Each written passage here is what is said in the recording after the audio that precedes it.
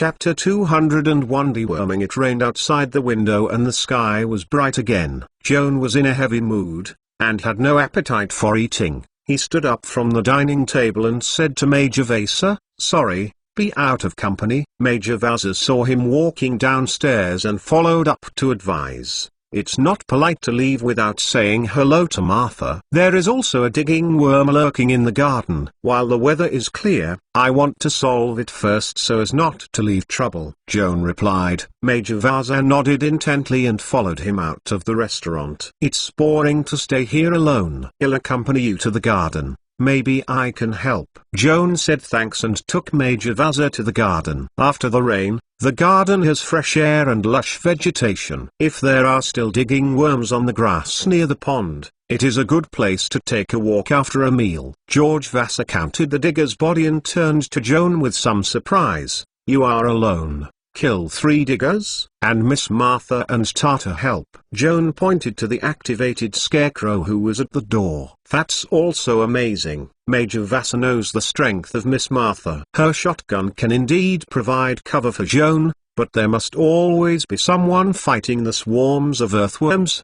The clumsy scarecrow cannot play a big role on this occasion. Aberdeen talents are the main fighting force against earthworms. What's more, he is just a 13-year-old little mage, not to mention the strength. Just this courage makes the battle-hardened major roar." "Joan, how many earthworms are there in the garden?" "There is at least one more. I watched it go into the hole and hid, and the question now is how to drive it out of the hole." "You have more experience dealing with earthworms than I am, and I will listen to your command," Major Vasa said half-jokingly. "Please give orders, Mr. Chief." Joan scratched her head a little embarrassedly. "Since you look up to me like that, then I will try it." He opened the storage bag and took out a bundle of smoked mosquitoes tied with hemp rope. After thinking about it, he said to George Vasa, "Mr. Colonel, please help me collect some easily ignited firewood." George Vasa nodded, his gaze intentionally or unintentionally looking towards Tata,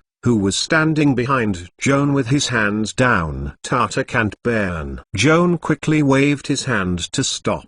"Isn't the straw in my belly good?" Major Vasa smiled. "Of course not. Without the straw to fill the body, Tata's skeleton and joints are easily damaged." Joan explained eagerly, while keeping the activated scarecrow behind him, lest Major Vasa crack the belly of the poor little fellow. "Don't worry, I'm just kidding. There are firewood in the garden, so you don't want to tear down the expensive activated scarecrow." Major Vasa laughed. Joan wiped off his cold sweat. "But I never thought that a serious and cold-looking gentleman would also have a humorous side. I remember that there was a log cabin opposite the rose bushes with debris in it.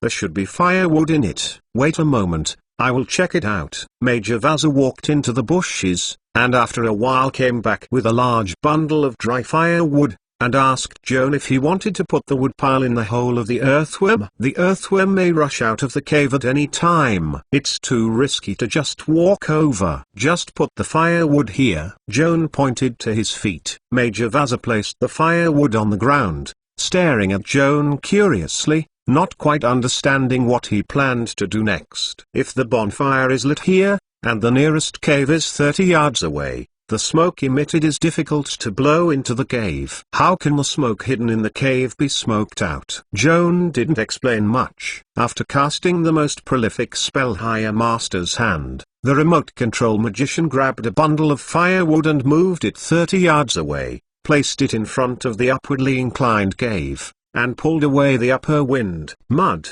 keep the mound on the opposite side as a windshield." George Vasa looked in his eyes, and suddenly nodded with approval. Joan continued to mobilize the magic hand, poured a large bottle of lamp oil on the firewood pile, inserted a paper twist, and lit it with flint. The dry firewood soaked in lamp oil quickly burned. Joan remotely controlled the magic power, placed the smoked mosquito on the bonfire, and took out a large piece of yellow cockstone and threw it into the fire. After being ignited, the smoked mosquito emits a strong odor that has an insect repellent effect. and the spicy breath emitted by the celosia by high temperature burning also has the effect of repelling insects. These two drugs that emit terrible odors at high temperatures are the main materials Joan uses to formulate insecticides. Now that facts have proven that insecticides are effective against earthworms, it is conceivable that earthworms can also feel very painful when they smell the smoke from smoked mosquitoes and celosia. Joan placed the wood pile upwind of the cave entrance,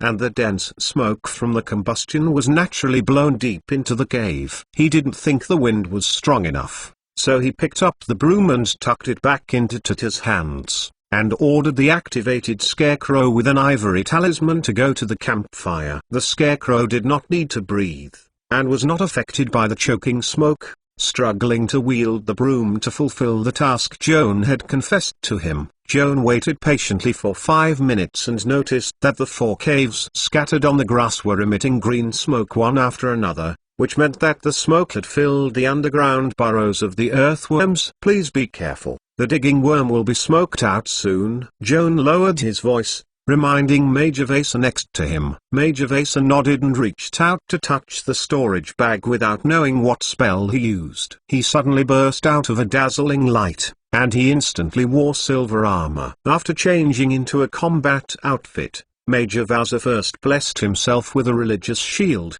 then tapped on Joan's back, blessed him with 2 rings of magical protection against acid damage, and finally for himself also blessed the same protective spells to prevent the corrosion of the digestive juice of the metal armor spitting the earthworm. At this time, the mound surrounding the opening of the opposite cave collapsed, and a deep hissing sound came from the depth of the cave.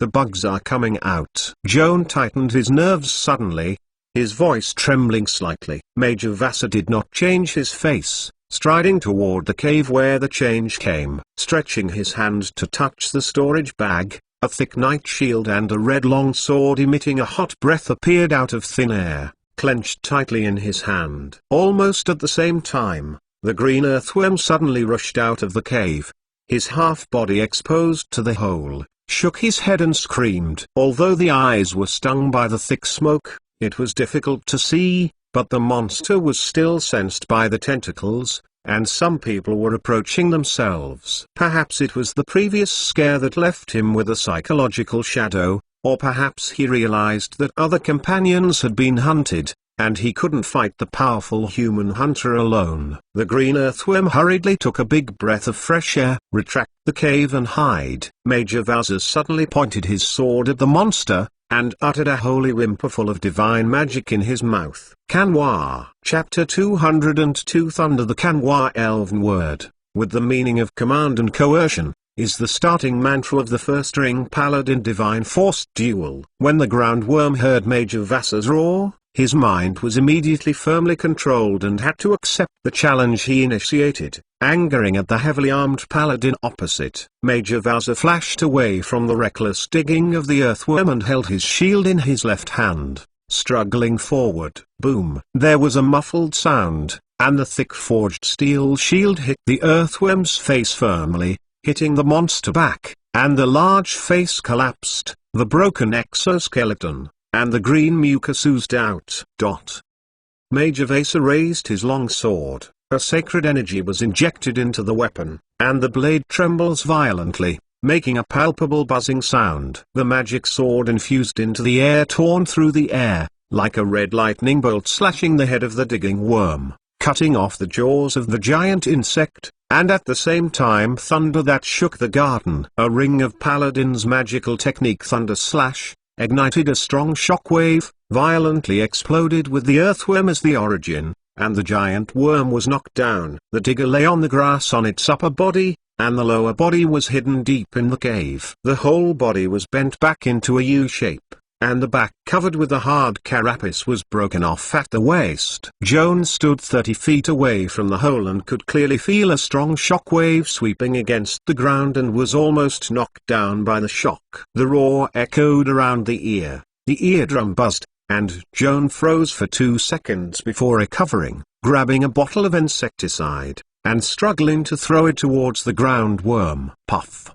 The glass bottle smashed on the head of the digging worm, and the splashed potion curled up the giant insect that had been hit hard, and it was about to die. Major Vasa feared that it was pretending to be dead. His two-handed sword pointed forward, and Shen Sheng chanted a spell. The blade suddenly glowed, igniting a fiery red beam, burning the head of the earthworm through a large bowl hole, completely stopped struggling. Joan's eyes widened in surprise. After careful identification, he saw that the sword in Major Vasa's hand enchanted 2 rings of arcane scorching rays. No wonder it was called Flaming Tongue Sword. Major Vasa stood at the entrance with his sword and watched the surroundings with vigilance, until the smoked mosquitoes and celosia were burned out. All the tunnels were filled with thick smoke, and it was determined that there were no more ground-dwelling insects in the tunnels, and the weapons and armor were put away and returned to Joan. Shortly afterwards,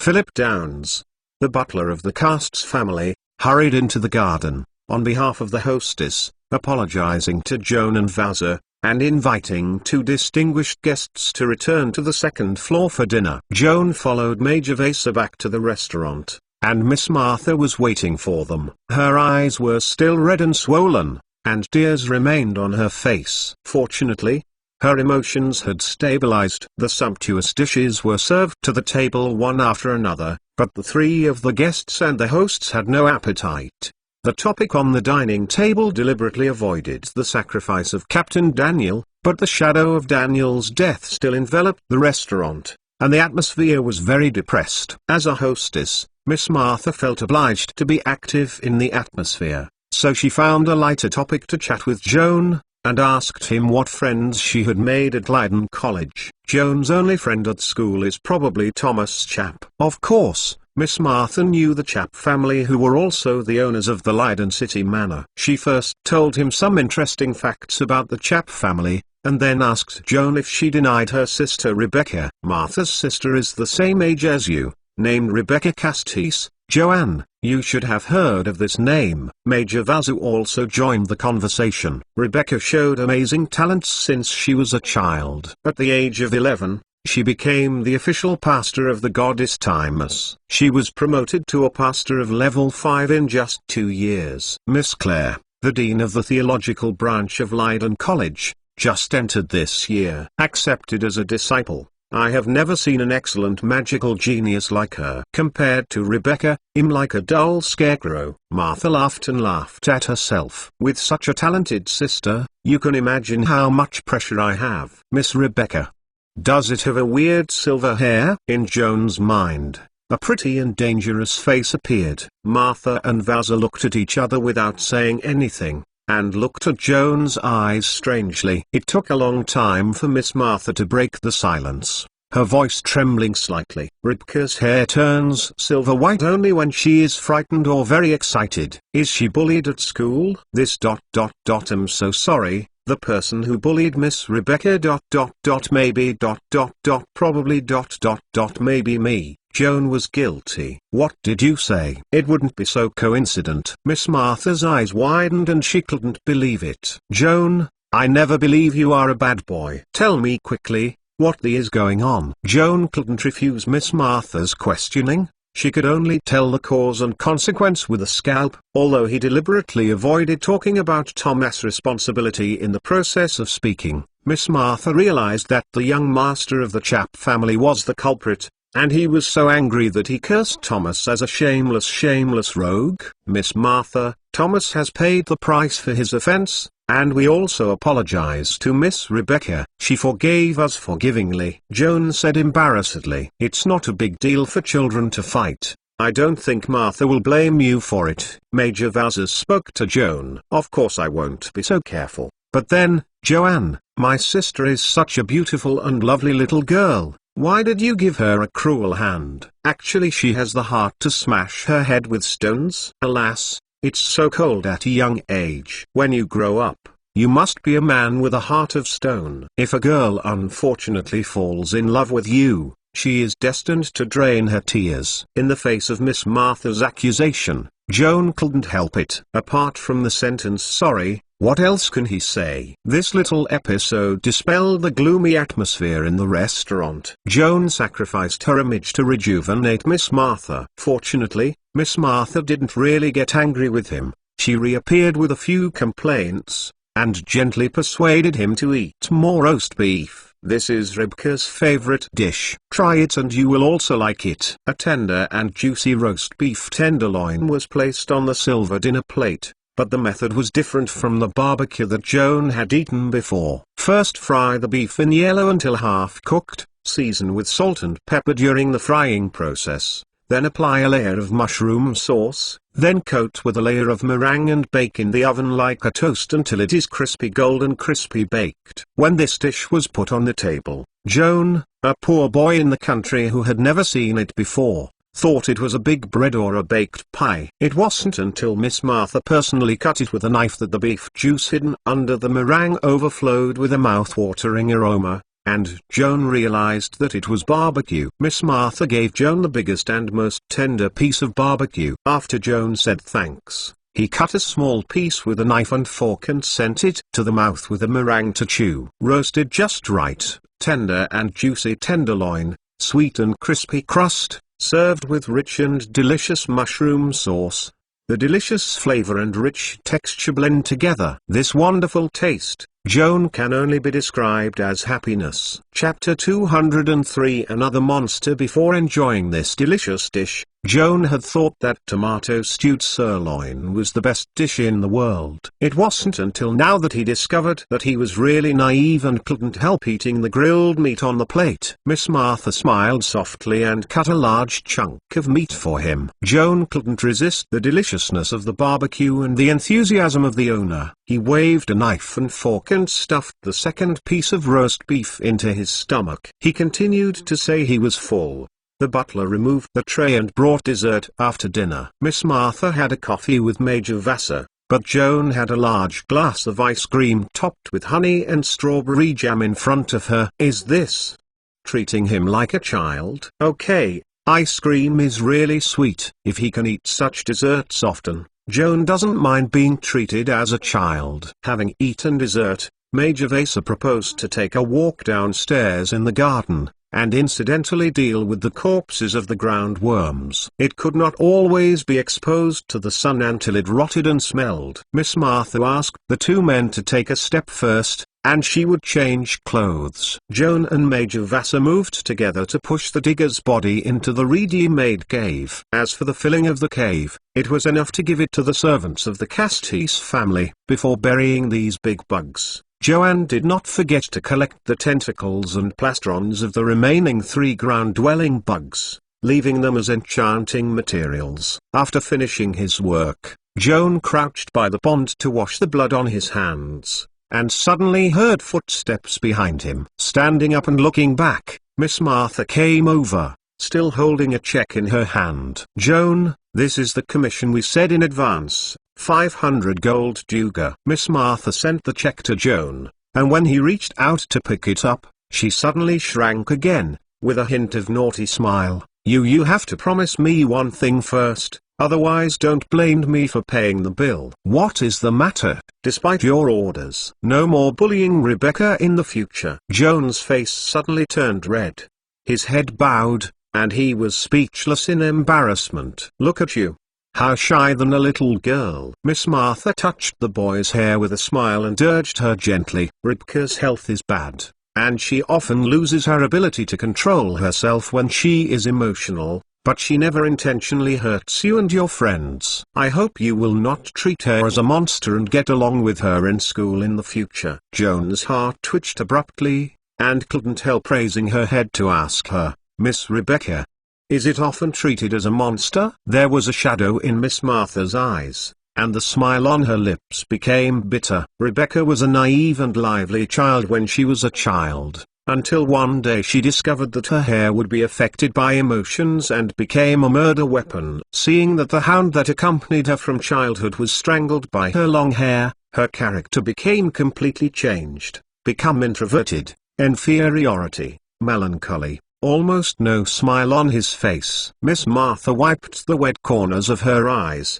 The doctor and the priest said that Rebecca has a strange pedigree. This dangerous pedigree comes from the elders of the Cast's family, but I don't understand why it appears in poor Rebecca. I have exactly the same bloodline as Rebecca, and I should have the same fate, but I am just an ordinary woman, let alone sharing the pain of my sister. I can't even understand why she is suffering, and I don't know how to help her get rid of this. A curse from the blood. Please don't be sad, Miss Martha. Just as the children born by the same pair of parents are not exactly the same in appearance, and the peculiar pedigree will not be equally inherited to all future generations. In this sense, you are more lucky than Ling Mai, Kiao Anshan said with emotion. He'd rather not be so lucky and share the pain with Rebecca. Martha sighed. Joan, you seem to know strange pedigrees. There are records of this in the Leiden College library? Major Vaso asked. Joan shook his head. It was not easy to say that he had a similar pedigree, but he showed different characteristics from Rebecca,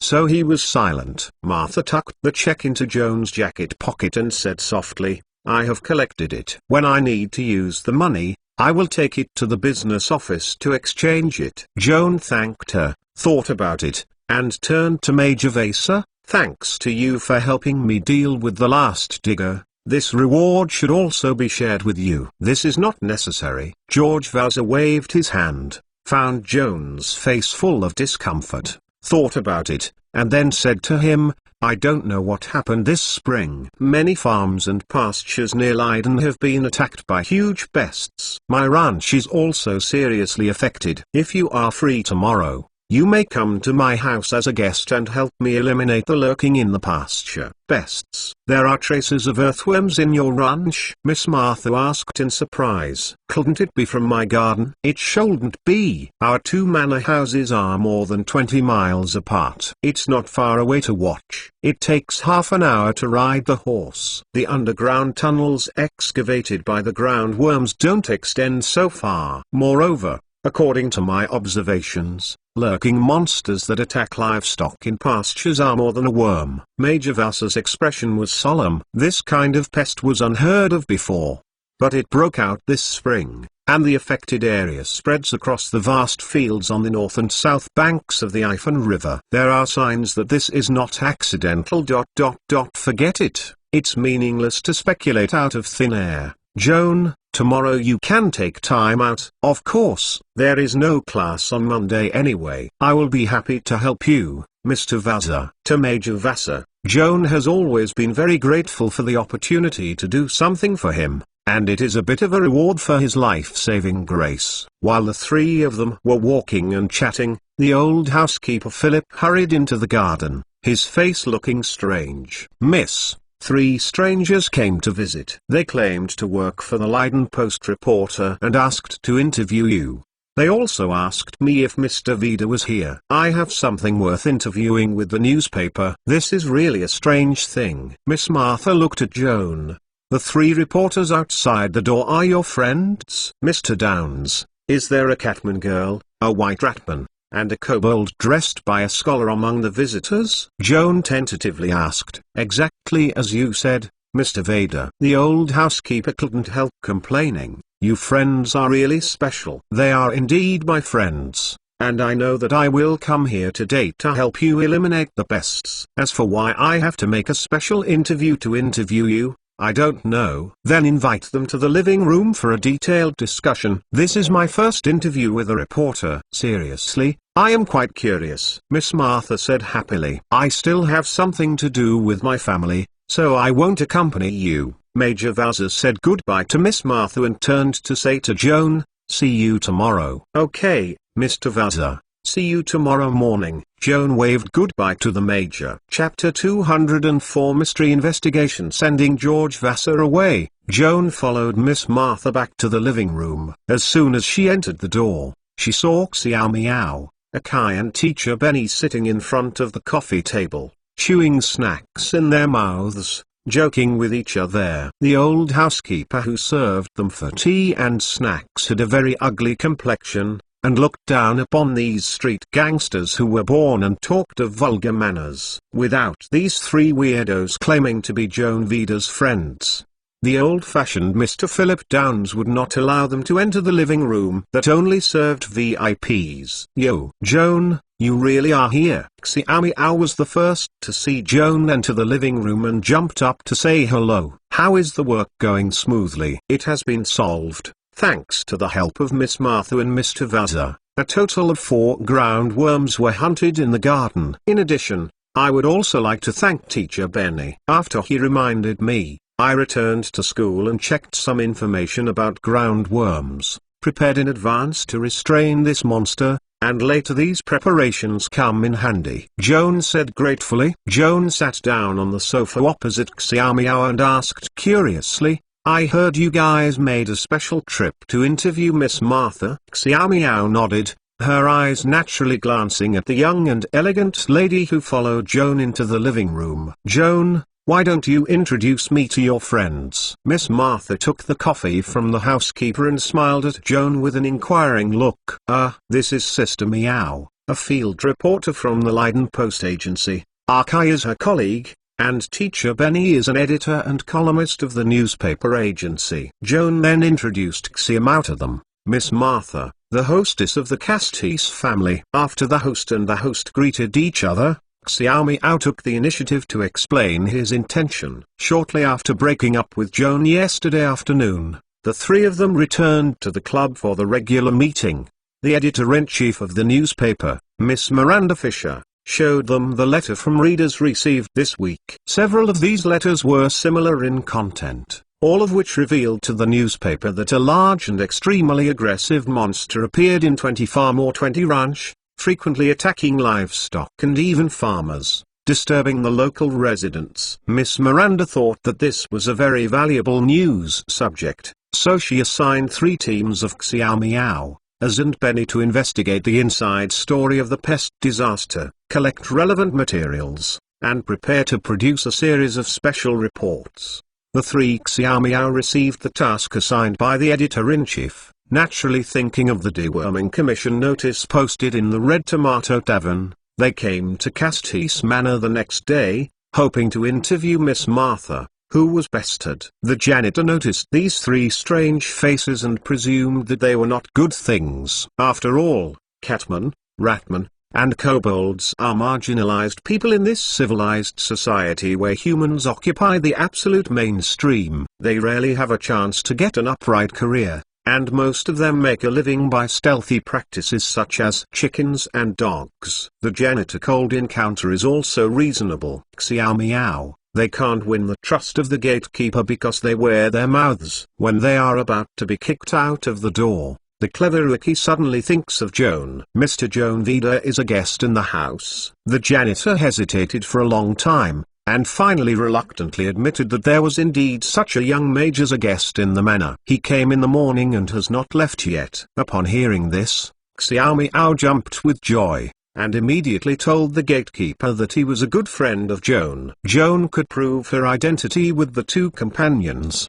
The concierge was dubious and hurried to report to the old housekeeper Mr. Downs. In this way, Xiaomiao finally struggled to cross the noble threshold of the Castis family, and received VIP-level hospitality. "I'm sorry, my servants have short-sightedness and wronged you. I apologize for you," Miss Martha said earnestly. "Too kind, dear lady. If you don't mind, can you tell us about the monsters in the garden? This will not only help the special report that the newspaper is planning, but also help remind the readers to prevent pests."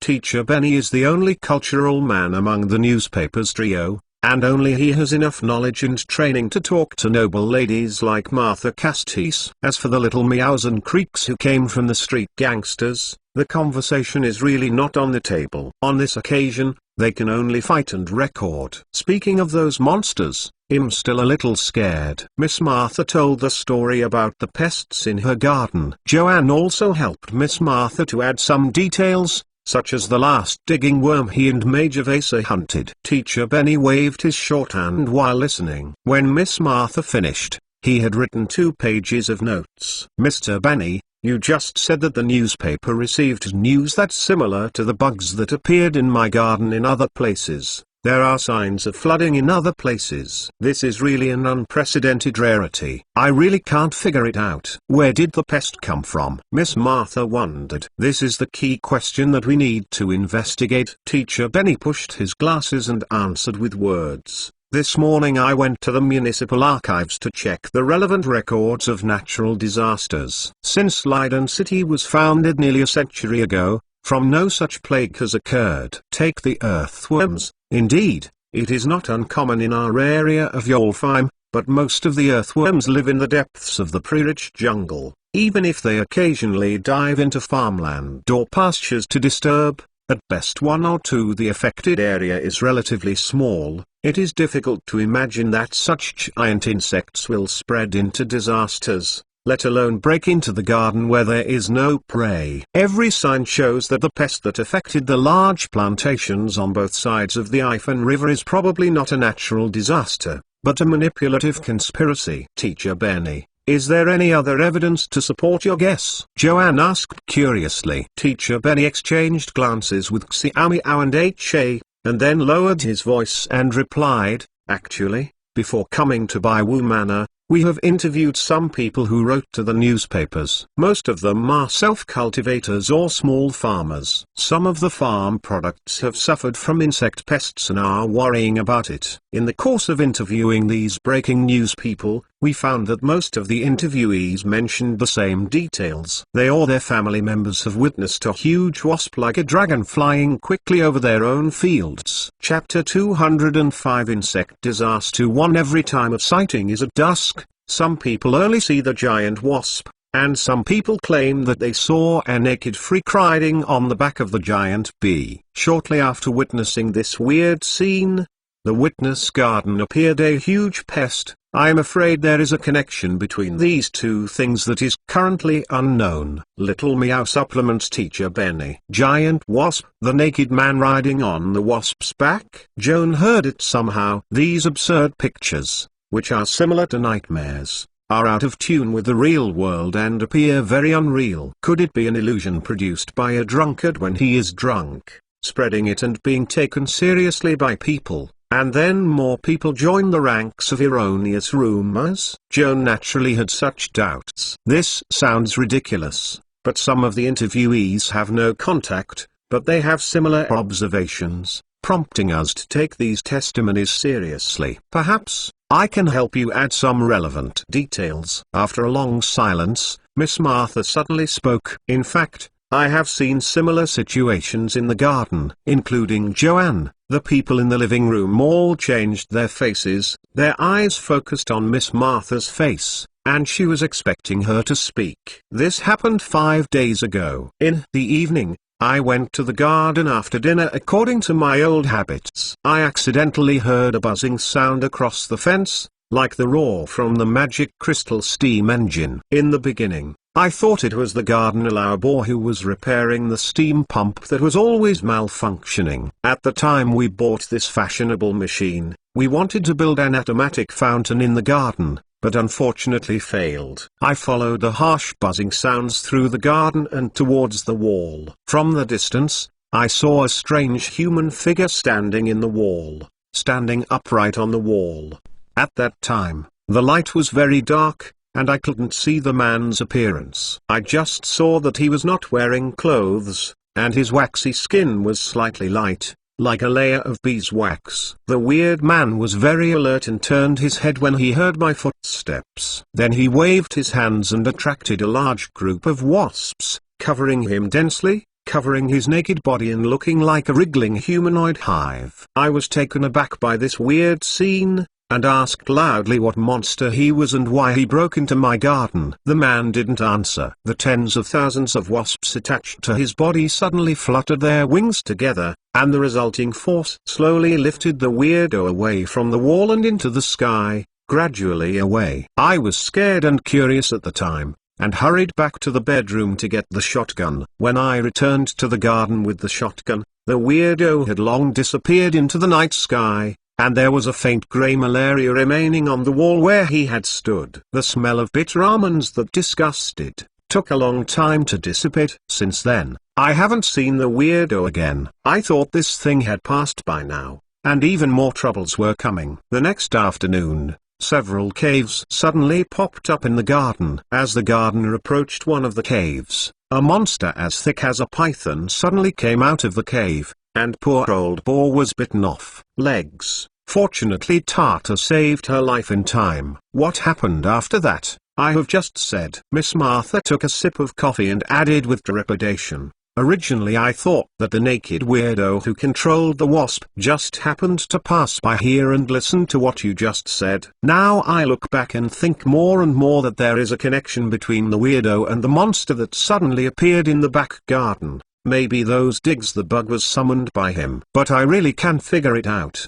The man and I never knew each other, let alone a grudge. Why should we do such a lack of virtue? Miss Martha, that strange person not only appeared in your garden, but also appeared on other farms. Afterwards, there were insect pests in the local area. It can be seen that he was not targeting you. He was just throwing pests at random. He had any grievances with the cast's family. It is better to explore why he deliberately destroyed our cultivation and animal husbandry in Alfheim. Joan calmly analyzed. Will deliberately destroy agricultural production. Teacher Benny's eyes flickered, and it seemed that Joan's analysis triggered the association and vaguely captured an important clue. After a long time of contemplation, Teacher Benny closed his notebook and got up to bow slightly to Miss Martha. Today's interview is here, Miss Martha. Thank you for your important clues. Welcome. Look forward to your special report. Miss Martha got up to see you off. It was nearly evening,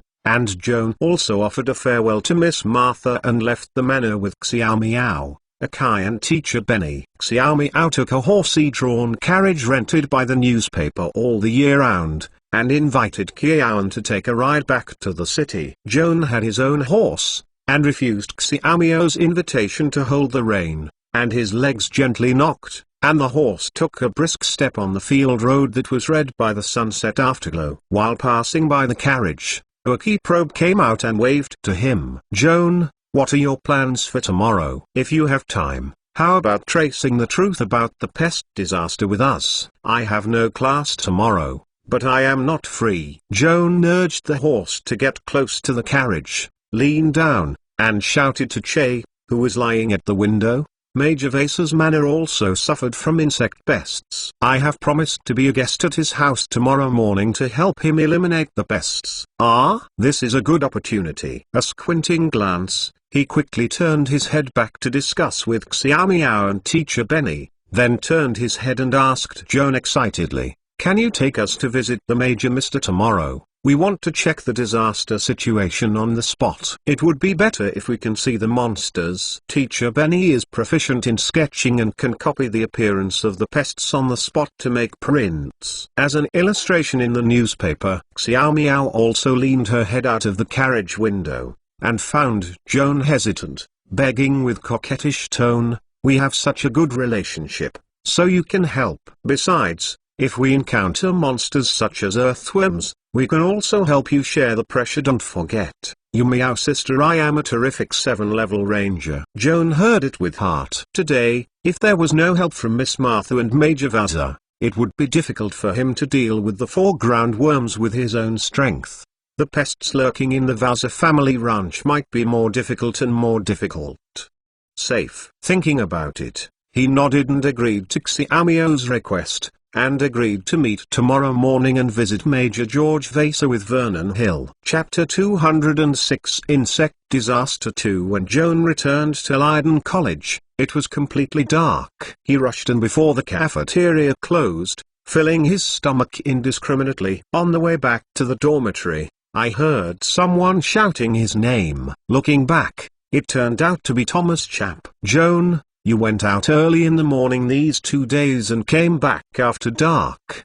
What are you doing? It's not just about doing odd jobs to make extra money. What work is so hard? Thomas spoke with concern. Help others wipe out the pests in the manor. Joan opened his arms and gestured. Large and fierce, such as the earthworm. Oh, this sounds interesting. Tell me in detail, Thomas asked excitedly. Joan had no choice but to tell the story of the deworming at Castis Manor today. Thomas, I heard that monsters similar to earthworms have appeared in many farmlands and pastures around Leiden City recently. Is your plantation okay? Nothing is strange. Thomas smiled bitterly. I took the time to go home this weekend. When I got home, I found that my grandpa, dad, and uncles were not there. Only the women were at home. They complained to me that there was an insect pest in the field recently, and they ate all the wheat fields. Even the lumberyard is not very flat, and the good logs are gnawed to pieces,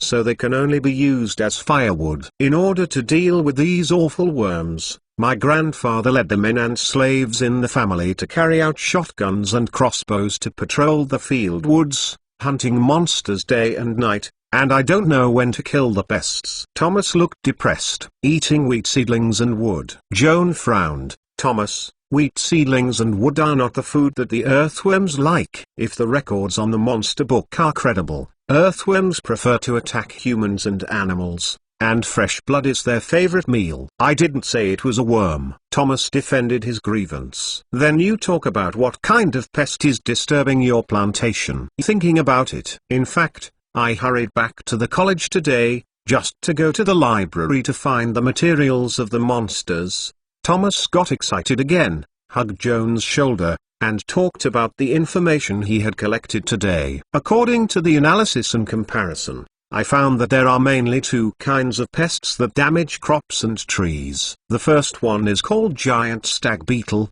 also known as big stag beetle. It likes to nibble on the soft inner core of trees. It is as big as a horse, with a protruding upper jaw shaped like a hard antlers, sharp like a spear. The strange power of this giant insect can smash the roof of the whole house when it hits with full force. There is also a kind of pest, which is smaller than the big stag beetle. It is similar to the common beetle. It is almost as big as a wolf dog. Its head is dark red, and the body covering the carapace is brown-black. A more vivid name is called farting giant beetle. Fart beetle.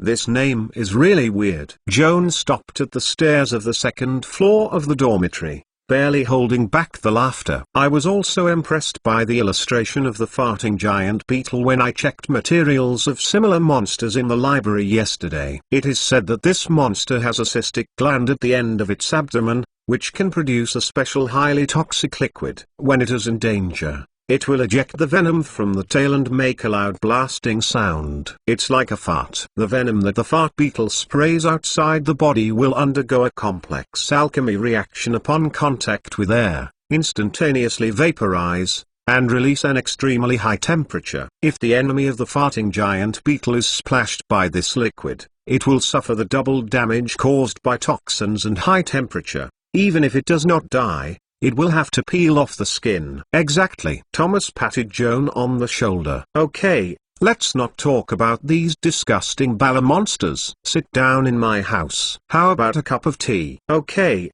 I just want to ask you something. Joan followed Thomas into the living room on the second floor. Soon after sitting down, Thomas's maid Bobby brought a large tray, and he swiftly put hot first-class black tea, sugar bowl, milk jug on the coffee table, and a large plate of tea snacks freshly baked, waffles baked until golden and crispy and drizzled with a tablespoon of maple syrup. Joan ate a waffle with black tea and couldn't help but admire, Bobby's craft is really good. Of course, otherwise I won't bring Bobby to school. Thomas tilted his legs and proudly praised the close-fitting male servant. Edward had intended to exchange Bobby with his grey horse with the blood of the champion of the autumn horse racing. If the exchange target is another servant, this is indeed a good business, but for my Bobby, that will not work. Thomas shook his finger. A slight pride appeared in his expression. When Bobby heard the master's words, he was almost moved to tears on the spot. The same words fell in Joan's ears, but they felt a little unpleasant. In this year and year,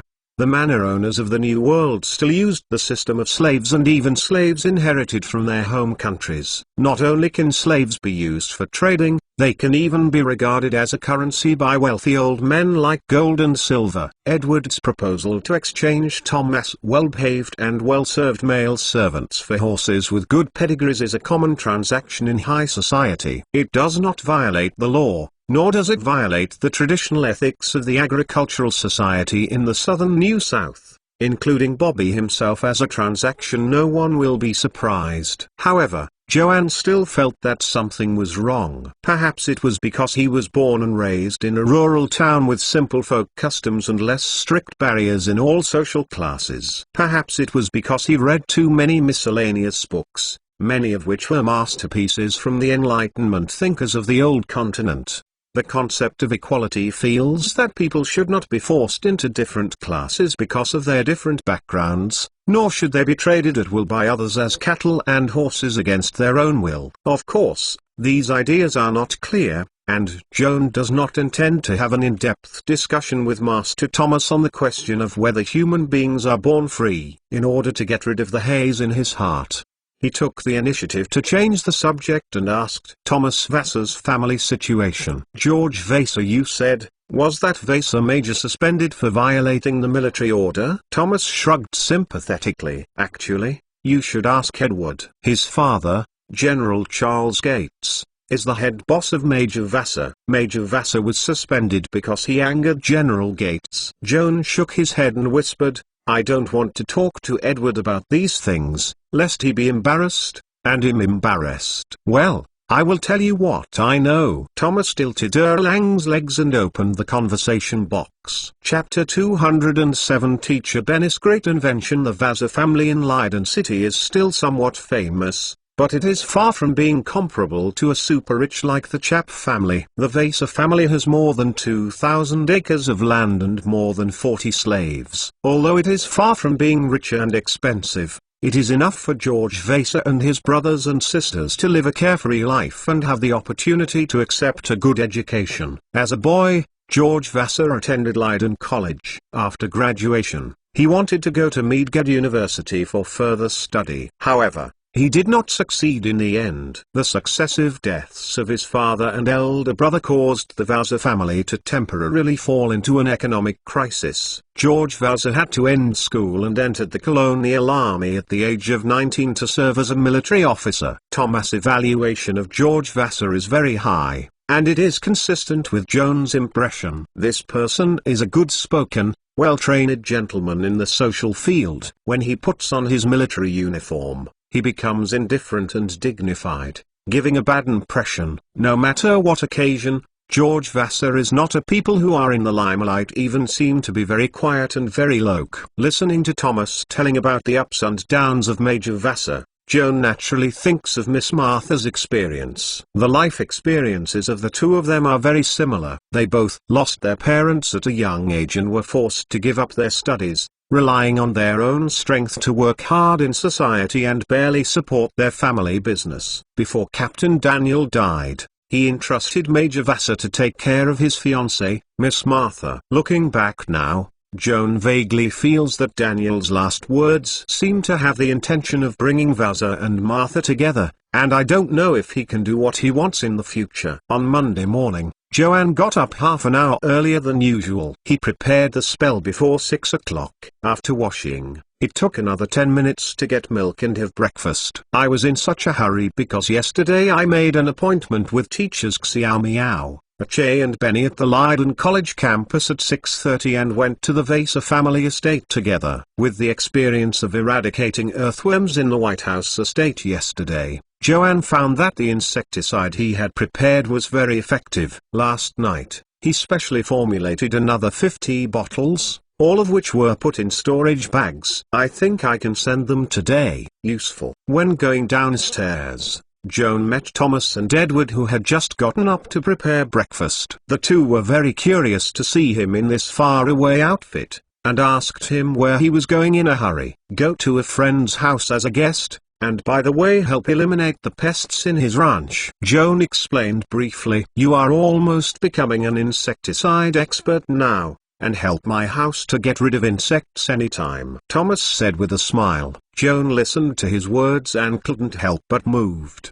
The Chap family was rich and the commission should not be less than 500 yuga. While thinking about how to talk to Thomas about the business, a familiar laughter suddenly came from the door of the dormitory. Good morning, Joan. Xiao Miao stood outside the door, waving to him with a smile. Ake followed Catwoman, still wearing the great cloak. The hood was pressed down very low, but still attracted many curious eyes including Edward and Thomas. Sister Meow, Squeak, good morning. Kiaon greeted first and asked in surprise, it's not an appointment to meet outside the school gate. How did you come in? The management of Leiden College is very strict, and students must present their IDs when entering or leaving the school. People outside the school are usually not allowed to enter the campus. Outsiders who want to enter the campus to find a student must first register their identity, and then ask the doorman to notify the person they are looking for at the school gate. Especially the conspicuous heterogeneous such as Xiaomiao and Akai are even more difficult to enter the campus. Hey, it's actually very simple. We showed the reporter's certificate and claimed to represent the newspaper office to interview the newly enrolled talented students this year. By the way, to promote the teaching achievements of Leiden College. The guards let us in. Xiaomiao shook proudly. Tail said. Joan almost laughed, and had to admire Sister Mio's cleverness. Why didn't Teacher Benny come? He was guarding the carriage outside the school gate, and he installed some weird stuff he invented, saying that it might be useful when dealing with pests. He was afraid that someone would steal his great invention and keep guarding. Let me say that unless any thief goes crazy, who would be fond of the dangerous stuff that could explode at any time? Don't give me anything. Squeaked his shoulder and snorted angrily. Think about it, Joanne. Next, let's go out of the city with the pile of dangerous goods. The road outside the city is not good. The carriage is unavoidably bumpy. In case of detonating Teacher Benny's great invention ... You say we die unjustly? Okay. Let's say something frustrating early in the morning. Xiaomiao squeaked fiercely. Inadvertently found that Joan was standing behind two well-dressed teenagers, who seemed to be the children of the rich and wealthy. They were looking at themselves with scrutiny, and Xiaomiao was very skilled in pulling Joan's arms and smiling. He inquired, this is your classmate, why don't you introduce it to us? Kiaon is really not good at entertaining social activities. After being reminded by Xiaomiao, she recovered and gave a brief introduction for both parties. Thomas is quite polite to Xiaomiao and Akai, and finds this extremely joyful cat and mouse combination very interesting, patting Joan's shoulder with some envy and emotion.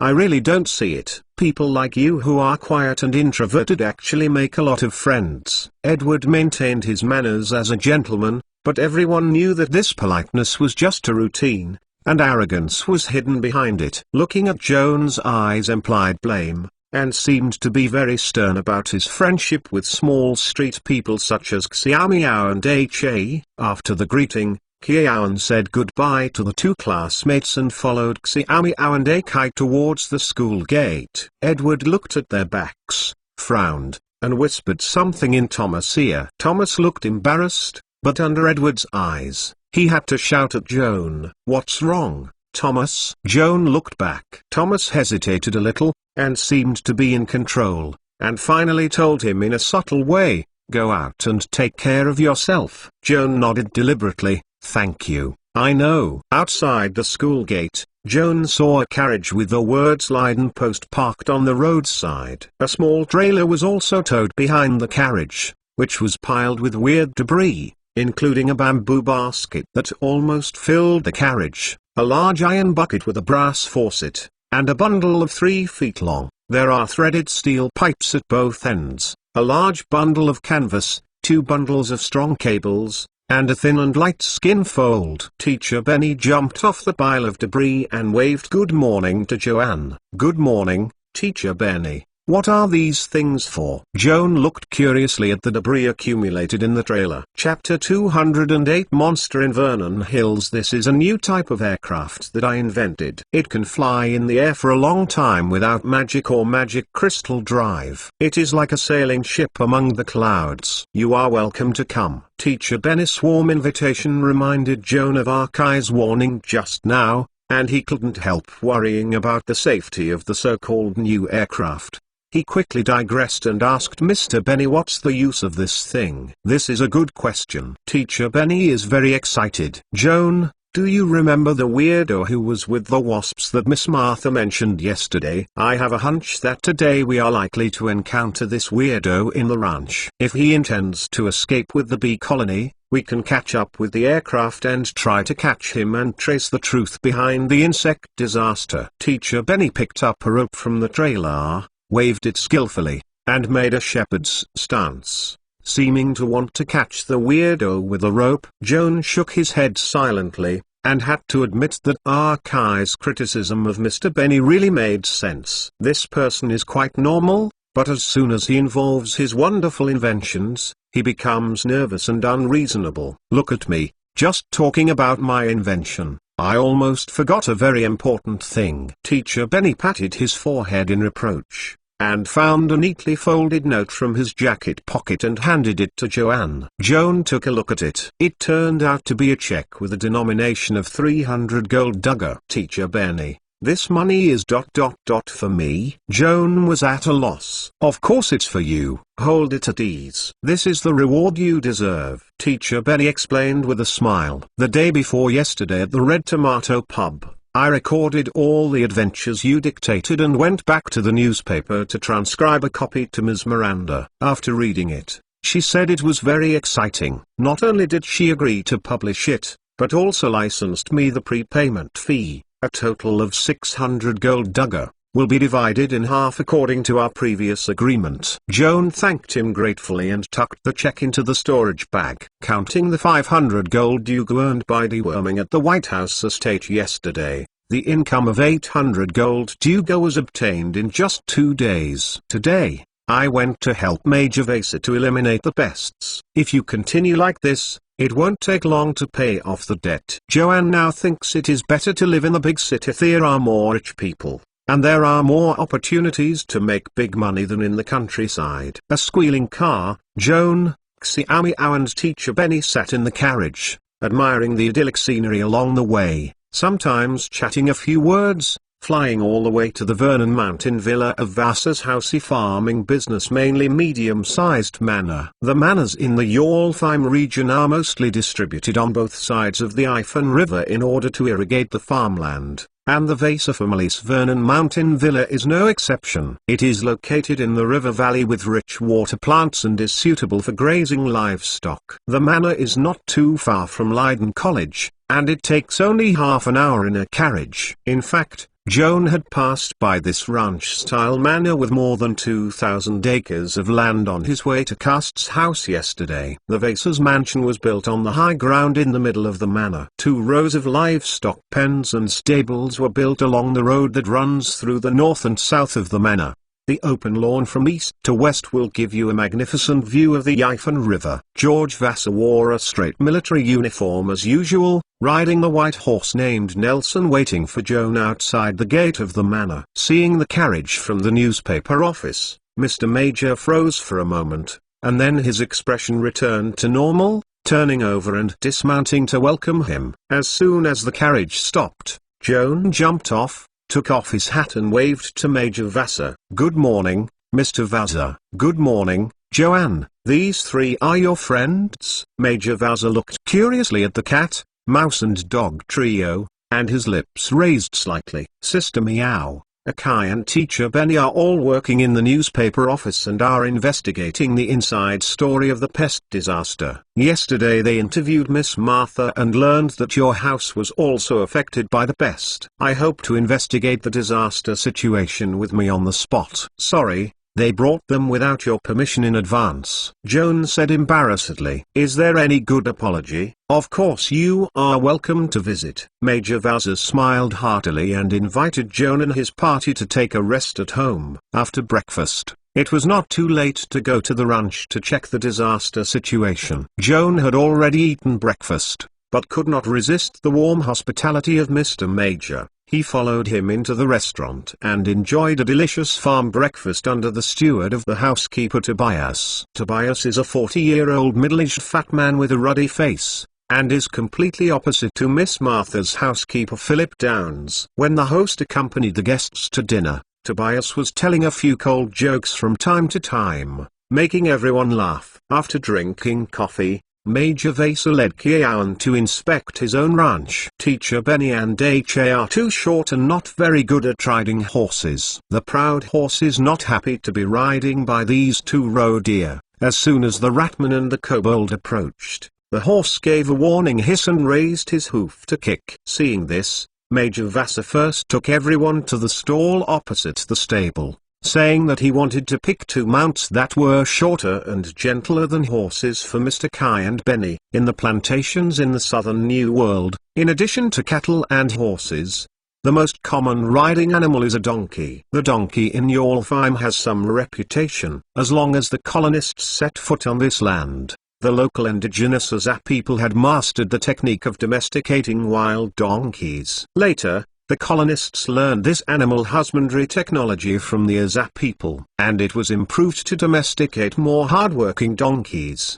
But after all, donkeys are no match for cattle and horses, and no matter how domesticated they are, it is difficult to change the natural defects of donkeys, either stupid, stubborn, or stupid and stubborn. Out of every 10 donkeys, there is a smart and docile donkey. Joan hadn't walked into the corral yet. He could not help laughing when he heard the unique and full of wailing howl. Compared with horses, donkeys also have a feature that is not a disadvantage. They particularly like inducing high songs, but their throat is still very bad, so it is an unpleasant call. However, when he walked to the corral, he carefully observed the group of singers who chewed oats while lyricizing, and was surprised to find that these animals did not seem to be the donkeys they thought they were. This strange group of animals, with a body and face like horses, but with a pair of long ears like a donkey.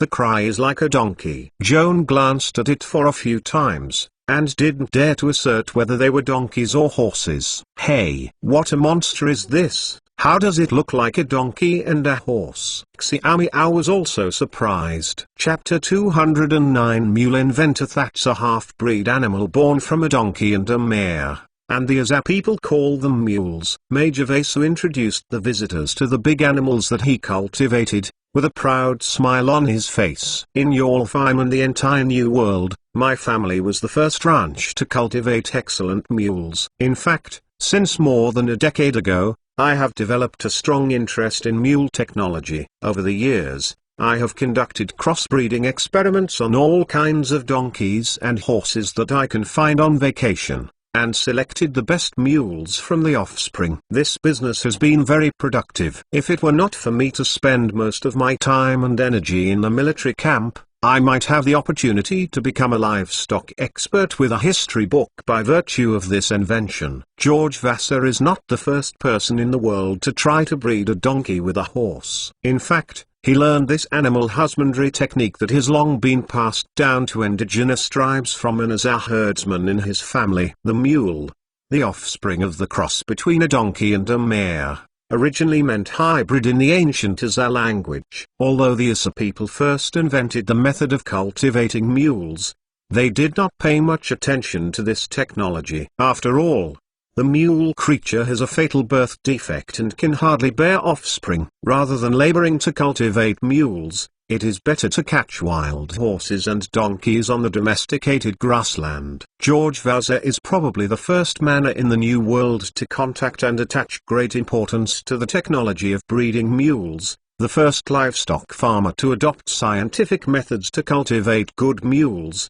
and the first to write an article in the newspaper Propaganda who actively promotes this mixed-race animal to a civilized society. If one day in the future, mules are accepted by the majority of colonists and become a kind of livestock not inferior to cattle and horses, then George Vassar is indeed qualified to be in the New World by virtue of his pioneering contribution to the cause of improving and promoting mules. Leave his name on the history books. George Vassar is passionate about nurturing and promoting mules, not for fun or for fame. More than 10 years of animal husbandry practice shows that the mule animal has the endurance and load-bearing capacity of a donkey, but also has the courage and strength of a horse. It is clever, hard-working, and not picky on feed. The only flaw is that the female mule pelvis cannot be opened and closed and cannot produce offspring. Most of the mules that Vernon has cultivated over the years have been sold to self-cultivators or small farmers who cannot afford horses and servants, and only 57 adult mules have been kept in their own ranch. Not long ago, it was hit by a monster, which caused 8 mules to be lost in the pasture. Even the old Azar herdsman who helped George Vassar nurtured the mule was unfortunately killed. When they told Joan about the unfortunate incident, Major Vassar didn't have a smile on his face, and deeply regretted the loss of the old shepherd. The mules were indeed smarter than donkeys, as Major Vassar said, and not as easily frightened as horses.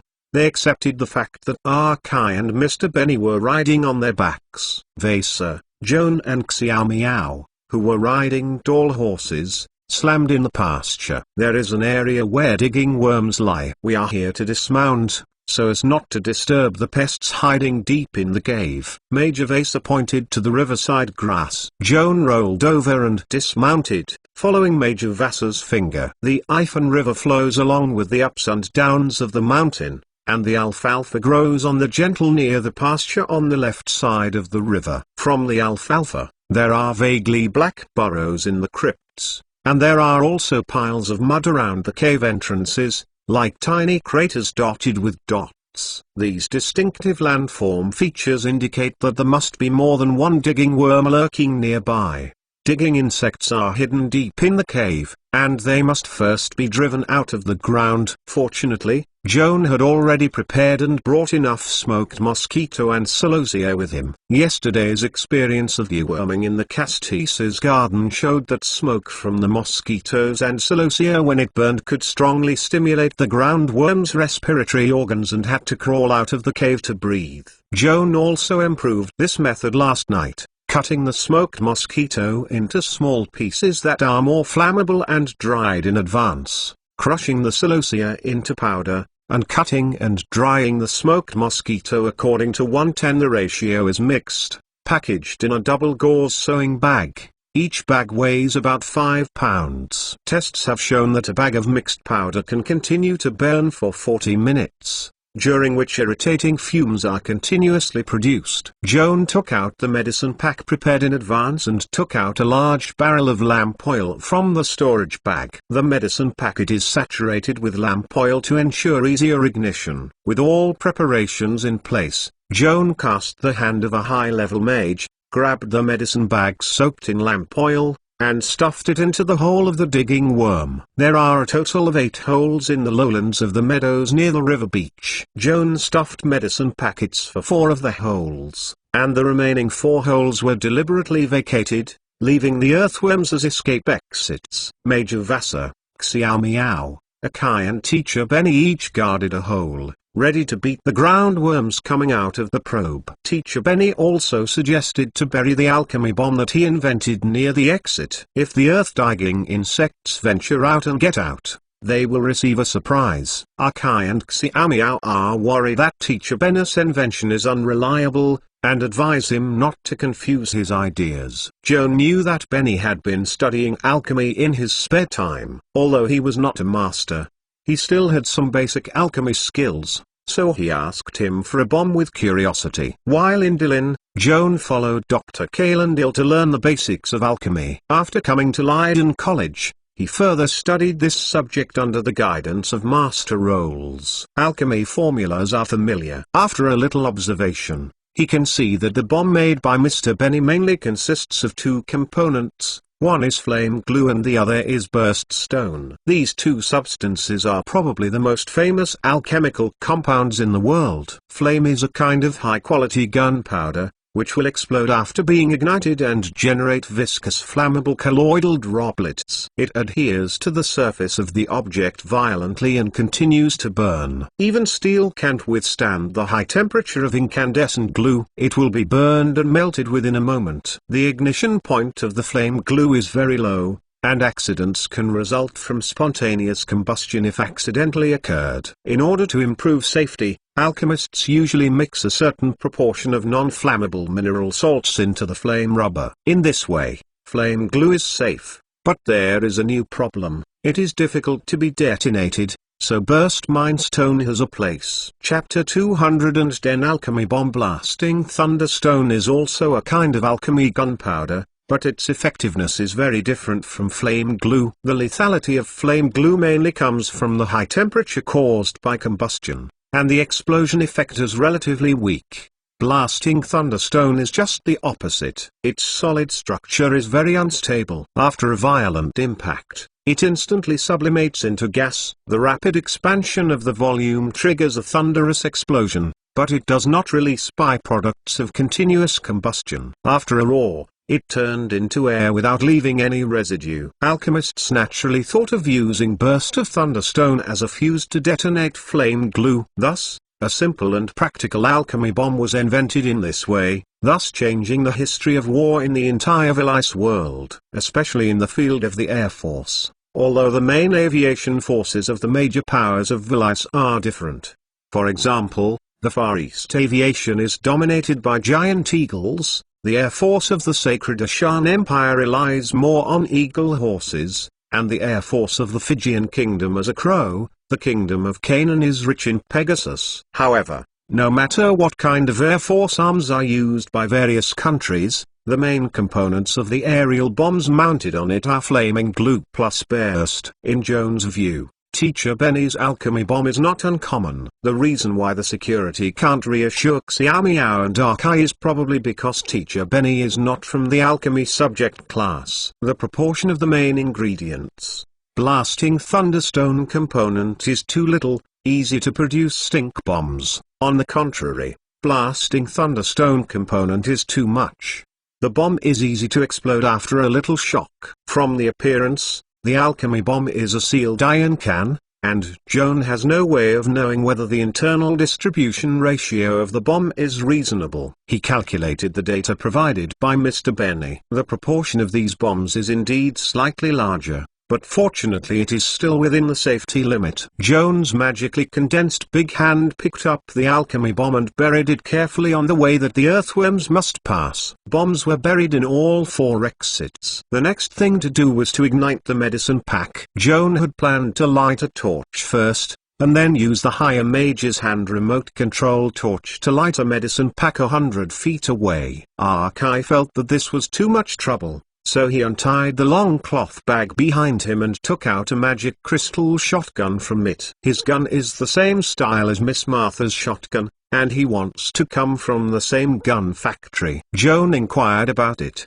and it was all produced by the Nidavellir Dwarven Arsenal. It was equipped with a 4-round magazine and could shoot continuously.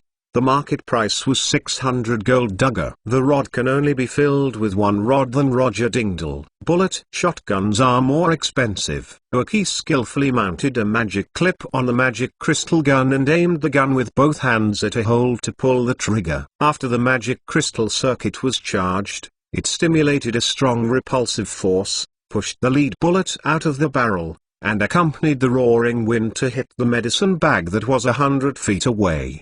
The high-speed flying metal warhead rubbed the air and became extremely hot, and the lamp oil was ignited when it touched the pill, and then the entire pill was burned. Ake moved the muzzle without changing the color, locking the next medicine bag and pulling the trigger. In this way, 4 shots were fired, and the magazine was blown out in one breath. The 4 medicine packs were ignited, and the flames released a thick smoke while pouring into the depths of the cave. While waiting for the ground worm to burrow, Joan took a small piece of tanned leather from the caster's bag and chanted a spell. Regardless of the spell, the basic principle is to cause the invisible and ubiquitous magic web to deform, kinking to become the desired structure of the caster, which in turn stimulates the corresponding spell effect. Because of this, no spells can be cast on occasions that are not covered by magic nets, such as the legendary Dead Magic Zone and Devil Free World. Joan is currently casting a 1st-level protection system spell Mage Armor on Tupa, accompanied by a sprite start character symbolizing overlay and protection. The magic net originally distributed in the surrounding space of Joan in a disordered state was twisted by the spell, and automatically woven into a set of slightly shining armor, closely attached on his body surface. wrapped tightly from head to toe. The defensive power provided by mage armor for Joan is equivalent to a set of refined scale armor, but without the slightest sense of weight. Joan is considering whether to add another shield to further improve his defense, and suddenly heard Xiaomiao exclaim, "Out!" Unable to continue casting, Joan looked up and looked through the hazy blue smoke, and saw a brown giant worm crawling out of the third cave from the left. At the same time, there were hissing and screaming from the remaining 3 pre-reserved caves. Obviously, there were digging worms. Everyone be careful, be ready to start. Major Vasa had already put on his armor, holding the shield in his left and the sword in his right, striding towards the cave where the monster first crawled out. "Wait first." Teacher Benny raised his hand to stop Major Vasa. When the worm crawls out completely, and then passes after the explosive bomb, so as not to be accidentally injured by the bomb. Major Vasa stopped intently, and waited for about 5 seconds. 4 burrowing probes came out of the 4 opposite holes. One of the holes even squeezed out 2 giant worms, hissing and squirming a huge body, which looked extremely horrible. But the bomb that Joan had buried beforehand had not yet detonated. The atmosphere became more and more tense and more depressed. Joan couldn't help but wonder, is the location of the bomb he planted wrong, or is there something wrong with the bomb itself? No matter what goes wrong, it will put yourself in an awkward position. Fearing that a bomb might explode at any time, no one dared to go to the cave to hunt ground worms, only to watch the monsters breathe fresh air. I said long ago, don't bury any bombs, it's not reliable in the end. Aki couldn't help complaining. He quickly installed a new magazine for the magic crystal gun, raised the gun to aim at the nearest digger, and pressed the trigger with his finger. "Sorry, guys, ill start." The 5 people present, except for Joan's offensive spells, only Aki's shotgun could snipe the ground worms from 100 feet away. Before eliminating the alchemy bomb, Xiaomiao, Major Vasa, and Teacher Benny can only pin their hopes on this gun. The moment the gunshot sounded, the head of the ground-digging worm sprayed a large green slurry across it, rolling painfully. Joan is secretly admiring Saki's marksmanship as inferior to Miss Martha. A roar came across from him, and the sand rose like a tornado. A violent shockwave was transmitted through the ground, and Joan almost fell. Barely standing on his heels and looking up again, it turned out that the earthworm that had been shot by Arkai had inadvertently slammed the nearby buried bomb and caused a violent explosion. Chapter 211 Light Aircraft 1. The earthworm that detonated the alchemy bomb was smashed on the spot. The fiery glue poured into the bomb spattered on the giant insect, and the flames burned, turning it quickly into a large torch. Regardless of how the giant worms struggled, they could not extinguish the burning fire. The burning black smoke came out of their bodies, and they were about to be burnt into coke. The ground-dwelling worms entrenched in other caves were also frightened by the sudden explosion and crawled out of the cave frantically. Unfortunately, Joan's alchemy bomb buried in the cave in advance was triggered by manic giant insects. 3 roars sounded one after another, and the broken flesh and grass mixed with grass and sand were flying in the sky. When the explosions subsided, 2 of the 5 earthworms were killed, and the remaining 3 were struggling in the fire, dying. Okay, I take back what I just said. Archie smiled awkwardly. The alchemy bomb invented by Teacher Benny is more useful than I expected. It seems that there are a total of these 5 digging worms. Before they have fled back into the cave, we will quickly solve them all. Xiaomiao pulled out the double blades of ice and fire, and her figure disappeared out of thin air. The next moment appeared beside the nearest digging insect. She first activates the special enchantment function of Frost Dagger, waving a white frost mist to freeze the limbs that the monsters are difficult to move, and the fiery sword in her right hand pierces diagonally upward at a tricky angle. The monster's thick carapace stabbed through the gap and penetrated into the internal organs. Puff! Xiaomiao's wrist shook,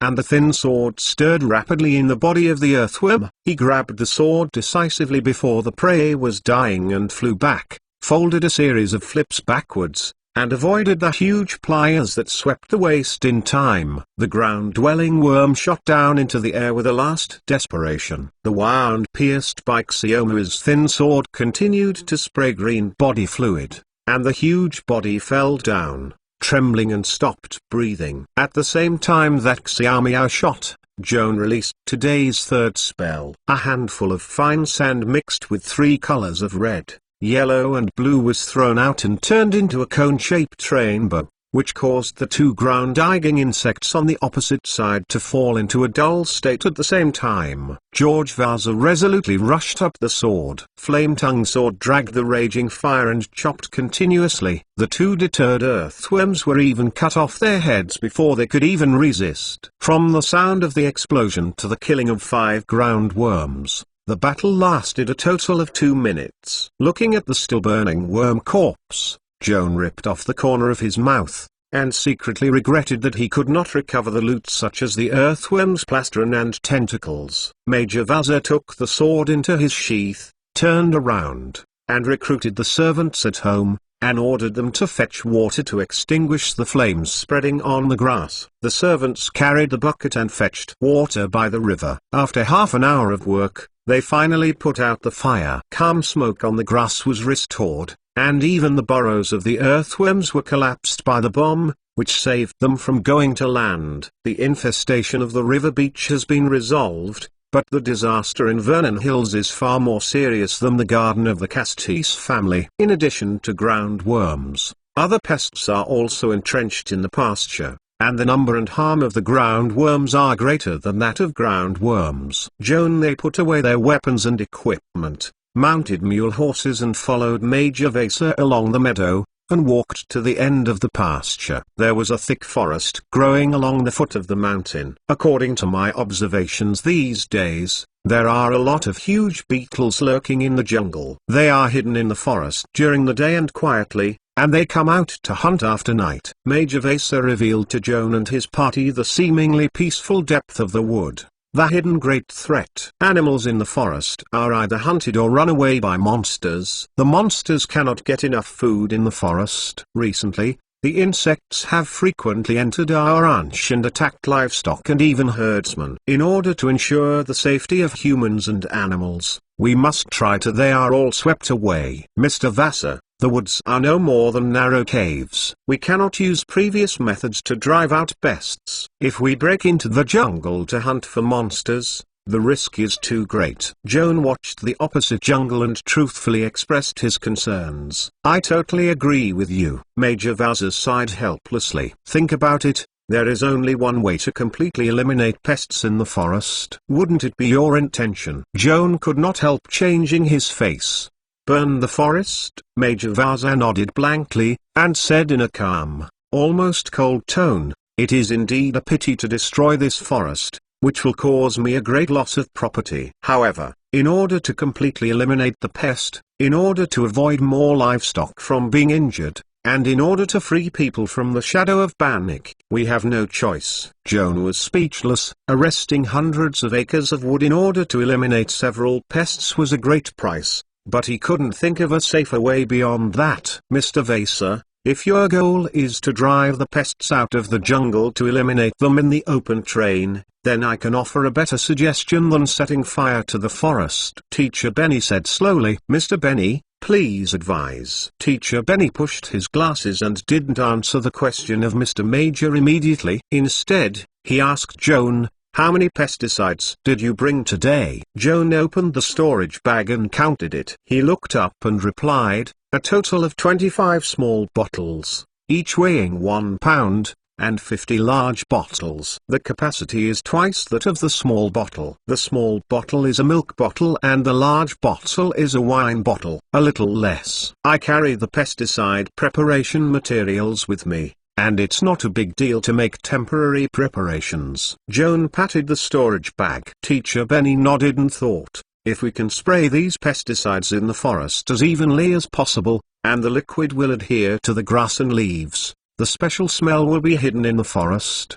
The pests are expelled, just like we used smoked mosquito grass and celosia to smoke the ground-digging insects out of the cave. After listening to Teacher Benny's idea, Mage Joan frowned. The question is, how do we spread the medicine evenly across the forest? This forest covers an area of nearly 100 acres. If we enter the dense forest and spray insecticide, it is possible suffered from a monster attack. Why do you have to enter the jungle to spill pesticides? Teacher Benny raised his index finger with a smile, and pointed upward. I invented an aircraft that can carry no more than 800 pounds in the air. Using this aircraft, we can transport a large amount of bottled pesticides tied with burst stones to the woods, and throw insecticides from the air to the woods. The pill bottle detonated the burst of thunderstone at the moment of landing, and the impact of the explosion will spray the insecticide around, and countless small droplets diffused in the dark and windless forest,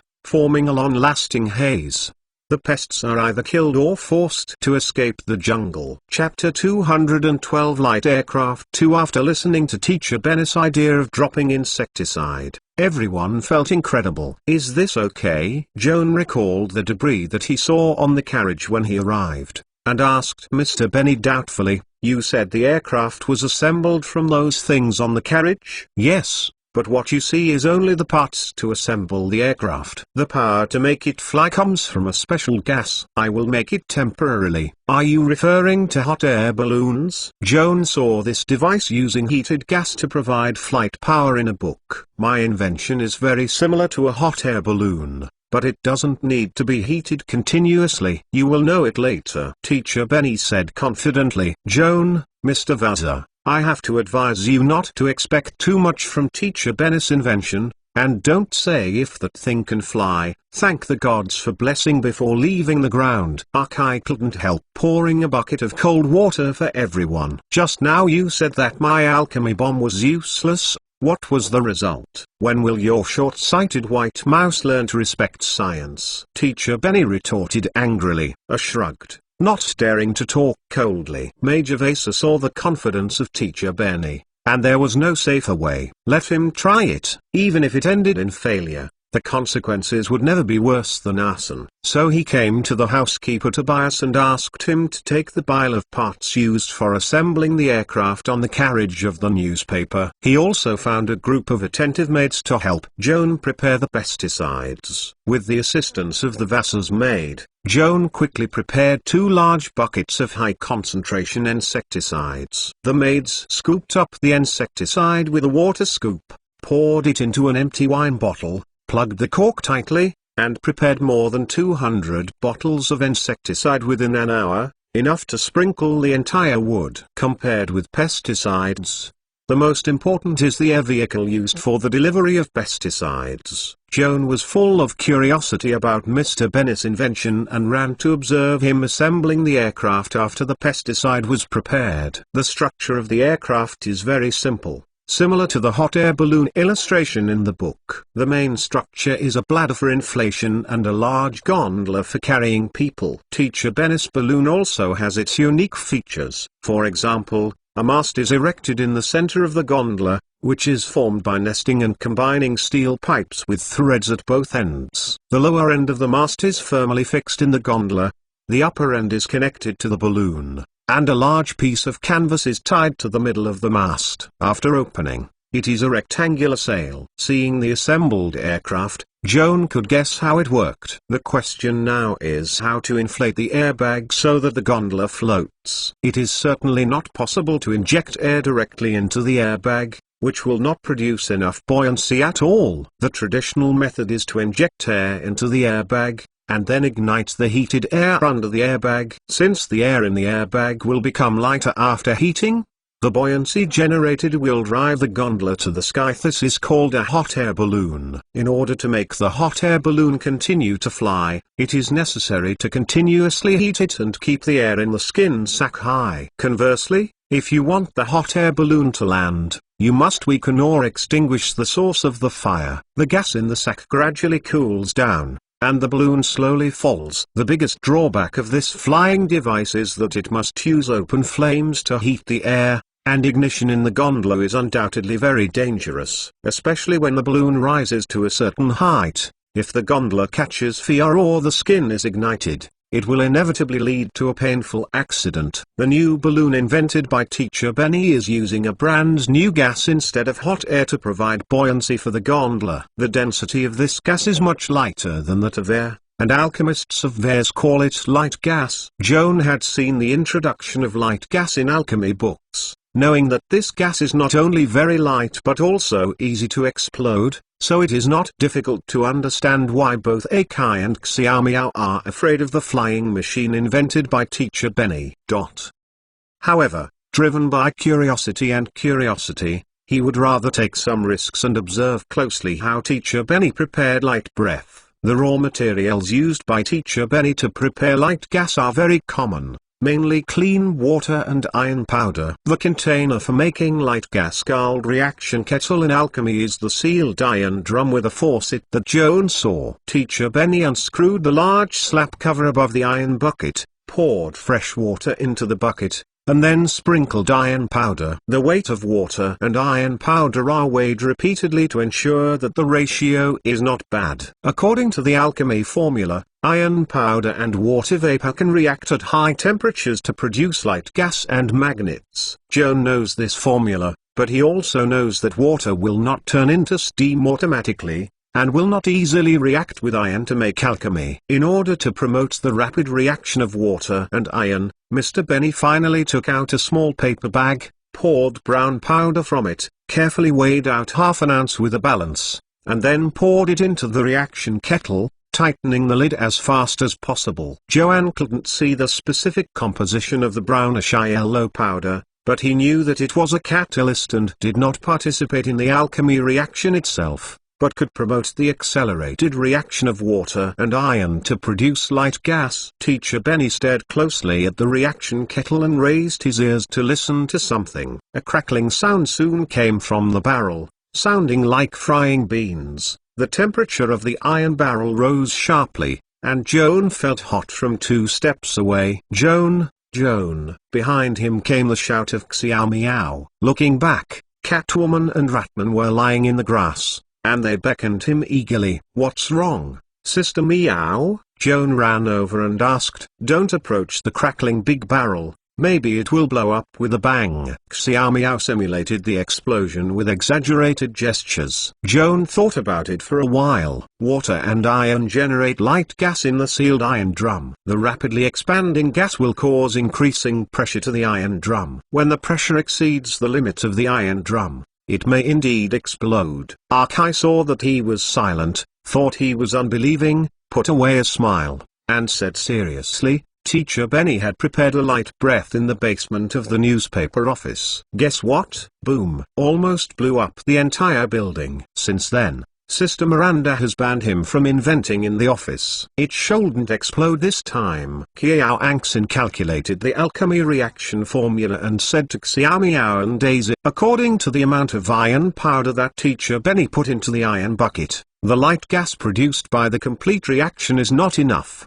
Blast the iron bucket. I hope you are right, but there is nothing wrong with being careful. Xiao Miao took his hand and prevented him from returning to the reactor. Joan stood in the distance, silently watching the alchemy reaction continue in the iron barrel. After about 15 minutes, the crackling sound in the iron bucket gradually subsided. Teacher Benny dragged a leather-sewed hose to the basket, and connected one end of the hose to the inflation port of the airbag, and the other end was put on the tap of the iron bucket, and was wrapped with iron wire to securely fix it. After preparing, Teacher Benny reached out his right hand wearing cotton gloves, intending to unscrew the hot faucet. Joan hurriedly stopped. Teacher Benny, let me come. An iron barrel filled with high temperature and high pressure gas is like a bomb. Since the gas is nowhere to be discharged, it is actually not as dangerous as it seems. When the faucet is unscrewed, high-pressure gas can be discharged from the iron barrel through the narrow faucet. The bomb is ushering in the most dangerous moment, and the possibility of explosion is greater than before. Instead of letting Mr. Benny take the risk of the faucet close to the iron bucket, Joan is undoubtedly safer to open the faucet remotely with the hand of the higher master. In case the iron barrel exploded, he would have time to lie down and avoid shrapnel. Chapter 213. You subscribe for Yuging. Teacher Benny awakened to Joan's intentions with a little thought, nodded gratefully at him, and retreated behind a large stone where Mage Joan was. Joan's remote control force field held the brass faucet 100 feet away with his big hand, as if he could feel the heat from the palm of his hand. Calm down, and unscrewed the faucet. The tap of the faucet made a harsh noise, and the hot light was discharged from the iron bucket and injected into the balloon through the hose. The deflated airbag, which was originally flat on the ground, quickly inflated and slowly raised, straightening the 3 cables pulling the airbag straight, and the other end of the cable was tightly tied to the wooden pile to ensure that the balloon would not fly away. Successful. Joan breathed a sigh of relief. The gods are on. My dream has finally come true. Teacher Benny threw his hat high in excitement and rushed towards the light balloon with cheers. Joan once again remotely controlled the hand of the High Master, first turned off the faucet, then knotted the hose, and finally untied the iron wire to disconnect the hose from the faucet. To ensure that the light gas injected into the airbag will not escape, he assuredly walked to the light balloon. Xiao Miao and Akai looked at Joan's back, silently glanced at them, and walked reluctantly towards the balloon. On the other side, Mage Joan also walked past with curiosity. At this time, Teacher Benny had jumped into the gondola and was instructing the servants of the Vaza family to put the bottled pesticides that Joan had just prepared into the gondola. The light balloon is ready. I am responsible for manipulating the flying height and direction of the balloon. I also need a helper to throw pesticides. Who wants to be the first passenger of the light balloon? Please raise your hand. Teacher Benny looked over happily, and Xiao Miao and Ha looked like earth, and they didn't dare to raise their hands when they were killed. Major Vaza and Joan looked at each other and raised their right hands. I'm really not afraid of death. I've taken it. Akai shook his head and smiled bitterly. Very well, we have 2 brave gentlemen. Teacher Benny looked at Joan and then Major Vaza, and he chose Joan without much thought. The weight of the light balloon is limited. Joan weighs much less than Major Vaza. The saved load can carry more pesticides. He can also use the High Master's hand to accurately place pesticides from high altitudes to the designated place. These 2 advantages made Joan defeat Major Vaza and was chosen as an assistant by Teacher Benny. In fact, Mr. Benny also considered the huge risk of air navigation, and prepared 2 bottles of Featherfall potion in advance, one of which was given to Joan. In case the spacecraft broke down, taking the potion can stimulate 1 ring of Featherfall surgery. The body becomes as light as a feather, which can guarantee a safe landing. Getting a bottle of Feather Drop potion was an unexpected surprise for Joan. While Mr. Benny was debugging the light balloon, no one paid attention to himself, quietly used the number 4 rune to identify the potion, and quickly copied 1 ring of feather falling technique into his spellbook. After copying the spell, Joan returned to his companions. At this time, Teacher Benny has been debugged properly and is ready to take off. Under the gaze of Xiao Miao and Ake, Joan jumped into the gondola. Major Vaza waved his sword and cut the cable, and the light balloon rose from the shackles. Teacher Benny found that the balloon was rising slowly, so he picked up one of the sandbags used for ballasting in the gondola and threw it out of the gondola. Upon seeing this, Joan also picked up the sandbags under his feet, struggling to throw out the hanging basket. As the weight of the gondola decreases, the balloon's ascent rate also accelerates. A strong wind blew by his ears, and Joan's hair fluttered with the wind, overlooking the vast ground under his feet, and he couldn't help being excited. Suddenly remembered something, quickly asked Teacher Benny, how to let the balloon fall. It's simple. Did you see this rope? Teacher Benny pointed to the red rope above the gondola and told Joan, when you pull hard, the piston on the balloon will be pulled apart, and light air will be discharged from it. The balloon will also slowly descend until it reaches the ground smoothly. Joan nodded and found that he was holding a glass tube with a scale in his hand, and seemed to be measuring the flying height of the balloon. When the balloon rose to 40 yards above the ground, Teacher Benny waved Joan to stop throwing sandbags. The balloon then rose about 10 yards again, and the weight and buoyancy reached a balance, maintaining a suspended attitude at this height. Teacher Benny pulled away the sails, and the rectangular sails symmetrically distributed on both sides of the mast were filled with air currents. Then he steered to adjust the angle of the sails and used the wind to push the light balloons to the sky above the jungle where the pests were lurking. After a period of sailing, the light balloon finally reached the top of the woods. Teacher Benny pulled the cable,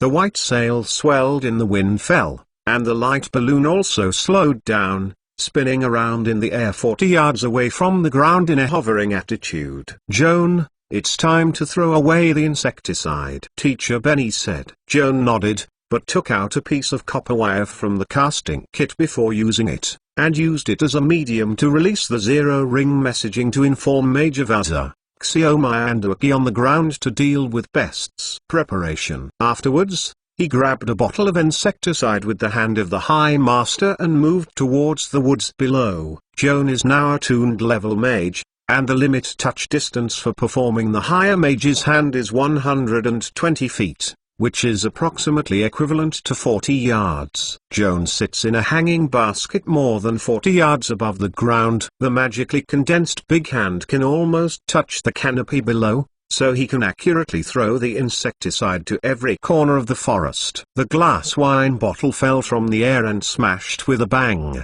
The thunderstone fixed on the bottle wall with gum was violently exploded by the impact, and the medicine liquid in the wine bottle was splashed out, turning into a thick fog and spreading among the forest. The 10-yard circle around the explosion point was enveloped. Joan continually tossed the medicine bottle down, like placing pieces on the board in order, making sure that each square was filled with a piece. As he sprayed more and more pesticides, the space in the woods covered with atomized chemicals also increased. Pests lurking in this area were all affected. Tiny pests such as termites and locusts were directly killed by pesticides sprayed from the air. Larger supernatural pests also felt very painful after absorbing atomized pesticides, and some escaped deep into the woods where the insecticide spray has not spread. Some fled to the open pastures outside the forest. The first to rush out of the woods were two huge beetles comparable to bulls, covered in thick black carapace and a strong upper jaw resembling a moose horn, like two heavy chariots scrawling on the ground. Seeing the appalling image of the monster, Joan immediately thought of the big antler that Thomas had spoken about yesterday and quickly picked up 2 bottles of insecticide and smashed it over. The large body of the big stag beetle is a good target. The glass bottle hit the 2 giant insects' carapace and slammed. The spattered liquid dripped down the smooth carapace. Chapter 214. Jihadora. Joan frowned when he saw the scene from the air. The stag beetle's smooth and hard carapace seems to have a layer of wax attached to it, and the liquid medicine cannot penetrate into them, and the lethality is greatly reduced. On the grass, Major Vasa also noticed the monsters rushing out of the woods, wielding a sword to release a ring of paladin magic forced duel, forcing one of the big stag beetles to turn towards him. As for the remaining big stag beetle, he could only be dealt with by the group of servants with spears and leather armor behind him. In the New World, the manor built by the colonists is actually equivalent to the aristocratic territory of the Old World. The owner of the manor has power comparable to that of noble lords in his own land. In order to protect the safety of their own farm products, the manor owners will always select a group of young and strong young men from their own servants to serve as housekeepers, set up armor for them, hire retired officers as coaches, and conduct strict military training on this private armament. As the colonial government was subject to parliamentary restraint, the Excellency Governor wanted money, no one.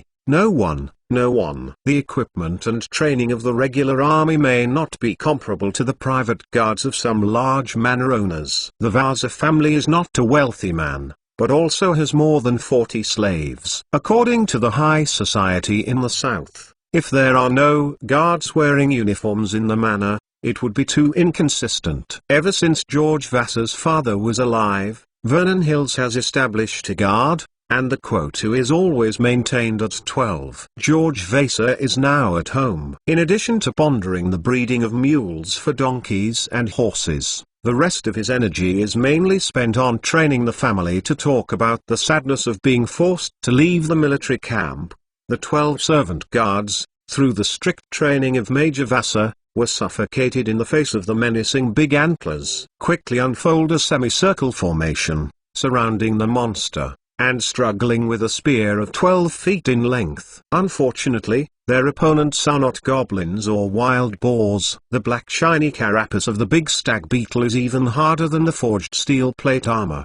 The wax attached to the surface of the carapace makes it smooth like ice. The tip of the spear not only cannot pierce the carapace, it will slip away with a little force, and only a shallow scratch is left on the big stag beetle. The big stag beetle was stabbed by 12 spears at the same time, without being hurt in the slightest.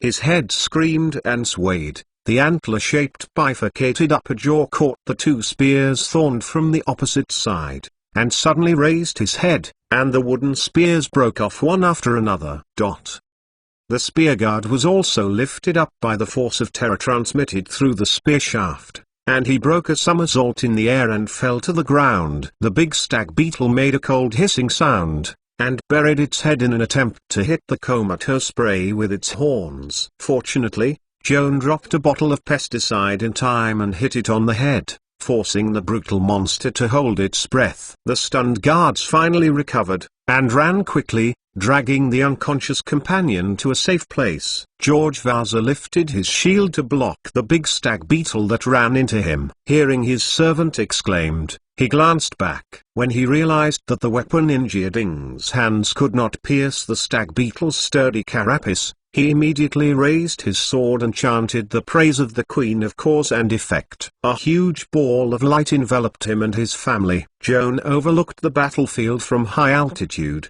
and immediately noticed that Vaser was correcting the Holy Warrior aura of the Holy Warrior's 3-ring magic. Anyone who is within the range of aura's radiation will have the magic weapon strengthened in his hand, with an additional light effect. Jihad aura itself is not too much lethal damage, but this light attribute attack has the special effect of penetrating physical armor. The chitinous carapace of the big stag beetle also belongs to the armor made of physical materials, which can't block the radiance energy at all. The Vassar's guard, motivated by the owner, boosted their morale, clenching the golden spear and struggling to pierce the big antlers. The iron-forged spear tip still cannot pierce the beetle, but the light magic that condenses on the spear tip penetrates the carapace and penetrates deeply into the soft internal organs of the big antlers. 1 or 2 glare attacks are not enough to cause serious damage to this powerful giant insect, but the 10 guards attack at the same time, and the small glare damage adds up to considerable. The big stag beetle uttered a heartbreaking wailing every time it was hit by a round of spears, and it fell down in a short time, and brown blood poured out of the carapace, and soon stopped breathing. Not far away, the big stag beetle, who was forced to single out against Major Vassar, also ushered in the end, and was knocked down by a thunderslash in the mud pond. In such a situation, the smooth-curved carapace becomes a burden for the big stag beetle, just like a turtle that has been turned over, and it can't be turned over in time. Major Vassar jumped with his sword. His feet stomped heavily on the abdomen of the big stag beetle, and stabbed downward with his sword in his back. With a loud puff, the flame-tongued sword's shank sank into the giant worm's abdomen, and the burning sword blade scorched its internal organs. The big stag beetle screamed, its short claws flexed sharply first, and when Major Vassar pulled out his long sword, he fell into eternal rigidity after the last twitch.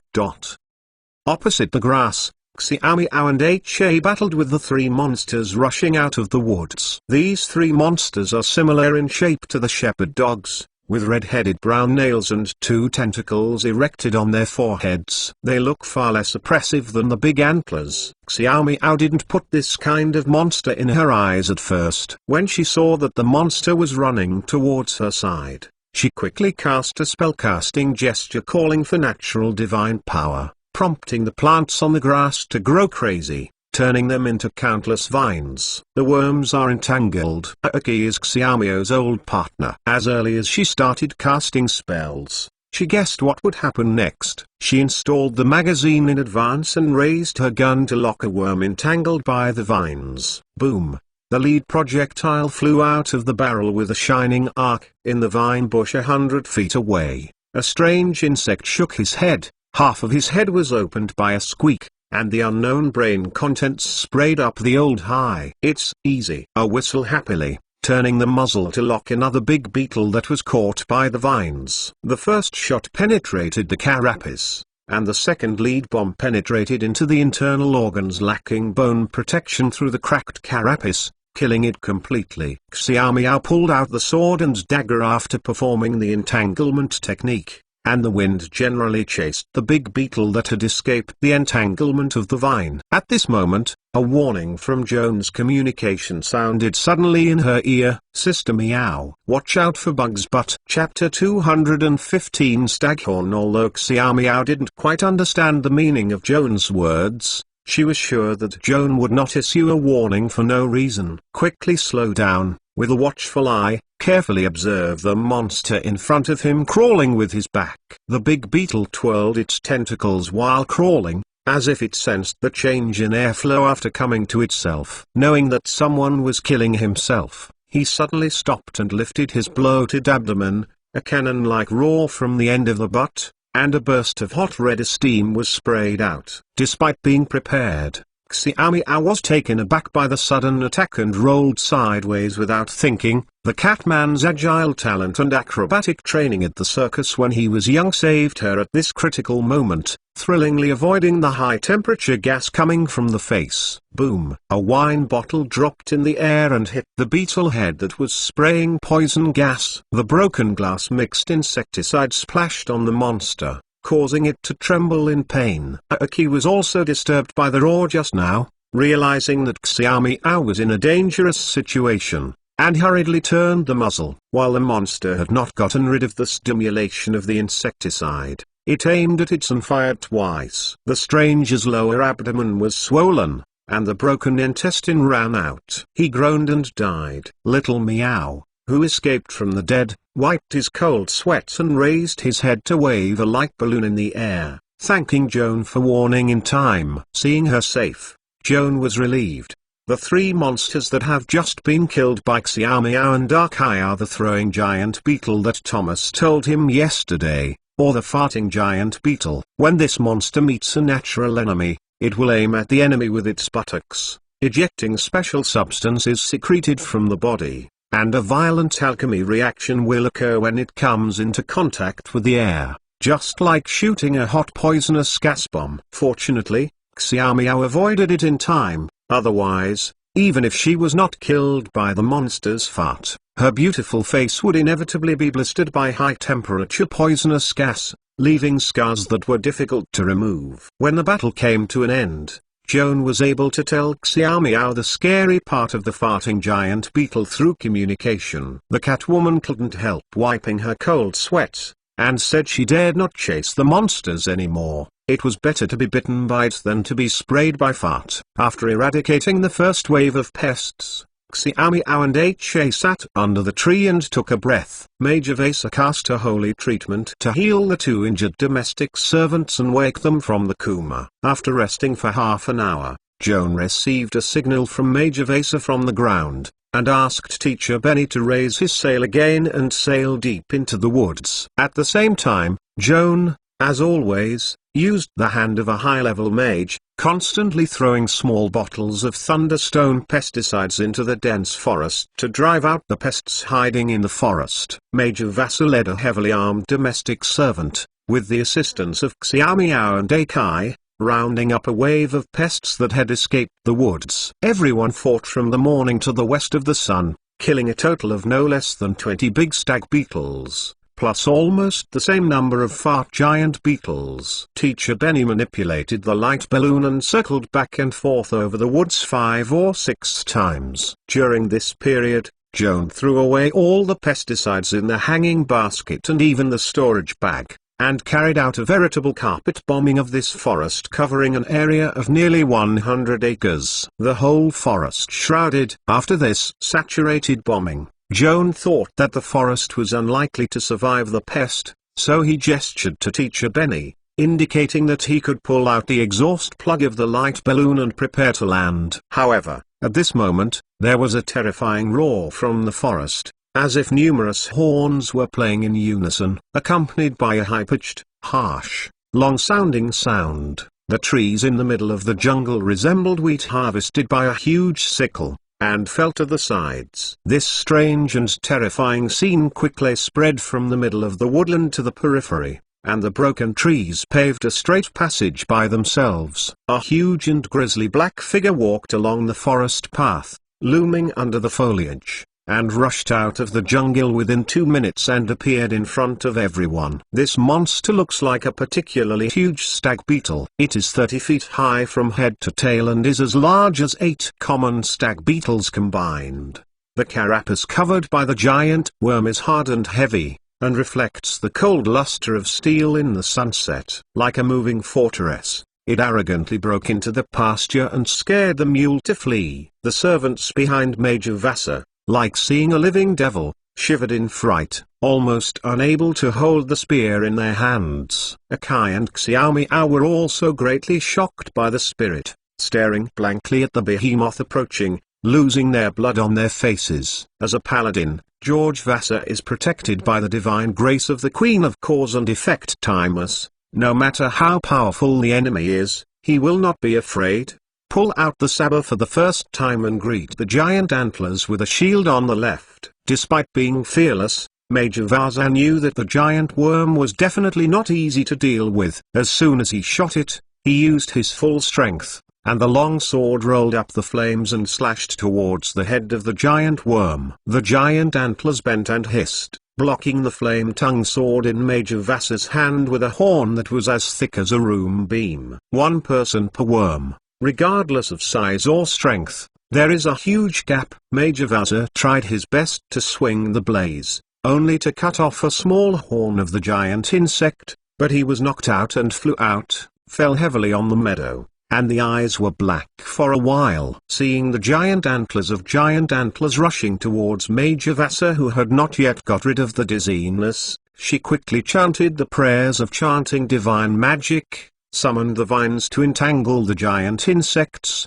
and tried to stumble the monster. It is a pity that the 6 long legs of the giant worm are thick like iron pillars, and the vine is torn off with a little effort, and the speed of movement is almost not affected. The gunshots that sounded successively showed anxious mentality. In a single blow, the magazine was empty. 4 rounds of lead bullets hit 3 staghorn giant worm backs, which were directly bounced off by the waxy smooth carapace, leaving craters of varying depths.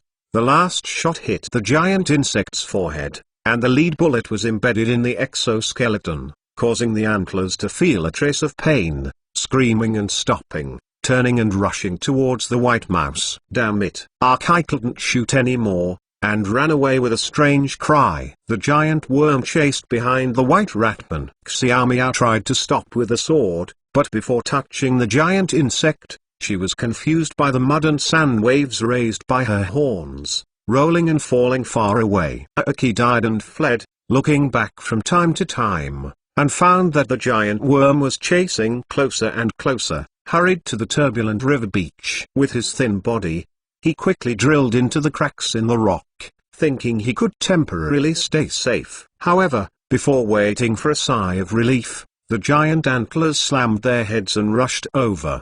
The huge horns were like siege hammers, hitting the rocks hard. With a bang, the hill-like boulder was crushed by this powerful monster. Akai was thrown high by the strong impact from behind and fell into the river. Poof! Damn bugs! A white ratman's wet head came out of the river, and he spit out a big mouthful of river water. My lord Pelu, oh bless. Fortunately, I can swim, otherwise, not. Seeing the giant antler worms striding forward and chasing down the water, Akai was anxious and frightened, and desperately swam across the river bank. The body density of the giant staghorn is actually much lighter than it looks. With the addition of a layer of waterproof wax on the surface of the body, the huge body floats on its own after swinging into the water, swinging the lower limbs like six oars, like a boat sail at high speed on the turbulent river. A squeeze desperately, but the distance to the giant antlers is shrinking. Chapter 216 Sky Rescue. In the light balloon gondola, Mr. Benny saw Oki in a critical situation,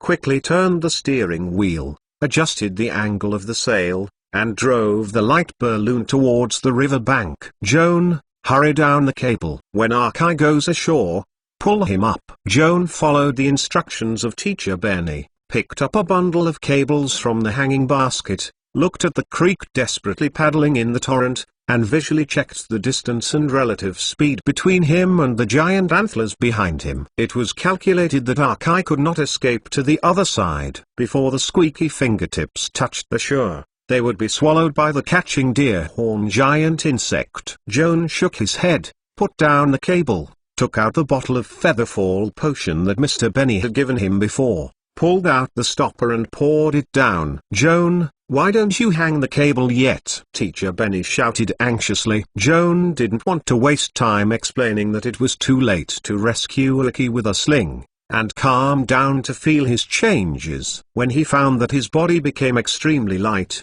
he seemed to be floating in the wind, confirming that the featherfall technique had taken effect, holding the edge of the gondola with both hands, and turned out silently. In the exclamation of Teacher Benny, Joan leapt forward and jumped from 100 feet to the broad river surface with sparkling waves below. In the air, Joan tried his best to stretch his hands and feet to make himself more buoyant. However, he soon discovered that this was not necessary. Featherfall technique twisted the magic necklines around him into an invisible parachute, protecting him from falling slowly. You can even adjust your body posture and glide direction slightly. This discovery made Joan get rid of the fear that came with the fall. Take a deep breath and compete to adjust the glide angle to ensure that you are directly above the giant antlers. At this time, Joan was less than 20 yards away from the surface of the water. Under the effect of feathering, it took at least 6 seconds to land on the river. The antler giant worm didn't realize that someone above was slowly descending, and his eyes were still fixed on the white ratman, sliding his paws to catch up. At this speed, before Joan landed, Arkai would be caught and swallowed by it. Joan knew he couldn't wait any longer, and quickly took out the branch of Ilmansa to stimulate the magic contained in the green branches. His body suddenly expanded, and he instantly transformed into a huge tree. After completing the transformation, Joan decisively cancelled the featherfall technique. The tree's heavy body lost its magical support, and quickly fell down. It was slammed on its back before the giant antlers caught up with Oki. Boom! Numerous tangled giant feet stepped on the antlers of giant antlers. The sudden pressure forced the giant insects to scream and scream, like a ship hitting a reef, quickly sinking into the water. The antler giant struggled desperately, trying to get rid of the heavy giant on his back. Joan didn't give it a chance to escape. He reached out a pair of rough and powerful hands, grasped the neck of the monster tightly, and pressed his head to the water.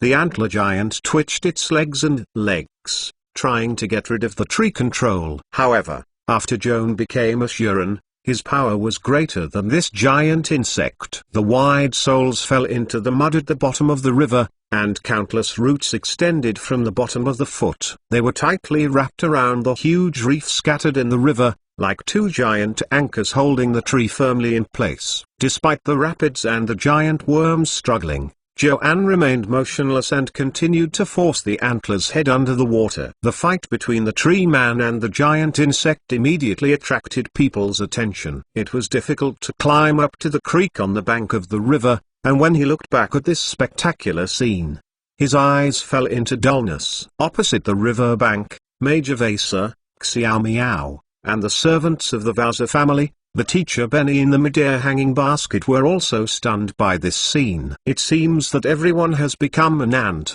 watching the two giant wild beasts fighting desperately, deeply shocked. and feeling their own smallness and fragility. Joan had read a book on anatomy of insects. According to the book, the respiratory system of insects is very different from that of humans. It does not breathe through the nose. Its respiratory organ is the valve located in the abdomen. If the stag beetle has the same physiological structure as an ordinary insect, strangling its neck will not suffocate it. However, no matter where its nose grows, as long as it still needs to breathe, it will inevitably fall into suffocation if the whole body is submerged underwater, and prolonged suffocation will inevitably lead to coma and even death. Sure enough, after just 1 minute, the antler worm stopped struggling. Joan couldn't be sure that it died of suffocation, or just coma, and buried the giant worm in the soft silt at the bottom of the riverbed. 2 rocks were carried on the back of the giant insect to ensure that it could not float, and it would be completely drowned soon. After solving the giant antlers, Joan withdrew the roots fixed on the bottom of the river and took a big step to reach the river bank and return to the original form. At this moment, an unusually harsh buzzing sound came from above his head, causing him to be alert. At the same time that Joan looked up, both Akai and Xiaomiao heard unusual movements. The two looked up at the sky. All of them suddenly changed their faces, and waved their hands in a hurry to remind Teacher Benny to be careful. Teacher Benny, sitting in a light balloon gondola, also heard roaring behind him, as if a magic airship was rushing towards him, and then saw Xiaomiao and Akai screaming anxiously at himself. He called, immediately realizing that the situation was not good, and hurriedly glanced back, scaring him almost to plant a hanging basket. A flying dragon-like wasp emerged from the back of the cloud, and its translucent wings vibrated at high speed, making a numbing buzzing sound, and was circling around the airbag above the gondola. Teacher Benny, jump down. Xiaomiao jumped up anxiously. Teacher Benny hurriedly pulled out the stopper of the potion, and poured the potion of feather drop into the throat. However, he did not jump out of the gondola for the first time, hesitated, and turned to grab the red cable and pull hard. The cable pulled apart the ceiling plug of the light balloon, the airflow screamed through the valve, and the light balloon fell slowly. When people on the ground saw this scene, they all guessed that Teacher Benny was reluctant to abandon the aircraft he had built, and hoped that the light balloon would be safe from the giant wasp and land safely. The bee was startled by the sharp sound of the valve exhaust, and quickly vibrated its wings to hide behind the clouds. Observed in secret for a few seconds, it seemed to confirm that the big balloon had no other ability except for the scary sound, and rushed out of the cloud, approaching the airbag with hostility. Teacher Benny hurriedly shook off the rope, trying to catch the bee live with the rope. It was a pity that the wind was strong. The rope was blown away from the target, and the wings of the giant bee fell to nothing. The giant bee's huge compound eyes flashed with rage, flapping its wings and rushing forward, piercing the balloon with a spear-like thick and sharp tail needle,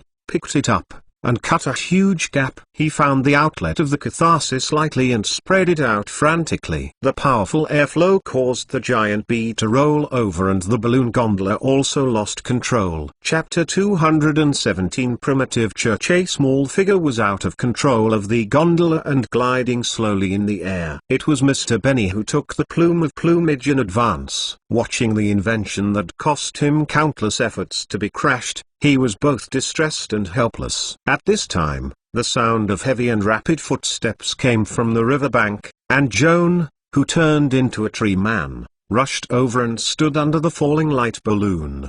His feet fell to the ground to take root, and his arms were raised firmly to catch the falling basket. Teacher Benny mentioned his throat and heart, and as the light balloon landed safely back into his belly, he thanked Joan loudly and excitedly. A horrible buzz came from behind again, and Teacher Benny shuddered with fright. Looking back, the giant bee chased up again. The gods are on. Who will help me get rid of this monster? Teacher Benny waved his arms desperately in the air. Featherfall technique can only provide him with buoyancy, but he can't make him fly. He can only watch the giant bee, like a knight charged with a horse, thrusting his lance like a thick poison and approaching him. Suddenly there was a gunshot below, and the giant bee burst into a large brown-blooded blood flower. It was Arkai who shot the giant bee in time. A single bullet could not kill the giant bee, but it was enough to make it feel pain and fear, give up chasing Teacher Benny,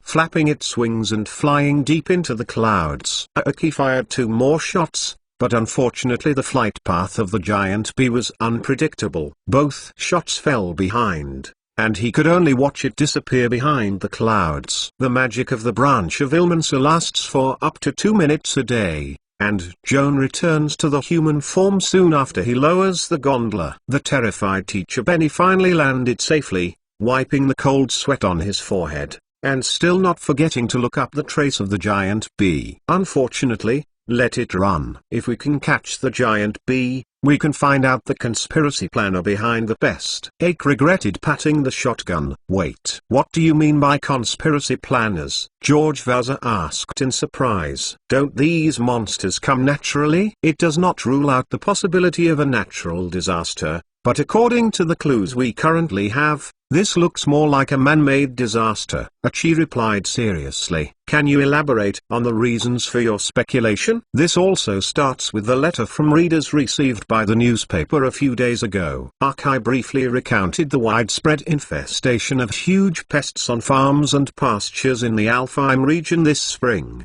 emphasizing that people in the affected area have witnessed a naked man with a wasp many times. Even Miss Martha had witnessed the naked weird man who controlled the bee colony in her garden. Although the witnesses described the appearance of the man completely differently, one thing was consistent. Soon after the weird man appeared, the local and insect disaster occurred. Some people said that they saw the monster riding a huge wasp flying over farmland and pastures. Although we didn't see the monster today, we all witnessed the giant wasp. It can be seen that the legend about the monster and the wasp is not fictitious. This person, it is probably the Behinthesen's hand of spreading pests in the area of Yalfheim, Xiaomiao said. Yesterday Joan asked an enlightening question. Did that weirdo want to destroy our agricultural and animal husbandry production in Alfheim? I have been thinking about it for a long time, and I have some speculations. Today I saw the giant bee.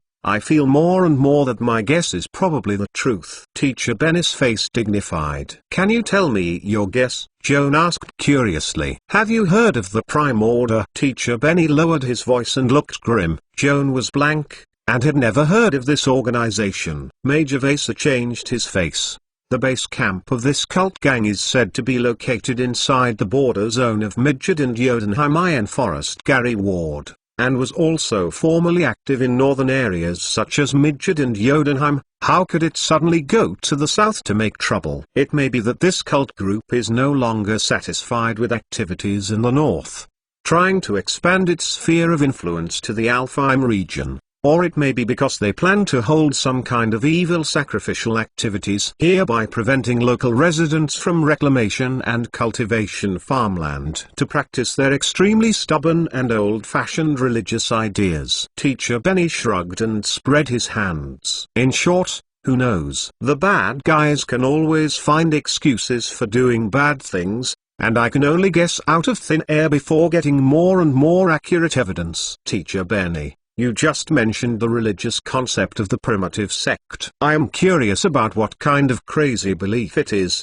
so that the believers of the sect treat the peasants and shepherds who have kept themselves as their enemies. Joan asked puzzlingly.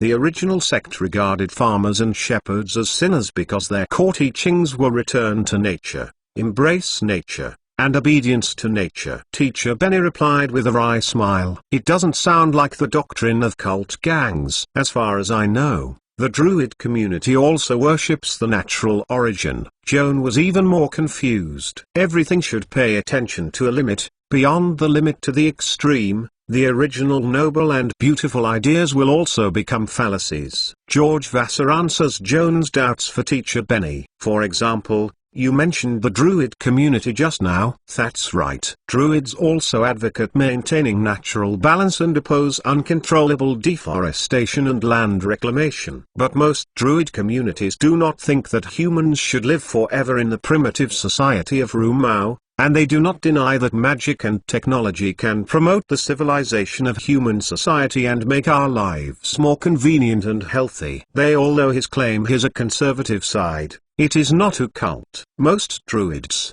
although they don't like metropolises and factories with damaged natural ecology, at most verbally condemn one or two, and usually do not use violence to destroy cities and factories. For the same reason, most druids adore living in harmony with nature, but do not force everyone to leave the city to live like a beast. They would rather form a mutual commune with like-minded people and live in the depths of the jungle away from the dust. A quiet life that hides from the world and is close to nature. As for the primitive churches, you can think of them as the most extreme, conservative, and savage handful of the druid community. They are not content to worship the depersonalized natural origin, but to worship a specific evil spirit, and respect it as the primitive lord. In some ancient theological classics handed down, the primitive lord has a name. It's called the Glacier Prince, and it's unknown if it's a true god, a demon lord, or a great devil in hell. Chapter 218. Shadow. The ideas of the primitives have been extreme to the point of abnormality. Not only are they enthusiastic about advancing back to nature, they also hate magic, technology and industrial civilization extremely, trying to bring the world back to the ignorant and barren age. If someone disagrees with them, they will be treated as unjustifiable pagans and will kill the other party by any means. Extreme primitives, seeing people and cities built by transforming nature as blasphemous places of sin, and wishing to destroy all cities and factories, even farms and pastures that are not naturally formed, in their view shouldn't exist. They think that when farmers reclaim wasteland and remove weeds, they are destroying the natural environment. The herdsman's domestication of wild horses into domestic animals is a sinful act that distorts the natural nature of wild animals. They always try to destroy cultivated land and pastures, so that covered by barren grass, the animals escape from the corral and return to the wilderness. So it is not difficult for us to understand why the diligent and law-abiding farmers and shepherds provoke the hatred of the primitives. After a thorough analysis, George Vaser finally concluded, if the original believers were really the planners behind this pest disaster, it would also be consistent with the cult's usual purpose. I wouldn't be surprised at all. Teacher Benny nodded in agreement with Mage Vaser's analysis, and then added his own views. The reason I guess this matter is related to the original sect, in fact, there is indirect evidence. Do you remember Miss Martha's description of the weirdo who manipulated the bee colony? Miss Martha said that the man was naked. Coincidentally, other witnesses also made the same description. Normal people don't run around naked. Since the weirdo always appears in front of people in a naked manner, and there is no sign of insanity, then the most reasonable explanation can only be primitive. Did the primitives wear no clothes? Joanne asked in surprise. Teacher Benny smiled and asked, how do you see the wild beasts in the jungle? How can they be dressed? The primitives advocated returning to nature, following the lifestyle of the primitive society, and not wearing clothes to meet their teachings. It is true. Mage Vaser further explained to Joan the horrible lifestyle of the original order. The vast majority of primitives stayed naked throughout their lives and lived extremely barbarous lives like beasts. Some particularly crazy primitives even believe that they can practice their faith through promiscuity with beasts. There are also some primitives who refuse to eat cooked food, not only keen to eat blood and drink blood, but also love eating animals and even human internal organs. I believe that eating the heart can increase courage, eating the human brain can increase wisdom, and eating fresh human liver can detoxify and heal. Because of these crazy and perverted behaviors, the primitive church is also known as the Bear Church, or the Cannibal Church. These sensational legends made Joan's back cool, and his forehead was cold with sweat. Mr. Vaser, from the perspective of doctrine, the primitive sect is diametrically opposed to the creed of a cult organization that claims to be a conquer sect. Are there any connections between these two denominations? During his stay in the Gorge Valley of Algon, Joan had a conflict with the believers of the conquering order. so he had an association. Hearing the words conquering the order, Major Vasa's brows could not help but tighten. Although the primitive sect is cruel and terrifying, after all, it has rarely been in the Alfheim area before, and it is not a big threat to the local people. Conflicts between the conquering mission and local residents are more frequent and the potential threats are greater. The two cult gangs are said to be hostile to each other, but their spheres of influence are in the north and south of Vernoa. I have not heard of a direct conflict between them. Major Vasa thought for a few seconds and then said to Joan, if the believers of the Conquest Church are compared to a group of predatory locusts, then the primitive sect is a terrorist organization composed of a group of lunatics. Most people think that the prime sect threatens civilized society more than the conquer sect, but my point of view is just the opposite. Why do you think the threat of conquering the congregation is greater than their primitive congregation? Joan asked curiously. The brutality and cruelty of the primitive sect is publicly revealed. The primitives have no intention of integrating into a civilized society. People in a civilized society will not accept this crazy group of people and have sufficient alertness for them. The Conquest Church is the opposite. The teachings they preach are very confusing and can even resonate with the public. After all, who doesn't like to plunder more wealth? Who doesn't want to conquer more land and occupy more slaves? Take our Alfheim region as an example. The primitive sect is a banned cult group. Anyone who participates in the sect will be tried once exposed, but the conquer sect is not a cult. Unfortunately, this issue has not been conclusive yet. As far as I know, a large number of noble celebrities, manor owners, slave owners, and even high-level government and military leaders have long become secret believers in the Conquest Church. Who is more powerful? Isn't it obvious? Major Vasa sighed and turned to look at Xiao Miao, Akai and teacher Benny. Not to mention the matter of conquering the congregation first, about the insect pest and the doubts behind it. Do you still plan to pursue it? The three looked at each other and nodded at the same time. We will definitely trace this matter to the end and expose the truth to the public. Little Meow rarely showed a solemn look. This is not only to satisfy my own curiosity, but also to fulfill the duty of a journalist. I wish you all what you want. If you need my help, don't be polite, Major Vasa said solemnly. Then thank you for your kind words. Xiao Miao regained her hippie smiley face. It's not too late. Since the pests in the ranch have been wiped out, we will say goodbye first. Joan, you will go with us? Joan was about to nod. Major Vasa suddenly patted him on the shoulder and whispered, don't be busy, I will take you to a place. Where? You will know in a minute. Major Vasa smiled mysteriously. It should be a surprise. Okay.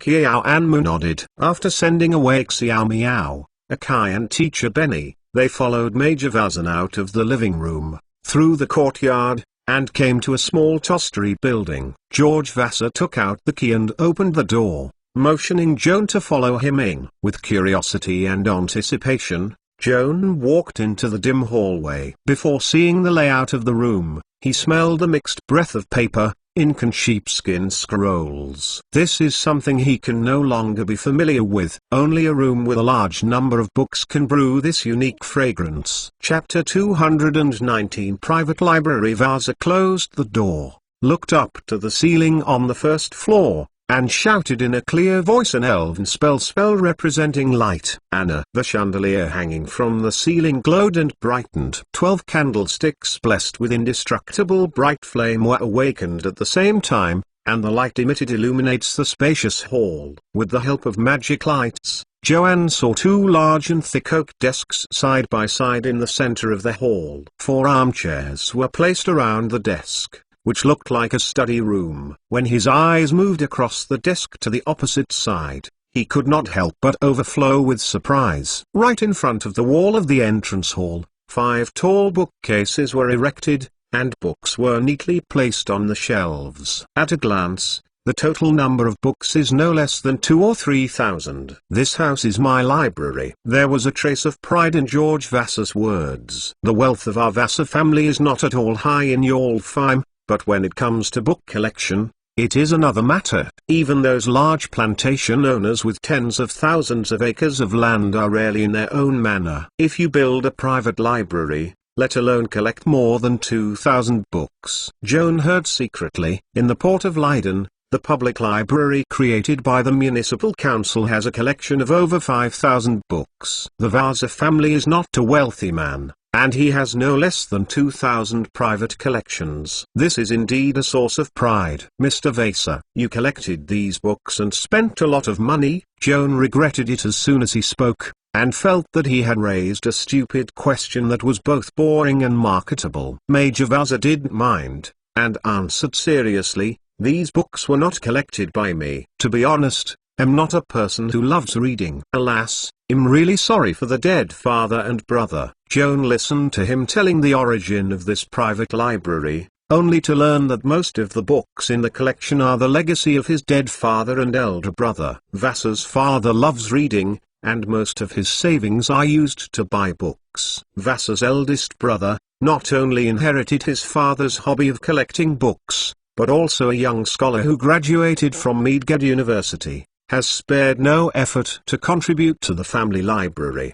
At that time, the academic and political circles regarded Vasa's elder brother as a bright star of tomorrow. Unfortunately, Vasa's family did not know whether it was cursed or had a short-lived gene. Vasa's father died before the age of 50. And Vasa's elder brother died young before the age of 30. George Vasa became the third-generation manager of this library. There are 5 bookcases in a lobby on the first floor, and 6 bookcases on the second floor, with a total collection of more than 2,200 books, including many books on history, geography, theology, philosophy, mathematics, and alchemy. There are also some books of knowledge. You can search for them if you are interested. George Vassallo opened the desk drawer, which was filled with wooden cards. As with the Leiden College Library, each card corresponds to a book, with the title, author, and content brief written on the front,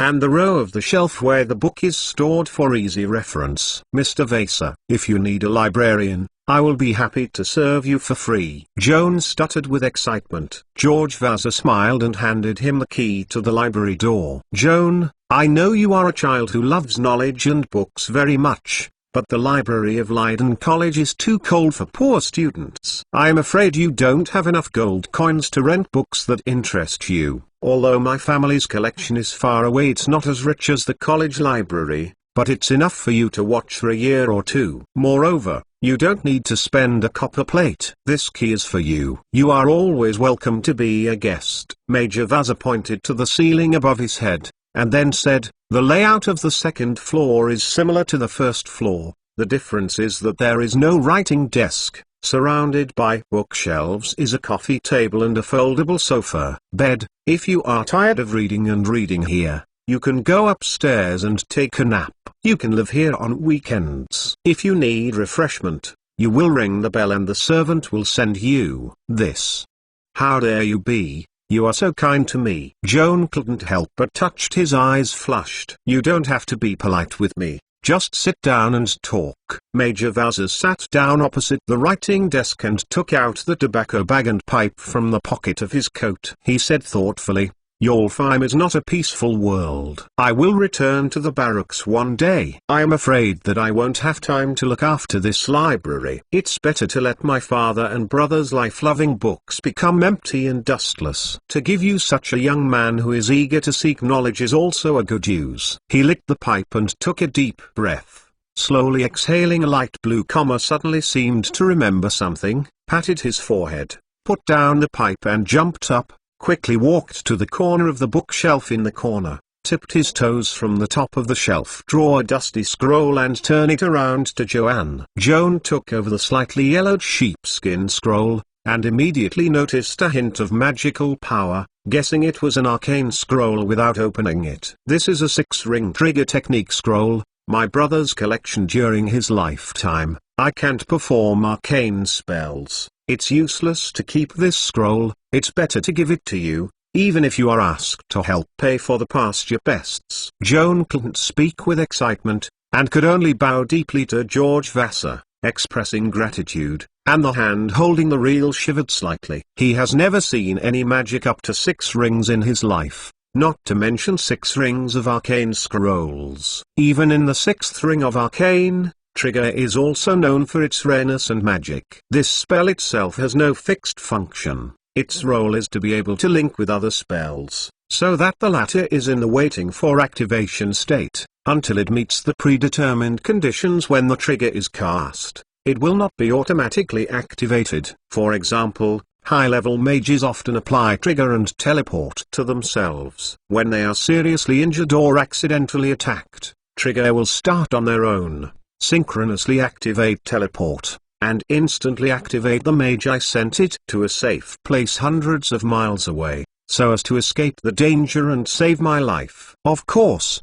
trigger is not a spell that can be linked. The spells used in conjunction with the spell must not exceed 6 rings, otherwise it will be invalidated if the upper limit of the magic energy level of the trigger spell is exceeded. If you must link more than 6 ring spells, you can only use the 9-ring higher trigger or the more powerful legend trigger. With Joan's current knowledge reserve and wizard level, he still cannot fully understand the mystery of trigger, but this does not prevent him from copying this precious 6-ring arcane to his spell book as a reserve for future study. Chapter 220 Whelan in the Ivory Tower 1. In the matter of collecting and copying new spells, Joan always harbored a hunger and thirst that was almost greedy. It's like a squirrel, thinking about storing enough pine cones to keep it for winter. Even if it is just spring, it is still far away from winter. The 6-ring spell is too esoteric and obscure. Even if it was just a hard copy based on cats and tigers, it took Joan 3 full hours to fully copy the trigger technique into his spellbook. After copying the spell,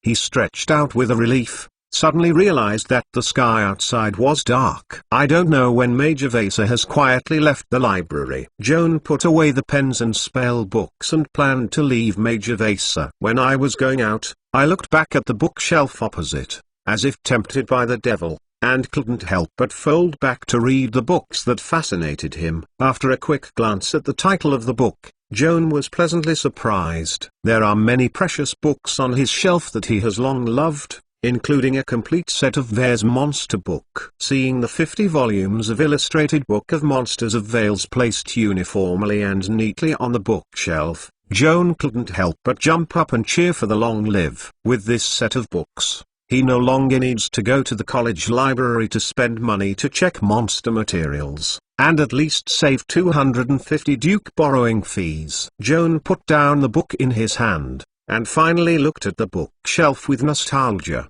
turned around and left the library, returned to the front living room to say goodbye to George Vassar, also borrowed a horse from him, and returned to Leiden College before nightfall. In the following days, Joan's life returned to peace. I devote all my thoughts to study, specialize in spells, and go to the tutor's laboratory to do odd jobs in my spare time to earn some food. Master Rolls likes this smart and hard-working student. When Joan encounters academic difficulties and asks him for advice, Master Rolls will always explain to him patiently and ask some enlightening questions to guide Joan thought deeply. In the blink of an eye, at the beginning of May, Joan had been at Leiden College for more than a month, during which time he made significant academic progress. In terms of spells, after a month of intensive research, he has mastered 17 spells in 1 ring, including Thunder Stomp, Flash Burst, Closed Door, Fright and Featherfall, waiting for new learned spells. In the field of alchemy and architecture, Joan has also made great progress. Now he has tried to prepare a ring of magic potion under the guidance of Master Rolls,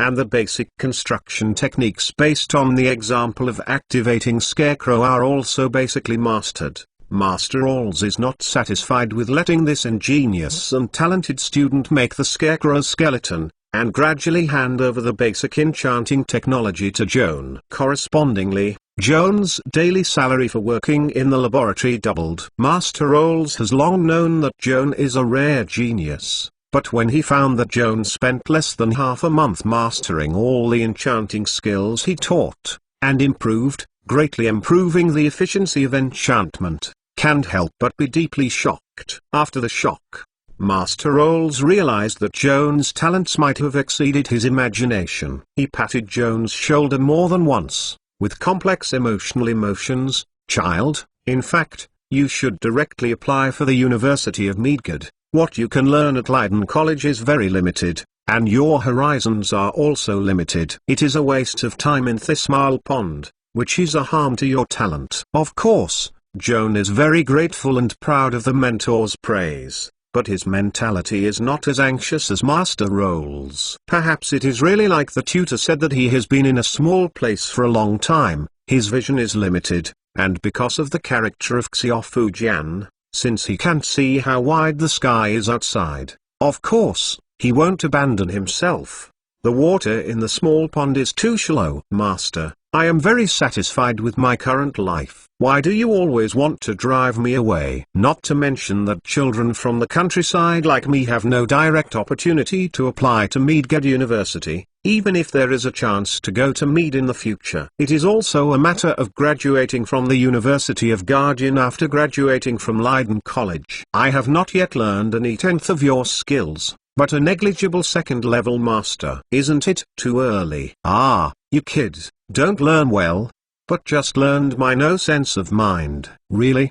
Let me say how good you are." Master Rolls was so angry and funny that he had to persevere to persuade Joan. "Actually, you don't have to wait until you graduate or become a 5th level master before going to study. The Olympic Law Institute of Midgard University will occasionally enroll an undergraduate student of 5th level or less. As a mentor, what I value most is not how many spells the student has mastered, but the mind and potential. If you are willing to give it a try, next year one can help you submit an application for further study. With my face, it is not a problem to help you get the qualification for the exam. As for whether you can be accepted by a mentor, it depends on your own performance in the written test and interview. Joan is not a flamboyant person. He is more willing to complete his education step by step than entering the school frequently, but the tutor's kindness is difficult.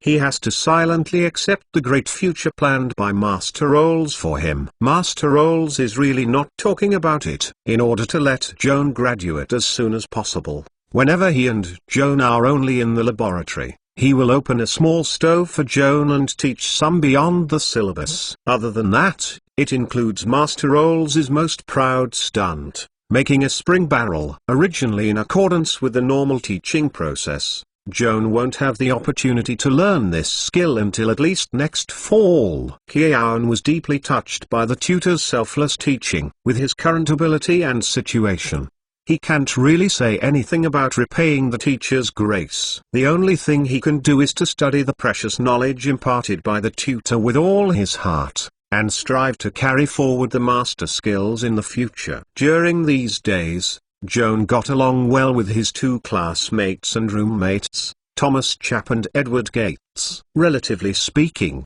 he has a deeper friendship with Thomas and has become a friend who talks almost nothing. As for his relationship with Edward, he was less close. This is certainly related to the inconsistency of the 2 sides, and it is mainly because Edward is not as open-minded as Thomas and has a stronger sense of competition, and always regards him as his opponent. Once the idea of competition is saved, it is inevitable to breed jealousy. Even if living under the same roof, it is difficult to be honest. Chapter 221 Whelan in the Ivory Tower 2. Just last week, Edward Gates made a major breakthrough, becoming the first of the 3 newly received Masters of Rolls to be promoted to the level 3 mage. Although the son of the general did not publicly express his complacency, Joan still felt that Edward became much more lively after he was promoted, and he was particularly friendly when he greeted himself. He even invited himself to be a guest when he was free. At first, Joan didn't quite understand why Edward had such a change. In terms of his knowledge of a country boy, when a noble and wealthy young master made some achievements, and successfully left his classmates and competitors behind him, he should not ridicule each other with pride and say something like "you are the inferiors who don't deserve to be my opponents." Why did Edward's students behave in the opposite way? When he has not yet advanced, he always observes himself secretly with a wolf-like shadow, and occasionally looks polite and cold when chatting with himself, as if deliberately placing an invisible wall between the two. And when his master's level is higher than himself, it is like changing a person, taking the initiative to remove the wall between the two, and also showing excessive enthusiasm. It seems that he really wants to make friends with himself. Joan couldn't understand Edward's transformation. During a chat with Thomas, he couldn't help but reveal his confusion. I also found that Edward's kid has a little smile on his face recently, but his attitude towards me is still the same. Probably because he saw that I am not a big deal, and it is not worth his hard work, and you don't. It's the same. The reason why Edward has been more gracious to you recently is because he believes that he has surpassed you and can get rid of the heavy pressure you have placed on his shoulders since entering school, so that he can take a little breath and don't need to treat you as an enemy for the time being. Once there is no hostility towards you, it naturally appears more intimate and friendly. Thomas explained with a smile. But I never put any pressure on Edward. Joanne still couldn't understand Edward's change of mind. It has nothing to do with your subjective will. Thomas rarely put a smile on his face and analyzed it seriously. Joan, you are like a gleaming gem. Your existence is not to illuminate dark corners or cause people to lust, but the radiance you emit will illuminate the surrounding space, and it will inevitably make those stones that don't shine or are as glorious as yours are discolored. Edward is such a stone. He is not willing to be covered by your light. He can only desperately burn his life and talent, and release a stronger brilliance, even if it is just a moment, and this will inevitably bring great pressure to him. If a person lives under pressure all the time and feels that the classmates around him are better than themselves, and therefore feel anxious and even inferior, how can he be happy? How can he take the initiative to work with the classmate who makes him feel great pressure? Until a certain day, his efforts were finally rewarded in return, inspiring a more dazzling brilliance than you. The stone pressed against my heart was removed, and I could face you with a more peaceful attitude. After listening to Thomas's analysis, Joan realized that Edward Gates was born with a golden spoon and was not as carefree as he thought. His noble background is both a luck and a curse, providing him with a better material life while also bringing much heavier mental pressure than his peers. Poor children can reasonably blame their lack of beauty, intelligence, and excellence on their mediocre parents and poor families, and lack of access to better education and social resources. The rich sons and young ladies cannot use the same reasons as their own shame cloth. In order to maintain the reputation of the family, they must be beautiful, smart, excellent and always outstanding. In order to meet the high expectations of family, friends and the general public, they must make unimaginable efforts behind them to overcome the pressure that ordinary people cannot bear. With this in mind, it is not difficult for Joanne to understand why some young people from wealthy families have such good conditions, why they are reduced to undesirable prodigals and even prodigals. One of the most important factors is that I can't bear the huge pressure of being associated with the rich and the rich. I have suffered setbacks on the road to excellence, and my spirit has been damaged. Indulge in pleasure and anesthetize your own nerves, trying to get rid of the pressure from family and society in the dream of death. I doubt how long Edward's good mood will last. Thomas looked at Joan and smiled meaningfully. If I guessed right, would you soon be promoted to level 3 mage? With Edward's extremely sensitive self-esteem, when you are not as good as him, he will be very kind and friendly to you. But when you catch up with him or even surpass him, don't want to get his good face again. After Joan heard this, he felt a bit depressed. As Thomas guessed, he vaguely felt that his mage level would soon increase. Joan didn't want to make Edward unhappy, but he was even more reluctant to slow down the pace of learning in order to cater to the preferences of others. He could only secretly sigh and set aside this gnawing problem for the time being. What people think about something depends on their positioning. Joan, for example, was not jealous of Edward Gates' advancement to level 3 mage earlier than himself. This was mainly because it only took him a few months to upgrade from a mage apprentice to a level 2 mage, but Edward took a full 2 years. Over time, Joan believes that his advantage over Edward will be greater and greater. and sooner or later he will leave the other party behind him, and he will not be able to care about temporarily staying behind. In addition,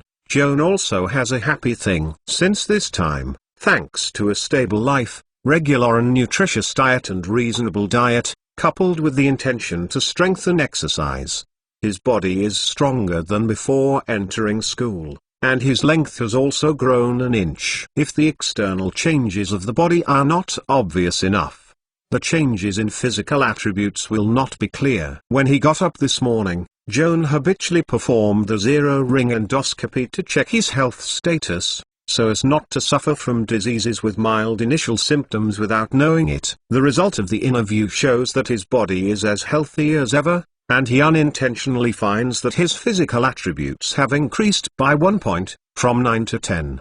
The 10-point physique attribute is the average standard for healthy adults. This shouldn't be a fuss, but Joan really has reason to be happy. According to the traditional standards of the Alfheim region, 16 years old is considered an adult, and Joan, who is under 14 years old, is just a young boy with a growing body. Now, his physique has reached the average standard of adults in advance, indicating that he has got rid of the ranks of weak but can't help the wind, and can be regarded as a real man. Chapter 222 Sword Art Museum. Joan felt he should do something special to celebrate this special day. It happens to be Friday today. The lunch menu in the cafeteria was very rich. He specially ordered 2 more meat dishes to treat himself, and he rarely ordered a glass of wine in luxury. After drinking enough, Joan came to the playground to jog as usual. Suddenly remembered that I had made a decision when I first entered school.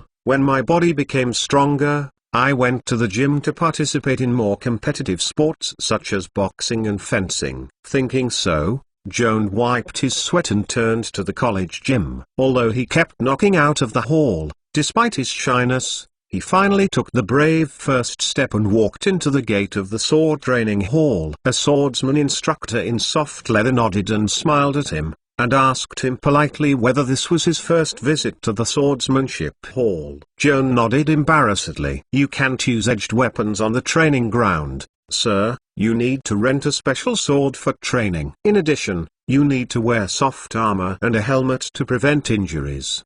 Thanks for pointing. In order to get the above equipment, Joan needs to pay the Swordsmanship Museum 1 hour of Jinduga rent, but the deposit can be replaced with a student ID. Joan has made a lot of money lately, although he still feels that the fees of the Swordsmanship Museum are quite expensive, and he would not care about this gold coin and pay the rent readily. What else do you need? Such as a coach who provides an ear and guidance, or off-hand equipment such as shields. The instructor seemed very enthusiastic. Of course, these additional services all require Joan to pay. The coach coaches for 1 hour and charges 2 Kinduga. Joan feels that he has not had the luxury to hire a personal trainer. As for the shield, he tried to lift a wooden shield, which felt quite bulky. If he held the shield with his left hand, it would inevitably affect the flexibility of his right hand and even his body. It was not as good as the small leather shield tied to his elbow. Shake his head down. Putting on a buckskin tanned fencing protective suit, Joan held the helmet in his left hand and a training sword without a sharp edge in his right hand,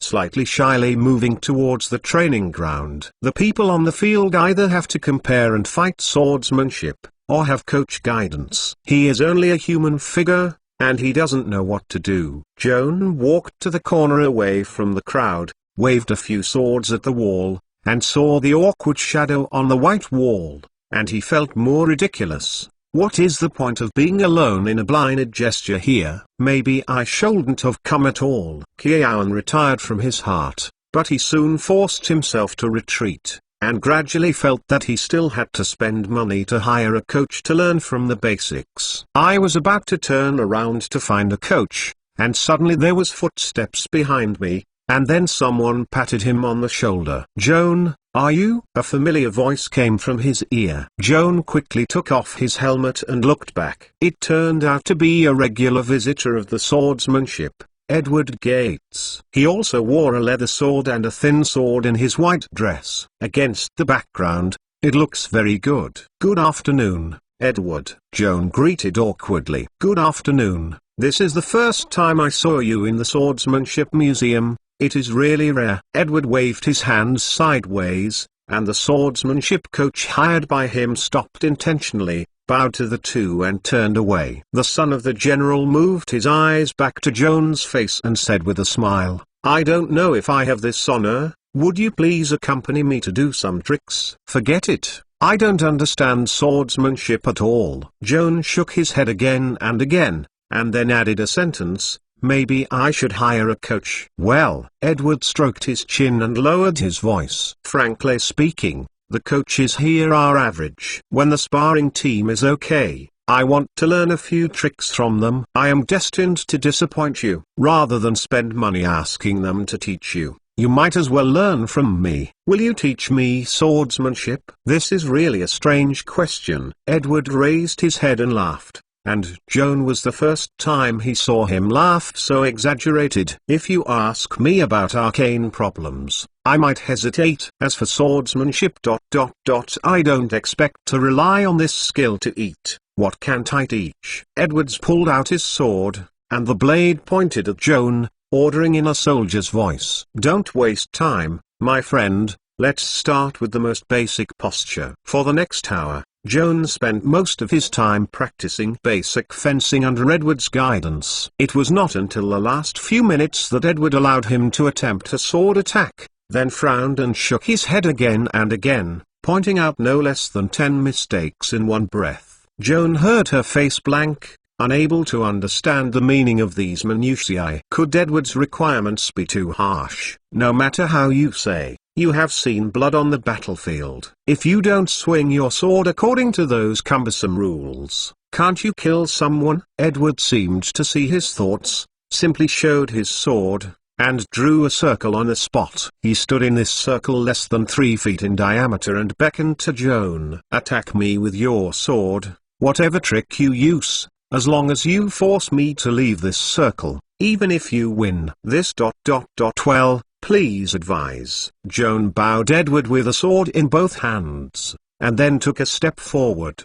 The thin sword in his hand thrust into his chest violently. Edward stood seemingly casually in the circle, flicking his sword with his right hand, flicking Joan's safety thrust forward, flicking a foot and pedaling on his hip. Joan was staggered back 3 steps by his sudden foot, and nearly fell to the ground with his buttocks. Finally, Joan realized that his skill was quite different from that of Edward, and his strength was not as good as the other. If you want to win, you must make full use of Edward's own restrictions and force him out of the circle with his mind rather than brute force. After a short thought, Joan approached Edward with a sword, and suddenly walked around behind him quickly. It's a pity that Edward's reaction was faster than he expected, and his back sword blocked his movement route in advance. Joan hurriedly blocked the sword. But he never imagined that Edward's seemingly fierce sword turned out to be a fool. Edward twitched his wrist. His sword sharply raised his head like a viper. Give up. With a snarl, the thin sword hit the back of Joan's right palm like a whip, and a red mark was drawn. Joan only felt a numb palm and loosened his right hand involuntarily. The saber dropped his hand and fell to the floor. Edward put his sword into his sheath and looked cold. As I said earlier, you are holding the sword in a wrong posture. Now you understand the consequences of the wrong posture? Understood. Joan clutched his slightly stabbing palm in his back and had to be convinced. Chapter 223 New Spells and New Inventions 1. Edward walked up to Joan, pulled up his wrist, and looked at the bruise on his palm. I have a decent start. It's okay to go back and apply a cold compress. Sword practice, you should insist on it. After all, we are not full-time swordsmen. It is enough to spend an hour every day practicing sword. After talking, Edward carried the sabre and turned to leave the training ground. Joan quickly picked up the sabre and followed him out of the field. Edward, thank you today. There is no need to be polite among classmates. Except on weekends, I will come to the swordsmanship every afternoon at this time. If you are free, you are welcome to come and practice with me at any time. Joan nodded gratefully, and his impression of Edward Gates was much better. He decided to come to the swordsmanship hall to ask him for advice. In exchange for his clothes, Joan said goodbye to Edward. After leaving the swordsmanship hall, he first took a shower in the public bath of the academy, washed away all sweat, and felt full of lightness. Before dinner, he walked into the library and decided to copy some new spells as the focus of the next stage of study. The library's arcane scrolls are open to all Austrian mages, but with Joan's current magi level, they are only authorized to copy one ring of spells. He first checked the list of one ring of spell scrolls. There are no less than 100 in total, a small part of which he has learned, and many spells have very narrow uses, which are only effective for a particular species or special environment. Joan is more willing to prioritize spells with a wider range of applications. After some careful selection, 4 more cost-effective one-shot spell scrolls were selected, namely Charming Humans, Protection Faction, Easy Conjuration and Activating Rope. After paying 400 gold duga for borrowing money to the librarian, Joanne got 4 scrolls, found the corresponding empty table in the reading hall, sat down, laid out stationery and spell books, and concentrated on copying. The first spell, Charming Humans, is easy to be misled if you only look at the name. In fact, this spell can not only confuse humans who are not strong enough in willpower, but also effective for subhumans such as elves, dwarves, gnomes,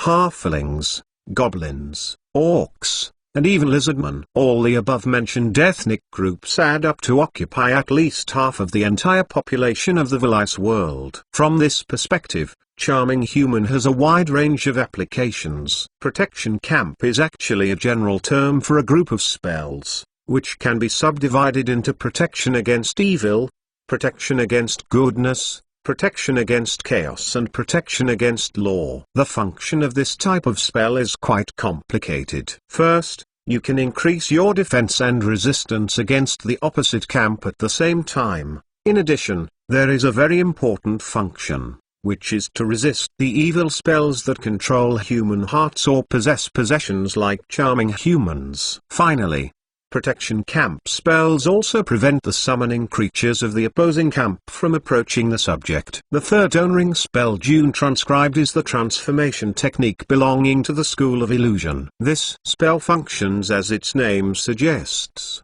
temporarily changing the appearance of the caster, including appearance, height, fatness, age, clothing, and weapons. In situations where you do not want to reveal your true identity, Yi Rongshu is the best choice. Joan's last copy of the spell is a 1st level spell Activity Rope belonging to the Change School. This spell can temporarily energize a rope, follow the caster's intentions, meander and wriggle in a specified direction, trip or bind a specified target. Making an inanimate object viable temporarily or forever is an important issue of the Transfiguration School, which has produced many related spells. For example, Master Roll's activation of secondary items used to create Activated Scarecrow is a typical example. Among all activation spells, Activity Rope is the lowest level and the common foundation of all other higher level activation spells. If you want to systematically learn a certain kind of spells from a certain university, you must follow the rules of gradual, easy and difficult. Joan first learned to activate the rope. When he learns the same high-level spells in the future such as the 2-ring secondary item activation that he has copied in the spell book, it will be much easier, and this is his priority.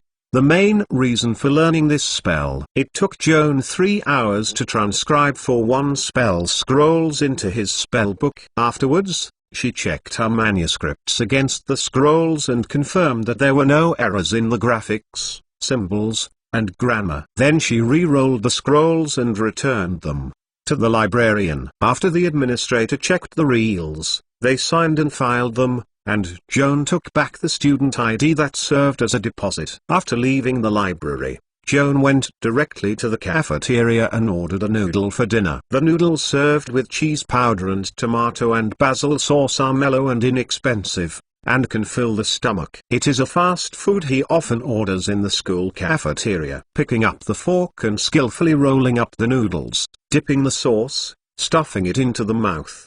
The taste is as endless as ever. But Joan's mood is not as bright as in the morning. He had agreed with Thomas to exchange spells in order to save the cost of transcription, but he found that the spells Thomas had copied from himself last time had not been fully mastered, and there was no need to go to the library to copy new spells, so he was not convenient to mention to Thomas. And this matter, otherwise, wouldn't it seem that he deliberately took advantage of the other side? It's better to save money by copying the scrolls yourself. The 4 newly transcribed spells made him find the next stage of learning, but he also paid a high price for it. For him, 400 gold dugo is not a small sum. Joan couldn't help feeling anxious when thinking about her wallet that had shrunk drastically and the heavy debt she was carrying. This month has been too comfortable. It's always like this and it's not enough. It's time to cheer up and think about the ways to make money. Joan fiddled with the fork and secretly made up his mind. After a quick meal, he returned to his small attic, sat at his desk, opened the storage bag, took out a book from it, and counted his assets and liabilities. The 2 most recent incomes are the 500 gold dugo earned by helping Martha to eliminate the groundworm in the garden, and the 300 dugia contribution fee for providing serial materials to the newspaper. The income is indeed rich and the expenditure is considerable. Not counting the daily piecemeal expenses, Joan has recently made 2 large expenses, including the 400 gold dugo spent on copying the spell scroll just now, and the 1-ounce magic crystal he bought at the Yangbo firm last weekend. have all missed to wiped off his odds and ends, and only received 600 jin dugo. Income minus expenses, not counting pocket money, Joan now has only a total of 500 gold dugo deposits, which can be cashed at any time with the checks issued by Yangbo. For a poor student from the countryside, 500 gold dugger's deposits are actually not small, but Joan still has 2 debts.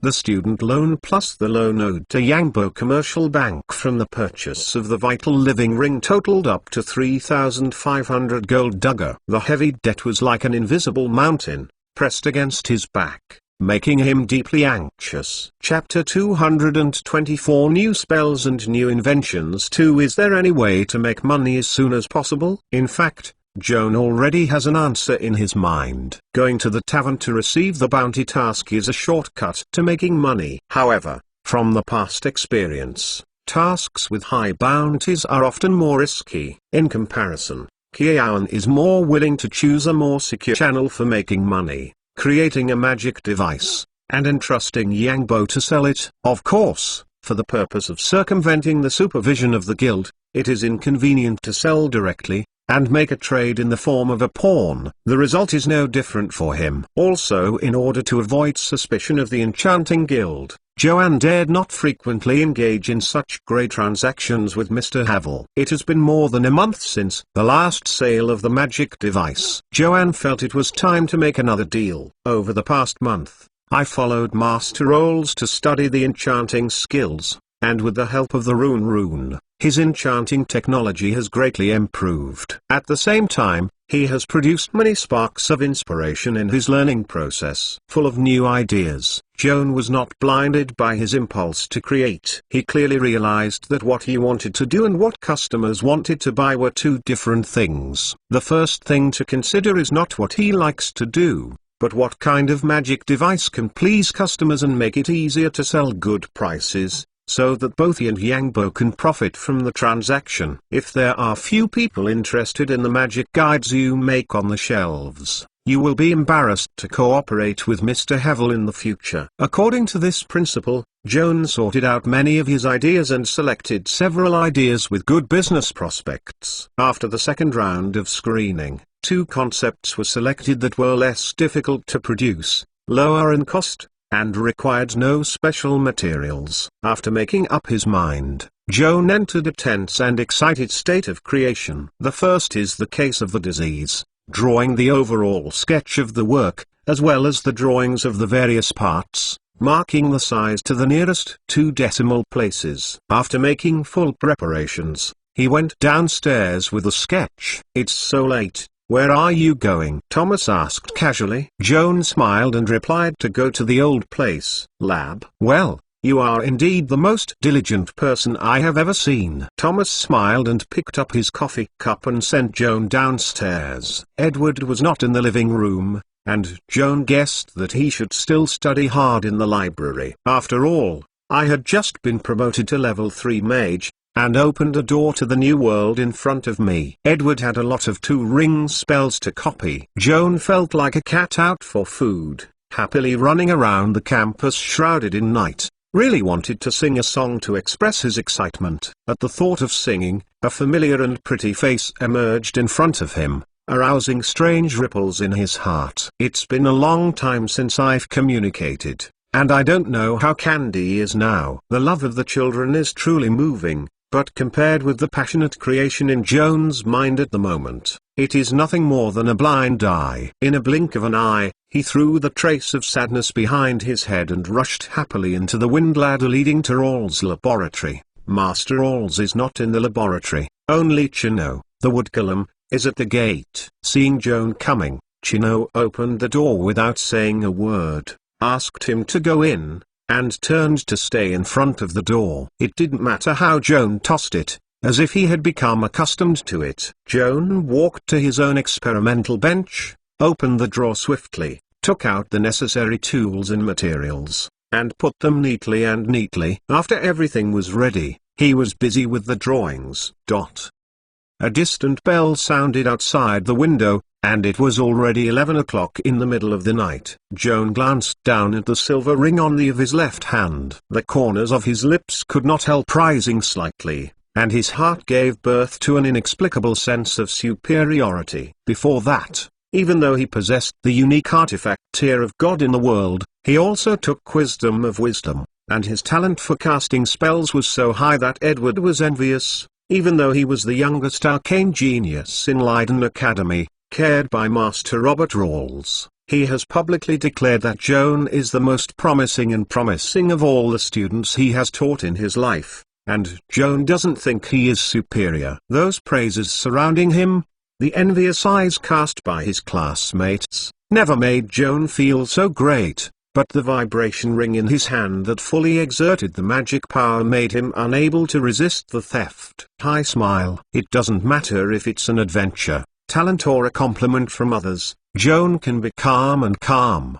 But whenever he saw the ring in his hand, he thought that he only needs to sleep for 2 hours a day, which is equivalent to 8 hours of sleep, which is equivalent to a full 6 hours more time than others for free control. It means that he has an extra quarter of his life than others, and he can't help but burst out of his heart, so that he is a bit floating. While others are sleeping, they can still maintain sufficient energy, but they are not really proud. What is really proud of him is that he didn't waste this extra time and energy in vain, and every minute and second is used to improve his studies and skills. That's how Joan thought, and he did the same. When he uses the time squeezed out of his sleep to study or create magic devices while others are sleeping, the inexplicable sense of superiority becomes even stronger. It seems to have taken the advantage of the heavens, wiped the oil of all the normal sleepers in the world, and wished to pat his shoulder and gave a thumbs up praise.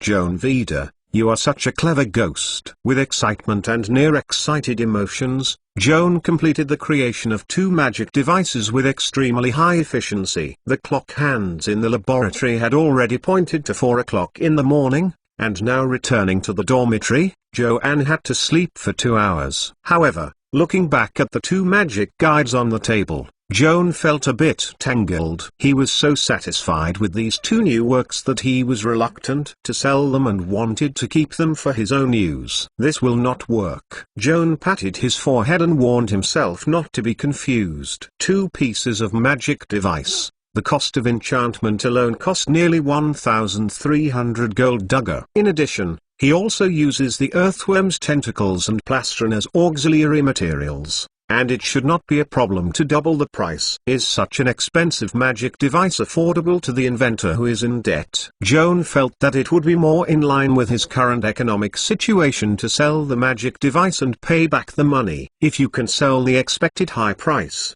the purse becomes full, and it is not too late to make 2 more magic devices of the same type for your own use. Chapter 225 Magic Alarm. Joan put 2 newly made magic devices into the storage bag, packed up the test bed, said goodnight to Chino, and left the laboratory. Mr. Vader, Mr. Vader, the wooden golem shouted to catch up. What else? Joan stopped and looked back at Chino in surprise. Not good night, Mr. Vader. We should say good morning to each other at this hour. The wooden golem corrected it seriously. Joan couldn't help but listen. You are right, Chino. Good morning. Good morning, Mr. Vader. Bye. The wooden golem waved to Joan in a very serious and even funny manner, and kept watching him walk into the wind escalator, with a whistling airflow disappearing from his eyes. On the first Saturday in May, after 8 o'clock in the morning, Joanne jumped out of the public carriage and took a brisk step into the Yangbo business firm to show Mr. JV his 2 newly created magic devices. Is this true? Joanne, have you made a new magic device? Take it out and let me see it, Mr. JV urged with interest. First of all this. Joan opened the storage bag and took a thing from it and placed it on the counter. Mr. JV picked it up curiously and looked closely. This thing is about 1 foot long, thin on the top and thick on the bottom, black and bright in color. At first glance, it was thought to be a branch, but soon it was found that it was not a wooden product, but was nested by countless chitin rings. It is smooth and hard to touch, and its texture is like ivory. The surface of each ring limb is covered with small holes, which is very sensitive as the airflow changes caused by Havel's breathing are slightly jittery. Joan, what is this? It looks like a limb on an animal, Havel asked speculatively. Almost, it's actually the tip of the earthworm's tentacles. Joan nodded. It's interesting, but I'm more curious about its special use. The structure of this tentacle is very precise, and it can sense slight changes in airflow and sound waves. I used this feature to enchant this ring of tentacles with an arcane magic alarm to make a magic alarm. The siren can be turned on for up to 8 hours per day. During this period, the magic released by the siren will cover the 20-yard radius around the holder. If a dangerous creature breaks into the monitoring range of the siren will be triggered. Warn the owner immediately. Joanne explained his work. It is indeed a good thing. Mr. Havel nodded in satisfaction. Let's Port Leiden. A lot of lavish manor owners and big businessmen, they don't mind spending 1,000 or 2,000 yuga to add a heavy insurance to their property and life. So the alarm-type magic device has always been very popular. You remember was Thelet stone I ordered last time? Of course I remember. In fact, the idea of magic alarm is what Joan borrowed from the alarm stone. The alarm stone was put on the shelf, and the next day it was bought by a big slave trader. The guy was really generous in spending 1,400 gold dugger without blinking. But this is also normal. There is one slave trader. All of them are full of villains. 1,400 gold dugger can save them from having to worry about their heads being cut off by the enemy at night, and they can sleep well and sleep well. The money is well spent. Mr. JV lit the pipe and took a deep sip, casting his eyes on Joan for consultation. We will set the price of the siren you made according to the price of the alarm stone, 1,400 gold dugger. What do you think? Mr. JV, you can actually set a higher price, because my siren has an additional anti-stealth function than the siren. Anti-stealth? JV moved the pipe away from his lips and looked at the alarm made by Joan suspiciously. If I remember correctly, the first arcane magic alarm does not seem to have the ability to see through invisible creatures. As you said, if you enchant a magic alarm on a stone, you really cannot detect invisible creatures. But my siren is different. I don't know if you noticed it, Mr. Havel. The structure of this tentacle is very special. Joan's prompt made JV suddenly open and excitedly stood up. I thought. Digger's tentacles. Digger's eyesight is actually very poor, relying entirely on the tentacles on the forehead to sense changes in the external environment. Yes, Most of the stealth methods, including the 2 rings of stealth, are only devoted to deceiving people's eyes and visually eliminating their own tracks. However, invisible creatures will inevitably cause changes in airflow and even emit a slight foot sound.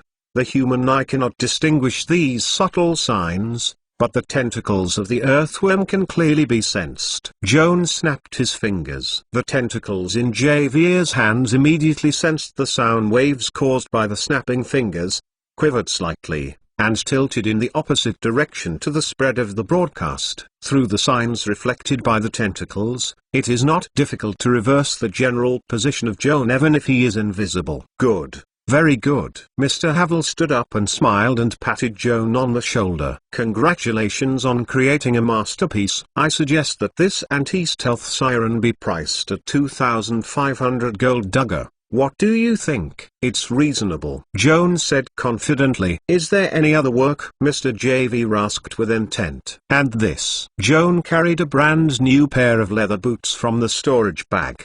The upper is sewed in calfskin, and the sole is polished with a tough and lightweight ground bug carapace. Mr. Havel took a look at it and nodded in praise. The stitches are very dense. I didn't expect you to sew. I often do needlework in school. For Joanne, sewing leather boots is no harder than sewing scarecrow clothes. Can I sense the magic fluctuations emanating from these leather boots? Can you tell me its enchantment effects? Mr. Javier asked urgently. First arcane thunderstomp.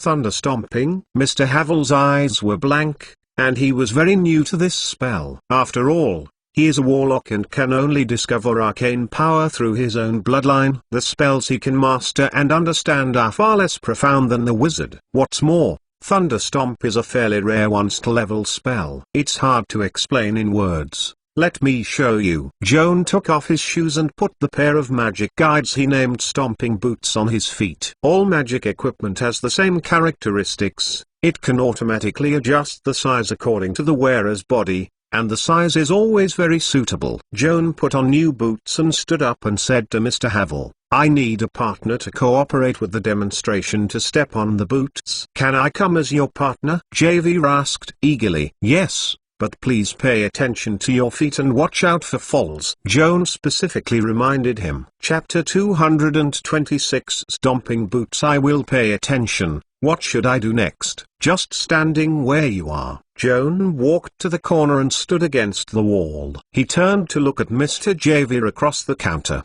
and the distance between the two sides was almost 15 feet away. He reminded again. Please pay attention to your feet. Relax. I stand very steady. Just in case, Javier's hands also supported the edge of the counter. Then start. 3, 2, 1. The moment the countdown ended, Joan suddenly stomped his feet, evenly distributed the magic wire on the ground, and then violently twisted. A golden impulse passed through Joan's soles and passed to Mr. Havel's feet against the ground. Javier noticed that the rug suddenly raised a bump, and he rushed straight toward him, and tried to dodge in surprise. But he did not expect that the shockwave was as flexible as a python, and he followed him closely, and as his footsteps shifted, he immediately transmitted to the soles of his feet and burst into a violent explosion. Mr. Javier felt like he was on a small boat that was overturned by stormy waves. His fingers slipped away from the edge of the counter. With the creaking of his nails scratching the counter, he finally fell on the ground. When the ground quaked and calmed down, Mr. Havel climbed up against the wall, rubbing his aching buttocks, and couldn't help wondering. It's amazing. If I hadn't just experienced it myself, I can't believe the power of the once-level spell is so great. Joan, how many times can Stomping Boots release this spell every day? Release Thunderstomp up to 4 times a day, stomping and silently activating the mantra. You can release a shockwave conducted from the bottom of the boot to the ground, forcing an unbalanced center of gravity within 30 feet, falling to the ground, consuming it takes a whole day to replenish the magic power after using all the times of the day. Joan made an explanation. What is the starting spell of the spell? Mr. Havel asked urgently. Talter. Joan pronounced an elf word. Talter. Translated into human lingua franca means collapse. Most spells related to earthquake use Tolto as a starting spell. This pair of magic boots has a high practical value. We set the price for it. 2,000 Ginduga. What do you think? Mr. JV relighted the pipe. I have no opinion. This price has greatly exceeded Joan's psychological expectations, adding a little uneasy. I hope to sell it. So foolish enough. Mr. JV gave the young mage an angry and funny look. Dare you bet me? The siren and stomping boots are on the shelf, and buyers can be found within 3 days. Seriously, I would rather not sell it, so that I can use it for myself. What a coincidence. I originally wanted to keep my own. Joan looked at the counter reluctantly. Stupid boy, don't be reluctant. When you make money, go back and do one more thing. Mr. Havel took a quill with a smile, quickly calculated it, and looked up to Joan. We are old friends. I won't talk to you.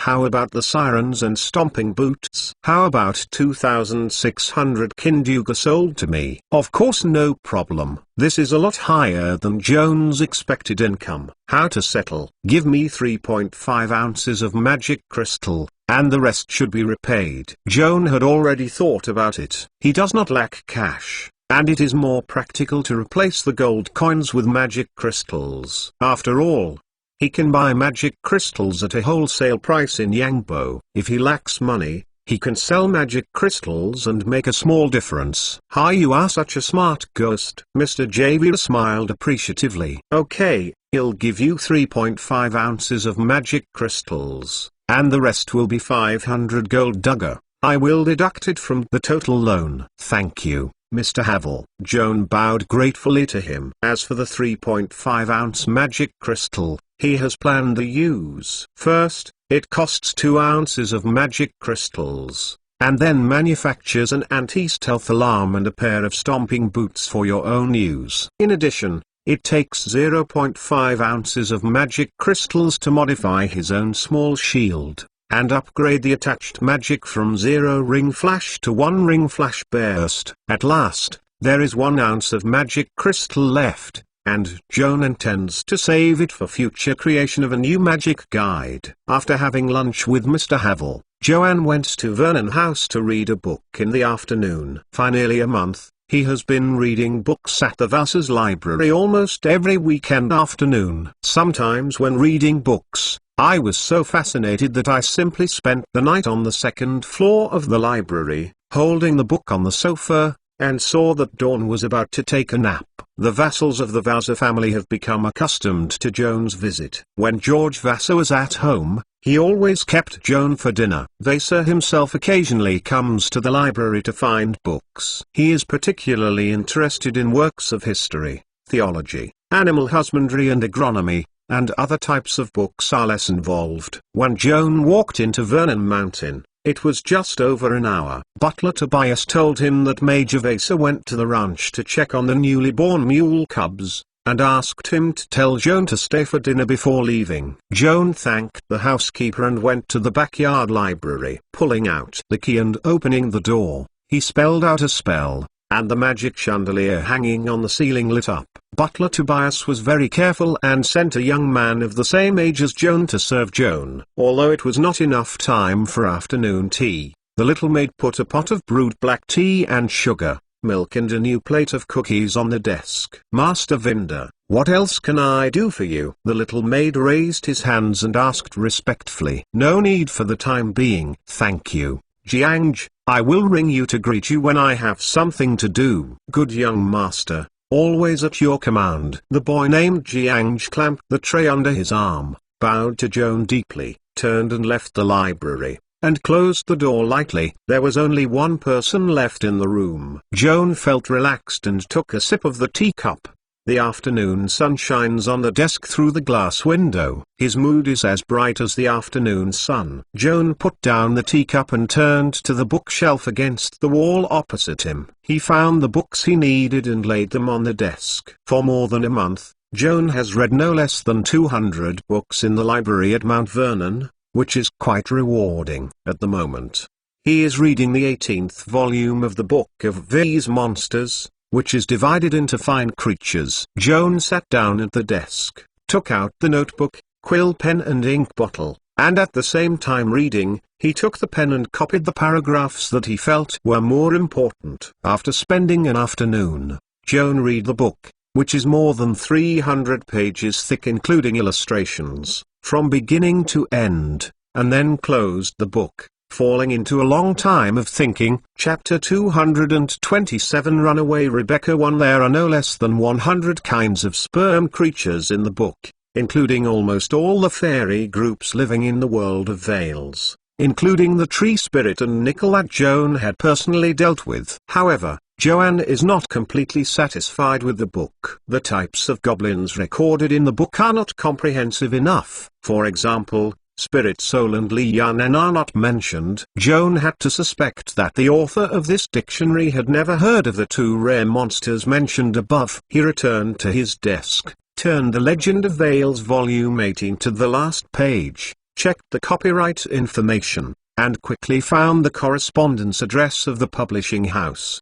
The compilation committee of this set of dictionaries stated in the preface that readers are welcome to check for gaps in the reading process. If they can provide materials that have not been included in the book, the publishing house will give a certain amount of reward as a gratitude. Joanne didn't care much about the symbolic reward, but from the perspective of a reader, he felt obliged to provide the missing items in the book. He was hesitating whether to write a letter to the publishing house listing the relevant materials of Spirit Soul and Lianan, and a knock on the door suddenly came from behind. "Please come in." The door of the library was open, and Jiang walked in, bowed to Joan first, and then said, "Master Vader, dinner time is up. The host invites you to the restaurant." "Okay, let me go now." Jiang temporarily dismissed the idea of writing to the publishing house, hurriedly stuffed the book back to the shelf, and followed Jiang to the front yard restaurant. Joan sat down at the dining table. As usual,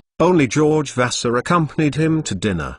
But the housekeeper Tobias was on the sidelines. "Mr. Vassar, is the ranch still going well?" "Not bad. The mare gave birth to twins, and both mules are healthy." Major Vassar opened the napkin and talked about his new plan with great interest. "Joan, are you familiar with the newspaper, Leiden Post? Sister Meow, Akai and teacher Benny all work there.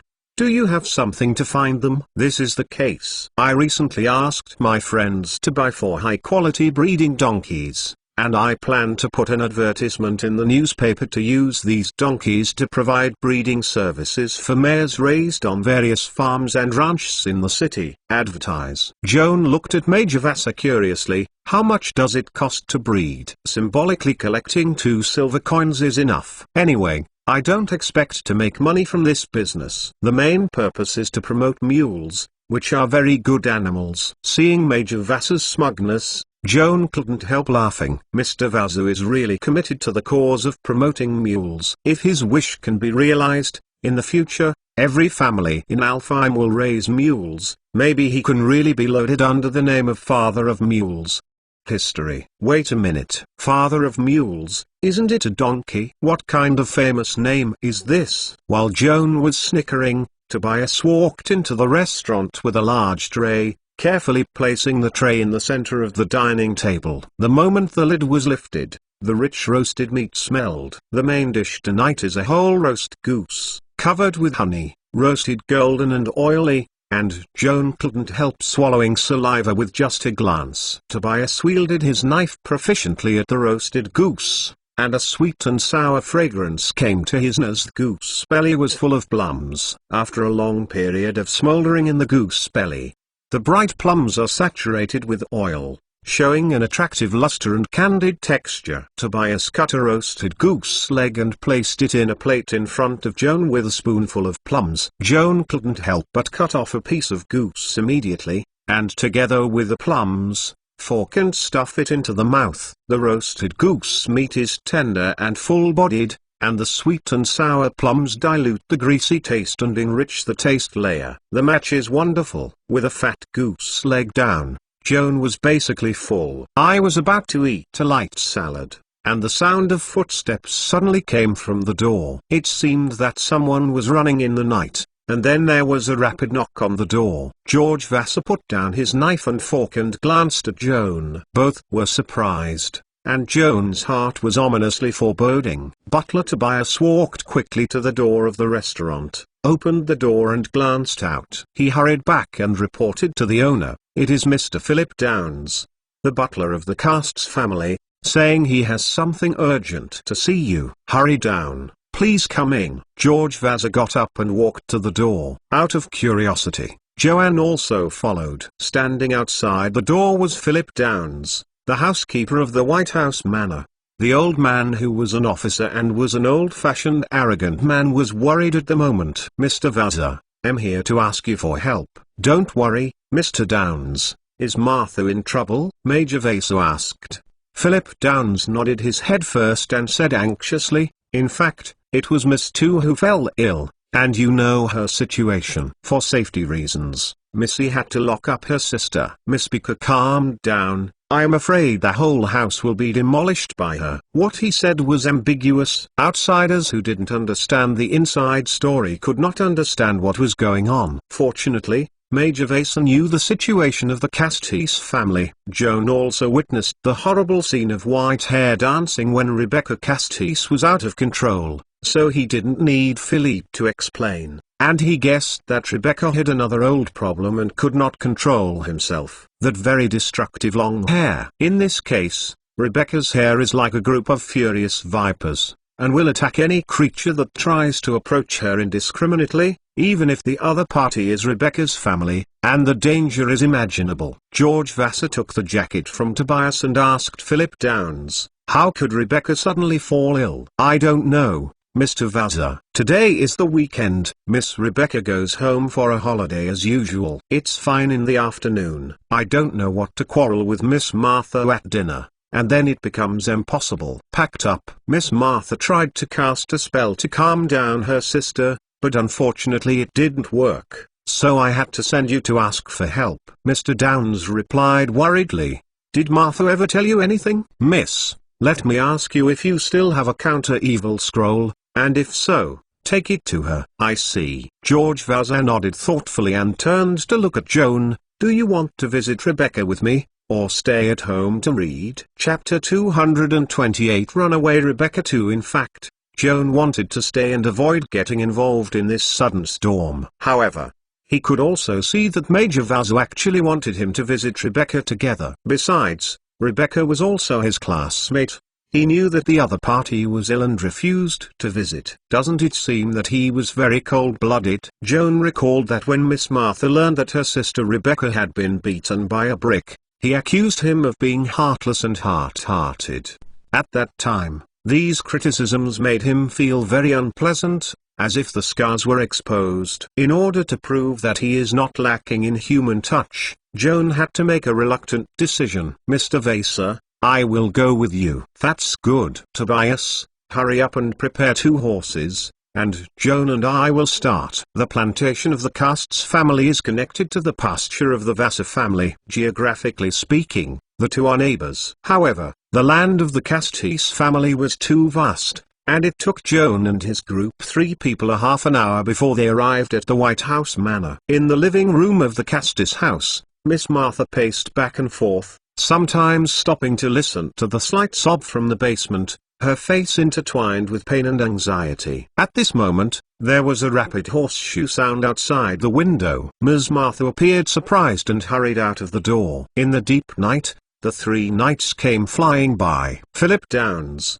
who led the way, jumped down before the horse stopped, and ran quickly to the hostess. "Miss, I invited Mr. Vassar, and Mr. Vader came." "Thank you, Lord Timothy." Miss Martha raised her left hand and made a circle in the counterclockwise direction on her chest. "Philip, you have worked hard, and go to help the 2 gentlemen to tie the horse." Joan turned and dismounted, handing the reins to the servants of the Casts family, followed Miss Martha and Major Vassar into the living room. When he entered the door, he inadvertently heard a whimper of crying, and he couldn't help but froze for a moment, then stopped and listened carefully. The crying sound seemed to be coming from under the cracks in the floor, which reminded him of those horrible folk tales, which made his back cold. "Masha, What about Rebecca? Vaso asked. Not very good.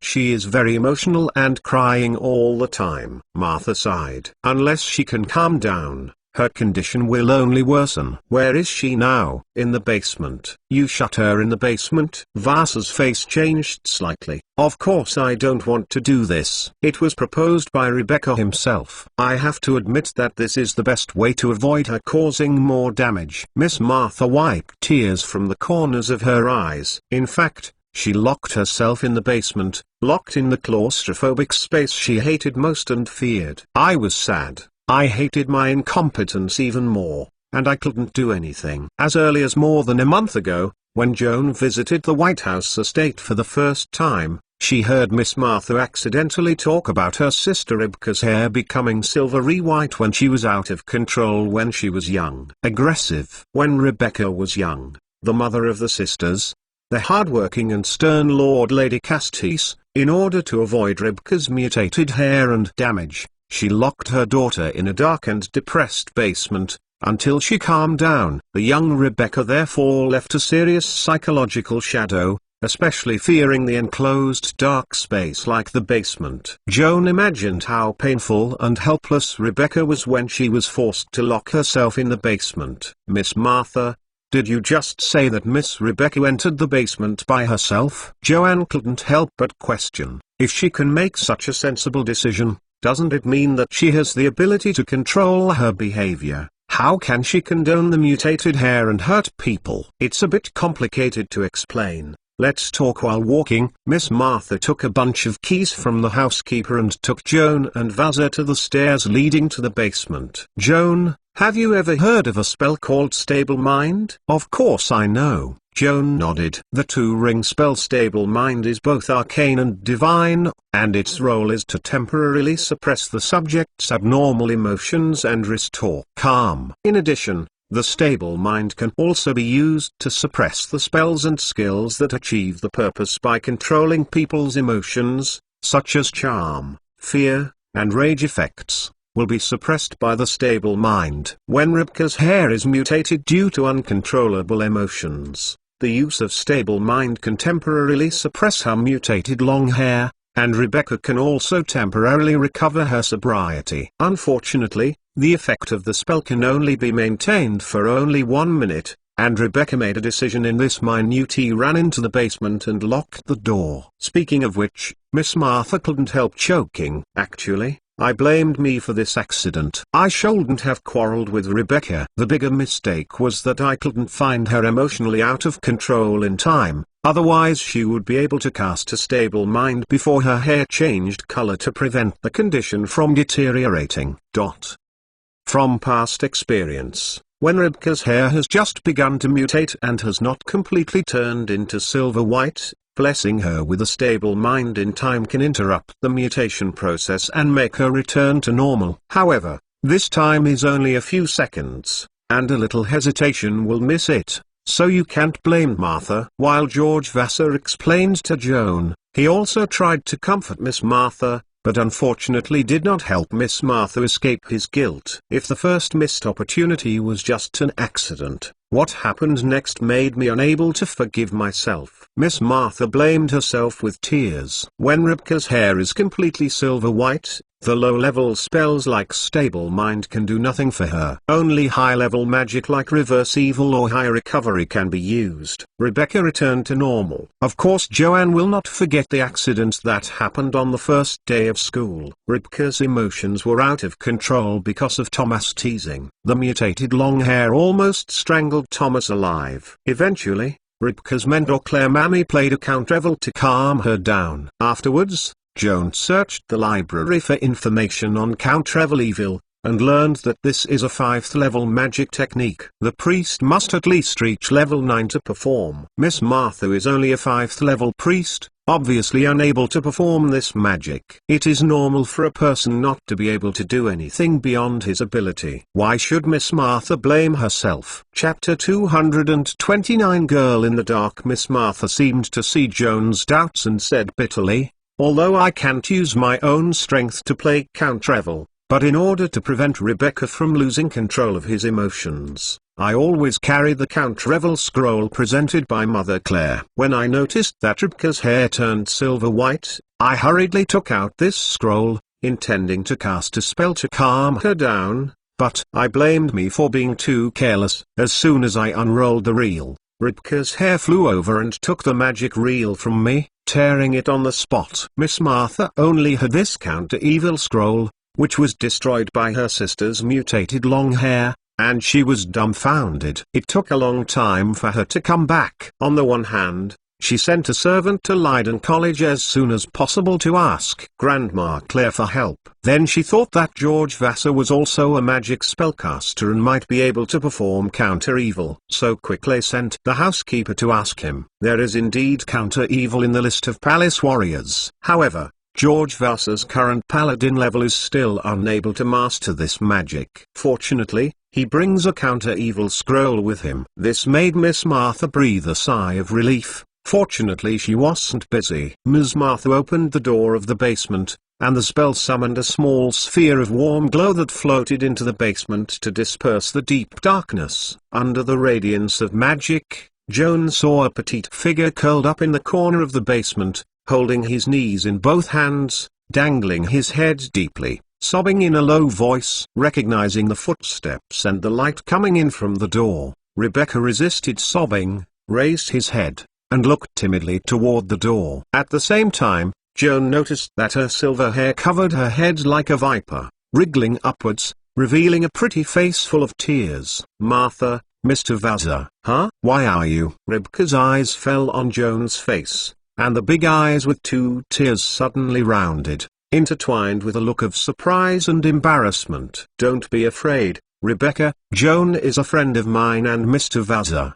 He came to visit you specially." Martha comforted her sister softly. "But he is not my friend." The little girl was aggrieved and complained to her sister with a crying voice. "This man is fierce and fierce. He is also arrogant. Because he is a genius, he looks down on others." Joan was stunned, and he doubted Rebecca was another person. In view of the fact that a brick had smashed her head, she accused herself of being fierce, and Joan squeezed her nose to recognize it. Where did she start talking about guilt and arrogance? He didn't know that his criticism in school was so bad. "Rebecca, you probably misunderstood." Joan just looked a little cold on the surface. In fact, he was a very kind-hearted boy. "You will know when you touch it," George Vassar said with a smile. "That's not it. He looks like a block of ice on the outside, and his heart looks colder than the outside. I want to get in touch with him, but he ignores me at all and hides from me deliberately." Rebecca pursed her lips and further strengthened her condemnation, which seemed very wrong. "I do not have it." Joan couldn't help but complain. Suddenly remembered that Rebecca once went to the dormitory to find herself twice, but it was a coincidence that she was not there at the time. Presumably she thought she wanted to avoid it. "I didn't mean to hide from you. It really didn't happen." "It didn't happen at the time, but you didn't return afterwards," Rebecca retorted abruptly. Kian opened his mouth and was speechless for a moment, and his face could not help being hot. "Others have come to him twice, and you King Lai should take the initiative to return, but he did not, but the reason is nothing more than fear of getting into trouble." However, in Rebecca's view, this is undoubtedly a manifestation of arrogance and ignorance. "Okay Rebecca, Joan is a boy, you will inevitably be careless, so don't blame him." Martha smiled and rounded the field. "Are you angry?" Rebecca nodded gently, but judging from her still pursed mouth, Joan suspected that she had not completely deflated in her heart. "Masha, these things will be discussed later. We will hurry up and help Rebecca to cure mutated hair." Major Vassar took out a scroll of spells with a sacred breath. Miss Martha put away her smile and solemnly walked to the side of Major Vassar, holding the Timus symbol worn on her chest, praying piously, and praying for the Queen of Cause and Effect to give divine power. The mithril sacred symbol glowed with white radiance, centered on her location, and the originally evenly distributed magic net lines in the surrounding space were distorted, like layers of waves spreading outward. Joan sees that Miss Martha is performing the two-step magical technique of stable mind, using magic to temporarily suppress the sister's mutated silver hair to temporarily eliminate hostility, so that Major Vasa can unwind the scroll calmly and reverse the evil power blessings on Rebecca. Ribka's long hair, like a special kind of activated object, has an independent personality and will, and the will of the hair is not always consistent with Rebecca. If Rebecca's will conflicts with the hair's will, the latter will abandon the master's order and act on his own initiative. In extreme cases, he may not even rule out the possibility of harming the master. To put it bluntly, Rebecca is actually no longer the owner of his hair, but the host of his hair. Miss Martha succeeded in releasing the stable mind. Rebecca herself was affected by the spell. Her face gradually became smooth, and the silver hair like a snake on her head seemed to struggle, sometimes falling down, seeming to fall into a deep sleep, sometimes rising suddenly, like was awakened by a nightmare, clearly against the power of stable mind. Seeing this, Joan was uneasy. For the sake of insurance, he quickly photographed mage armor and shield skill on his body to strengthen his defense, and then immediately summoned the High Master's hand to prepare for the precautions. At this time, George Vassar has launched the scroll and completed the preparation for Count Revel. Next, as long as he walks to Rebecca, touches her body and transmits the magical power into her body, she can deter the mutated hair. However, as he took the first step towards Rebecca, the girl suddenly groaned painfully, and a bunch of long hair seemed to hit his throat like a silver snake. Joan waved the hand of the High Master without hesitation, promptly capturing the violent long hair. George Vassar froze for a moment,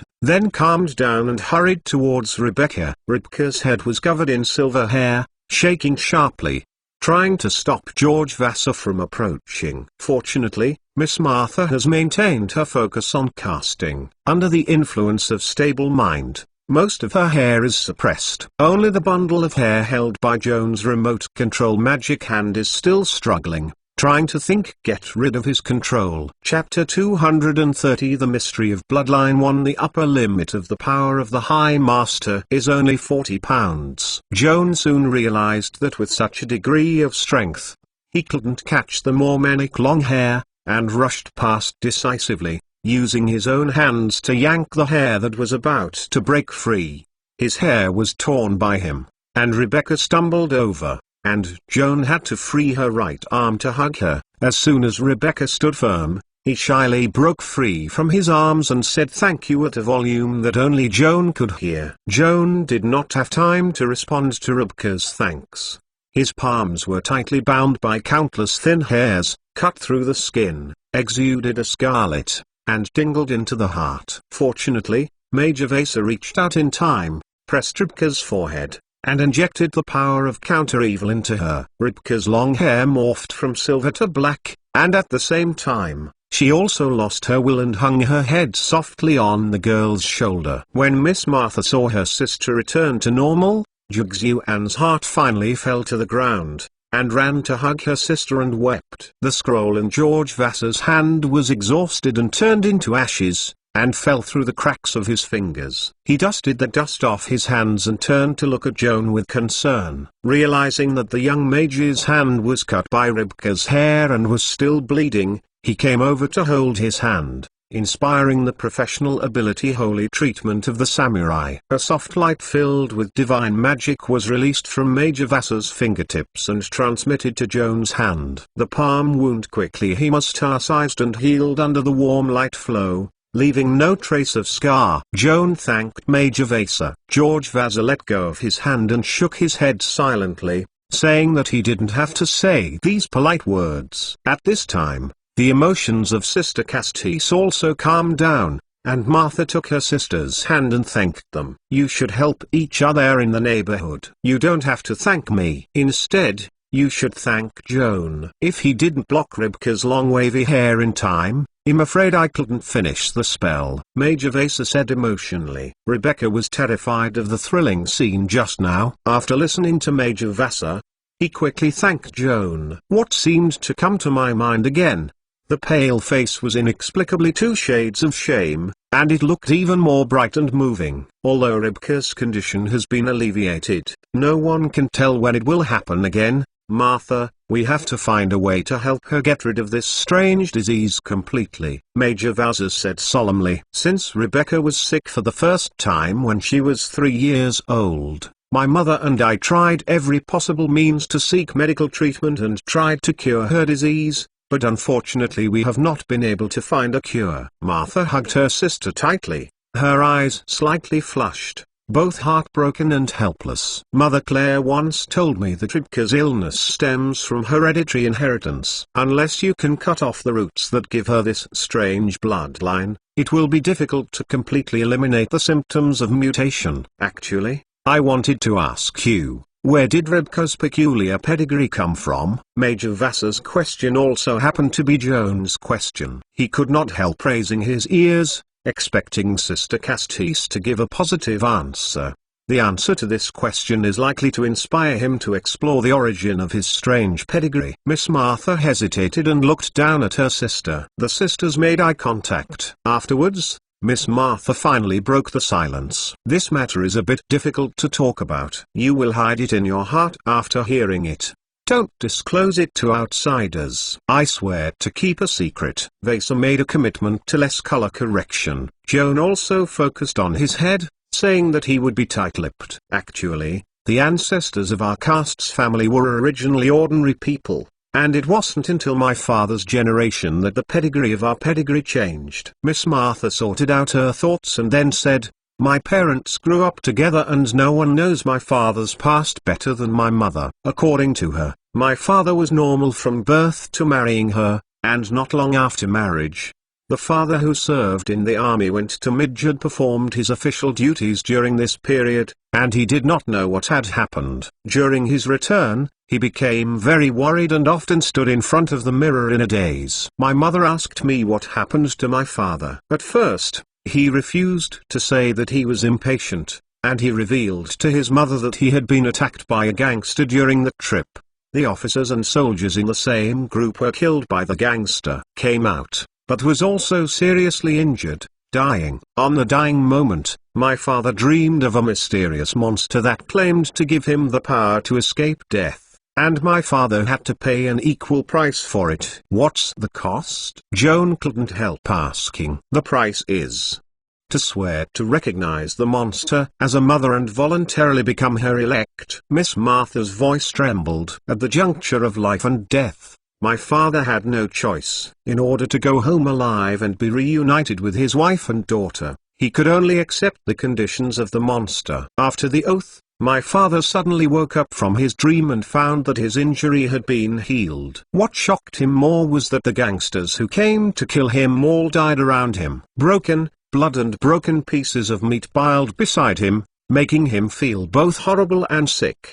My father initially thought that the monster he saw in his dream had saved himself. It was only later that he realized that the gangsters were slaughtered by himself. To be precise, it was automatically mutated into a silver weapon when he sensed the threat. Killed by her hair. Like Rebecca's hair? Major Vasa asked tentatively. Miss Martha nodded gently. The essence is the same, but according to my mother, my father's mutation characteristics are stronger than that of Rebecca, and the lethality of the hair after the mutation is stronger. The difference in power is like the slingshot to the magic crystal shotgun. In addition, my father can control the length of his hair as he pleases. It usually looks like ordinary short hair. With a killing intention, hundreds of thousands of hairs instantly become 10 yards. The roots are sharp and tough. Fine gold. Cutting an inch of thick steel plate is like tearing a thin piece of paper. Even the heavily armored heavy armor knight can't stop him from a hairline,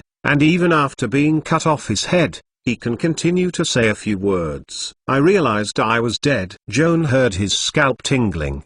If Miss Martha's description does not have an exaggerated composition, then Sir Castis' mutated hair is too powerful. But compared to its destructive power, Joan is more concerned about another detail. Miss Martha, your father can control his hair. This is the biggest difference between him and Rebecca. You said the key point, Joanne. My father was indeed able to completely control his hair at the beginning, and used it as a weapon to kill the enemy. But this is not entirely a good thing. Miss Martha smiled bitterly. Chapter 231 The Mystery of Bloodline 2 In the Ear War that broke out 14 years ago, the reason why my father was able to lead the Alpha militia and defeat the more powerful regular forces of the Navy was mainly relying on his mutated hair and using his own power killed no fewer than 100 elite knights of the Navy. After that war, my father was rewarded for his military merits, and he was named Lord by His Majesty the Emperor. Looking back now, it was really the most beautiful day of our Castis family. Miss Martha's eyes were blurred, and she seemed to recall the good old days. Unfortunately, the good times don't last long. My father conferred nightmares frequently. After less than half a year, he dreamed of the monster that gave him strange powers, the evil who claimed to be his mother, and asked him to fulfill the mission of the voters to do some evil acts that violated my father's principles. Seemingly recalling some past events that caused her psychological shadow, Miss Martha's face gradually lost its blood. My father didn't want to get his hands dirty, refused to obey the monster's order through the dream, and soon he was punished. Don't hide from you, my parents are not very good-tempered, and occasionally they will quarrel because of some small things, but they will be reconciled soon afterwards. At that time, when I was 5 years old, I was also accustomed to quarreling with my parents. One night, I heard my parents arguing in the study, followed by the mother's exclamation, and the terrible shattering sound. I opened the door with anxiety and curiosity, and peeped through the gap in the study. Ms. Martha's lips were trembling, as if she was recalling a nightmare, and she could not continue anyway. In fact, even if she didn't say it, Joan was not difficult to imagine. That night, for the first time, Sir Cast's hair was out of control, ruining the room, and almost killing his beloved wife. After a long time, Miss Martha calmed down and rolled up the sleeve of her left arm. The white and tender upper arm clearly saw a circle of dark red scars, like dense threads. That night, I saw my father's hair running out of control, entwining my mother like snakes. I was afraid that my mother would be strangled and rushed into the door desperately, crying and trying to stop my father. Next, I just remember that countless silver hairs flew over and wrapped around my arms. The pain and fear made me pass out on the spot. I thought my arm had been cut off at the time, and when I woke up, I found that I was lucky, but I was struck out with several deep wounds, and it took a long time to fully heal. Miss Martha put down her sleeves and smoothed the folds. That was the first time my father got out of control. At that time, the illness was not serious. At least he could rush to force his hair back to normal before killing his wife and daughter. However, the crisis had already appeared and he had to manage to get out of the predicament. What is Sir Castis going to do? Joan asked in a low voice. At first he tried to shave his hair, which seemed to be the simplest and most direct method, but it was useless at all. The shaved hair would grow again soon, and restore its original length in just one night. The more troublesome thing is that the hair needs to consume a lot of nutrients during the high-speed growth process. These nutrients have to be extracted from the host body. As a result, my father became very weak. Since then, he dare not cut his hair again, and the hair has always maintained an appropriate length, will not continue to grow. Speaking of which, Miss Martha stopped and stroked her sister's long hair lovingly. Obviously, Ribka's troubles can't be solved by cutting hair too, which must have been tried by the sisters. Later, my father realized that his hair became like this because the monster he saw in the dream cursed him and turned him into a monster. In order to get rid of the curse completely, he had to try to expose the monster. In order to find a way to deal with her. In order to find out the true identity of the monster, my father found a friend to investigate the matter. According to my father, the person entrusted by him is an experienced ranger, especially good at investigating such mysterious events. He handled this matter most securely. Miss Martha Joan couldn't help interrupting her story, her voice trembling slightly with excitement. The ranger who was employed by your father 14 years ago. Is it Guillaume Tell? Guillaume Thiel? Miss Martha's face was blank, I haven't heard of this name, and my father didn't say clearly what the ranger he hired was. So what is the result of the investigation? George Vauser asked curiously. My father was very happy when he received the original letter from the ranger. This shows that some eyebrows have been found. However, after half a year, when he received the letter from the other party again, he became depressed after reading it. I guess there is bad news in the letter. That night, my father stayed up all night and burned all the relevant letters. After discussing with my mother for a long time, he left the manor the next day and went to Midgard to take up his post. Since then, he has never returned home. Miss Martha sighed and said quietly, when my mother was dying, she asked me and my sister to forgive my father. He also said that he did not intend to abandon his wife and daughter. The reason why he did not return home for more than 10 years was actually afraid to return, lest he would harm his beloved family. Touching the scarred arm, Miss Martha sobbed and said, Father thought he would stay away from home, and his family would live a peaceful life. But he didn't expect that the monster that had cursed him, even his daughter, would not let go. Poor Rebecca, inherit with the strange pedigree of my father. I really hope that I can bear this vicious curse on her behalf. Martha, don't be sad. I will recover one day and my father will come back. Rebecca snuggled in her sister's arms, sobbing. Miss Martha was afraid that her sister's hair would be mutated again because of emotional excitement. She quickly calmed her down and tried to calm her down. When Miss Martha talks about the origin of Rebecca's strange pedigree, Joan falls into a long period of thought. Although there is no reliable evidence yet, he believes that Sir Castes was invited to investigate the monster ranger. Grandfather Guillaume tell. When Grandpa took over the commission, he didn't know how dangerous it was, but when he sensed that the situation was serious, he had no time to regret it. Both his daughter and son-in-law were implicated, and even his grandson, who had not yet been born at that time, was not spared. Because of the curse of the monster, a deformed eye grew behind his neck. Chapter 232 Soothe Bracelet 1. Joan touched the back of the neck subconsciously. The mystery lingering in his heart increased rather than decreased. His mutation symptoms are very different from those of Castes and his father. At least so far, the deformed eyeball behind the neck has shown no signs of being out of control. Joanne doesn't know whether this is because his peculiar pedigree is relatively thin, or his luck is better if he can maintain the present state of his own will and the mutated organs in peace. He would rather put away his curiosity than trace the root cause of this mutation. His eyes turned to Rebecca Castes, and Joan's heart was full of pity. Compared with him,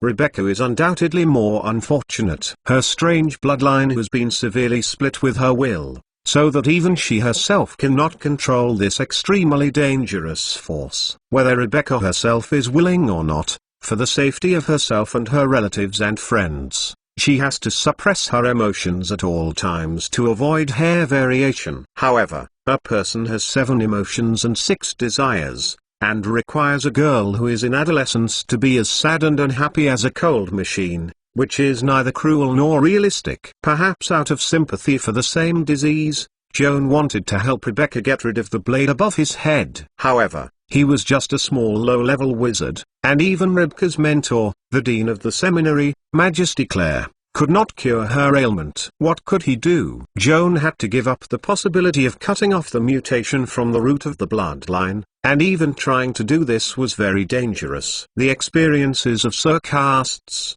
Grandpa Joan and his parents all show that this road leads to the unknown evil monster. The more you explore the source of the bloodline, the closer you are to the monster, looking like a dead end. So, is there any other way to stop the mutation of Rebecca's hair? After long thinking, Joanne finally thought of a theoretically feasible strategy. After hesitating again and again, he finally found the courage to break the silence. Miss Martha, I thought of a way that might help Rebecca from the trouble caused by the strange bloodline. The sight of Sister Castes and Major Vasa immediately focused on Joan's face, expecting him to reveal the answer. The attention of everyone, especially Rebecca's watery eyes mixed with expectation and doubt, made Joan nervous to speak. Simply took out the pen and paper, scribbled 2 lines, and silently handed it to Miss Martha. Make a magic device. When the magic device senses that Rebecca's emotions are out of control, and her hair shows signs of aberration, she will inspire stable mind to calm her down. Rebecca recited the note again, then raised his head and looked at Joan suspiciously. Who can make such a magic device? Master Owls? I can try it myself, Joan answered daringly, his cheeks hot. Joan is not that kind of boy, he said. Try it, which shows that he is fully confident. George Vassar clearly knows Joan's character better than Sister Castis. Rebecca, what do you think? Miss Martha looked at her sister. Rebecca's eyes were hesitant, and she couldn't seem to believe that Joan had such a skill. However, she did not publicly express her concerns, and barely squeezed a smile. Then give it a try, anyway. I have nothing to lose. Joan, whatever you need, let me say, as long as it is good for Rebecca, I will agree to any conditions. Miss Martha was like a drowner who saw a driftwood, her hopes pinned on Joan, making him feel invisible pressure, took a deep breath, and tried to calm herself down. Miss Martha, first of all, I need a quiet room as a studio, and a scroll of stable mind, or you can cast this spell yourself. In addition, I also need 8 ounces of magic crystals as an enchanting stabilizer, and finally, an item as an enchanting embryo material, preferably an accessory worn by Rebecca. Only these? Miss Martha asked incredulously. All these are enough. Joan's calm words showed confidence. No problem. I'll prepare now. Miss Martha immediately came to the housekeeper and asked him to take Joanne to the study on the 2nd floor, where it completely met his requirements for quietness.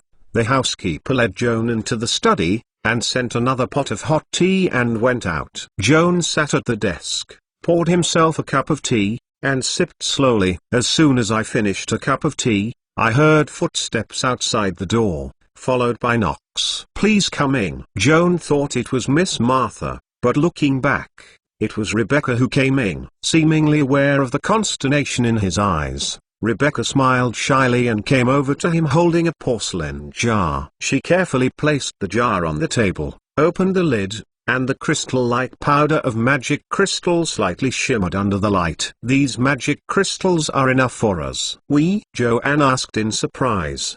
Rebecca nodded seriously. I'll be your enchant assistant. Isn't that suitable? I am a level 5 priest, and you can use the stable mind. And the magic device you want to make is related to my own health. Is it inappropriate for me to help you complete this work? Rebecca's rhetorical question left Joan speechless. He didn't expect that this shy little girl, who looked shy and shy, argued that she was so sharp-minded that she was only willing to admit defeat. Well, you can stay here, but you have to obey my instructions, and you can't ask around. No problem. I will listen to you. The little girl nodded happily, the radiance of joy shining in her eyes. Is the enchanting embryo material ready? Rebecca quickly rolled up her sleeves and dropped a mithril-forged bracelet from her slender wrist, holding her hands in front of Joan. This is the bracelet my mother left me. Never leave. Please be careful when enchanting. You can rest assured that there will be no damage. Joan took the silver bracelet and looked at it,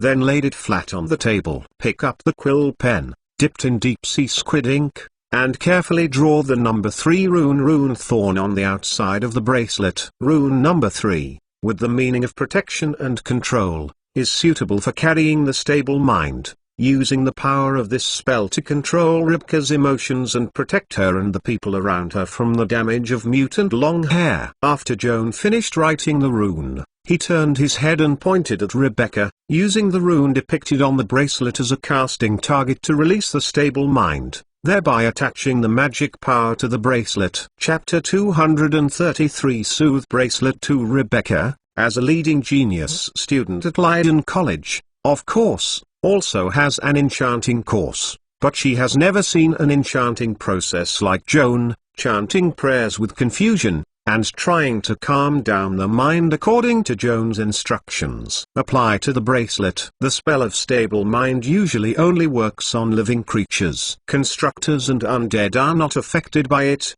let alone a lifeless bracelet. It stands to reason that such a cast has no meaning. However, What happened next surprised Rebecca. The strange runes on the bracelet seemed to have some kind of mysterious gravity, even absorbing the spell she had released and attaching it to the mithril bracelet. At the same time Rebecca casts a spell. Joan grabs a magic crystal dust and sprinkles it on the bracelet. The number 3 rune thorn depicted on the surface of the bracelet glowed and continuously absorbed the magic crystal dust, so that the magic of the stable mind fully penetrated into the bracelet until the spell configuration was fixed, forming a complete loop. As long as this bracelet is within the envelope of the magic net, it can continue to absorb the magic power and recharge itself until it reaches the upper limit of the magic power. The upper limit of a magister's charge is proportional to the enchanter's ability to cast spells. The upper limit of the charge corresponding to this bracelet depends on the Rebecca infused with a stable mind. Rebecca can cast 3 2-ring spells per day, so the upper limit of the bracelet's charge is also equivalent to 3 2-ring spell slots. However, the energy attached to the bracelet can only be used to release the stable mind completely consistent with the solidified spell configuration inside the bracelet. In addition to the above-mentioned regular enchanting laws, there are also some special enchanting techniques that can make the spell attached to the magic guide take effect constantly, without restrictions on the number of uses. Joan only heard a little about these special magic guides and didn't know much about it. After finishing the first phase of the enchanting process, Joan said hard to Rebecca, indicating that she could rest. "I can complete the next process by myself." "You have a rest too." Rebecca saw Joan's sweat beading from his forehead and cared softly out of courtesy. It turned out that the other party ignored her at all, still busy with self-care, flattened his mouth flatteredly. "What's next?" The little girl couldn't help asking. "Continue to enchant." Joan found Rebecca staring at herself reluctantly, her large watery eyes rippling with question marks, and she had to put down her quill and raised her head to explain to her. "Now, this bracelet can inspire stable mind 3 times a day. But our demands for it are more than that." "I understand what you mean. If this bracelet needs activation by the wearer in order to release the stable mind, it won't prevent emotional out of control. After all, people who are emotional often do not realize that they are very excited. So, next you have to enchant this bracelet for the 2nd time, so that it has the function of constantly monitoring my emotional changes and automatically activating the stable mind. Right?" Rebecca made his guess. "Exactly. You are really smart." Joan had to admire Rebecca's mind. In his view, Rebecca is not the kind of high IQ genius. His brain is outstanding, mainly reflected in the level of IQ. Rebecca seems to have a special insight. She was able to quickly grasp the key to the problem by observing words, extracting the core information, and elaborating in precise and easy-to-understand language. And this is exactly what Joan himself lacks the most. He always thinks a lot, but he is not good at communicating with people. "Thank you for your compliment, but I still have 2 questions. Can you please advise?" Rebecca had expectations in her eyes. "Tell me." "The first question, what spell are you going to use to achieve the functions I just mentioned?" "Trigger." "Trigger?" Rebecca couldn't help raising the volume in surprise. "If I remember correctly, this is a very rare 6-ring arcane. Can you really be able to cast it?" "With my own ability to cast spells? Of course not." But Joan touched the storage bag, and a sheepskin scroll with a strong magic wave appeared in his hand. "It's enough to have this scroll." Rebecca nodded suddenly, and then asked the second question. "What do the quirky symbols you just wrote on the bracelet mean, and why can it make the enchanting process so simple?" Joan gave her an alert look and said blankly, "I'm sorry, I can't answer this question." "Don't say it." Rebecca grunted her mouth and complained in her heart that someone was a cheap. Joan did not delay his work while chatting with Rebecca. "The pen is dipped in ink, and on the inside of the mithril bracelet, the number 8 rune is depicted in detail. The moral of this rune is feedback and sharing. The concept of feedback coincides with the operation of trigger. When the external environment meets the preset triggering conditions of the trigger technique, That is, it senses that the wearer's Rebecca's emotional fluctuation exceeds a certain threshold. The trigger technique will give feedback at the first time and activate the linkage with it. Settle your mind and appease the wearer's gradually excited emotion in time. Using the rune as a medium between magic and enchanted embryo material, the enchanting process becomes very simple. Joan unfolded the sheepskin scrolls, abandoned the thoughts, and immersed himself in a highly focused mental state. Normally, a mage must reach at least level 11 to be able to master the 6th level spell. Joan's current cast level is still far away. Even if it only reads the trigger technique pre-stored in the scroll, it does not dare to say that it is 100% successful. Of course, there are some luck components,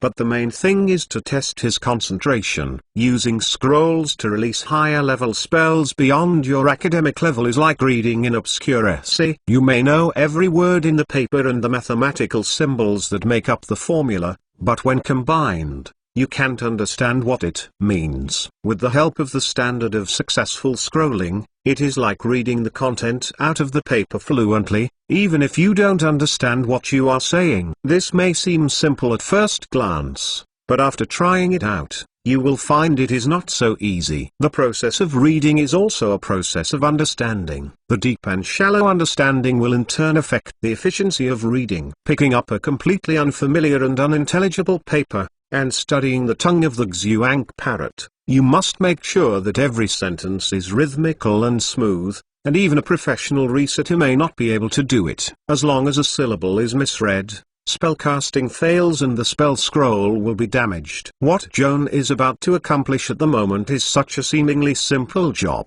but in fact it is like doing thin ice. Chapter 234 Sympathize with each other. Fortunately, from the first day of exposure to magic, he consciously exercised his concentration. Even if he was studying in a noisy downtown, he would not be disturbed by the outside world. In the state of concentration, reading the scroll of the trigger technique in the same book did not exceed the intensity of his daily concentration training. It was Rebecca, who looked nervous next to him.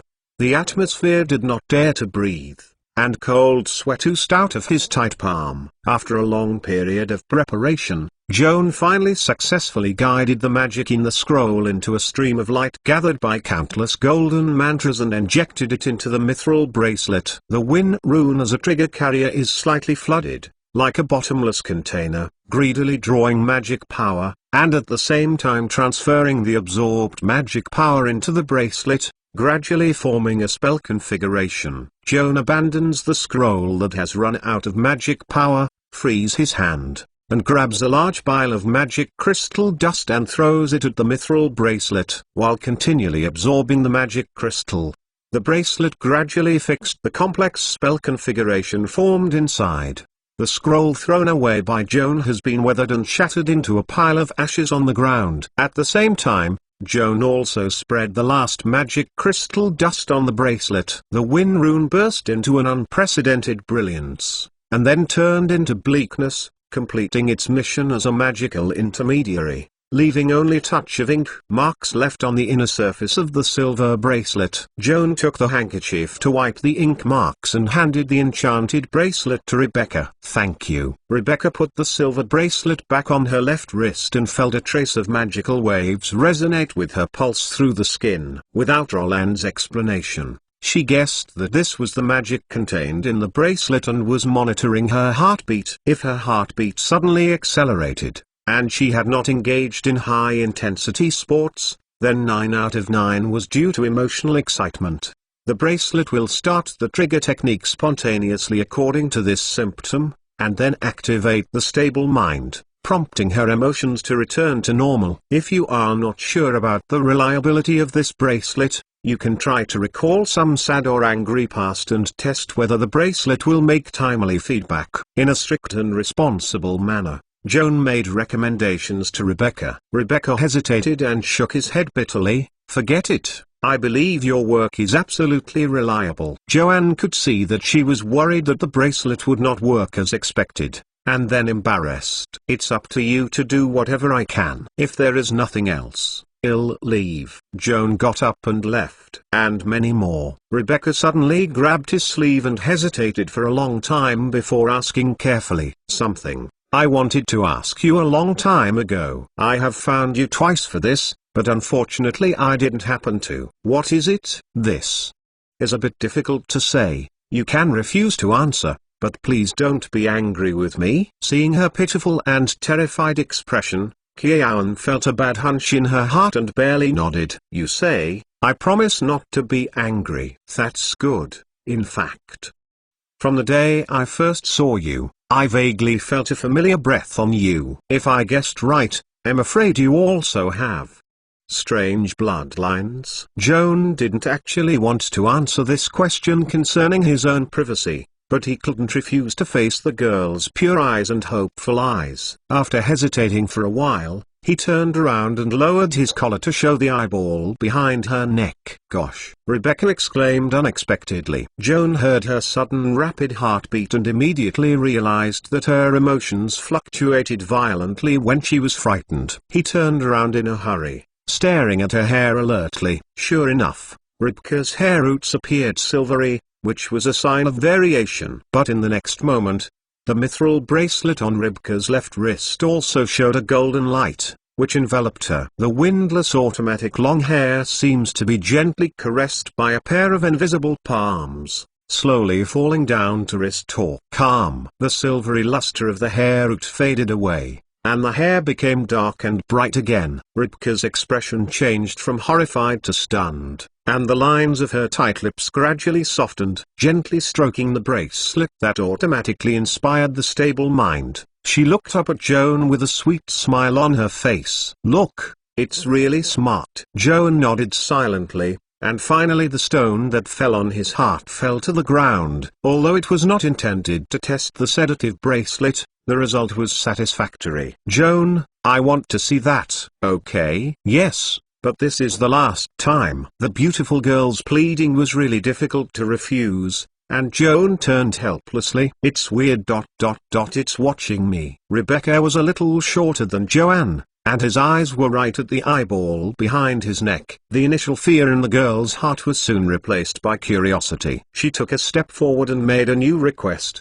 Can I touch it? Joan frowned and said nothing. Rebecca took his silence for granted, and stretched his right hand to gently touch the eyeball behind his neck. The slender hands of the girl are smooth and delicate, soft like petals, and the moment the fingertips touch the eyeball brings a little coolness. Joan couldn't help but shudder, and subconsciously tightened the neck muscles. The deformed eyeball also closed, and the field of vision behind him disappeared into darkness. Rebecca's small hand was still caressed behind his neck, and it took a long time to retract his hand. Joan, your strange bloodline also comes from heredity?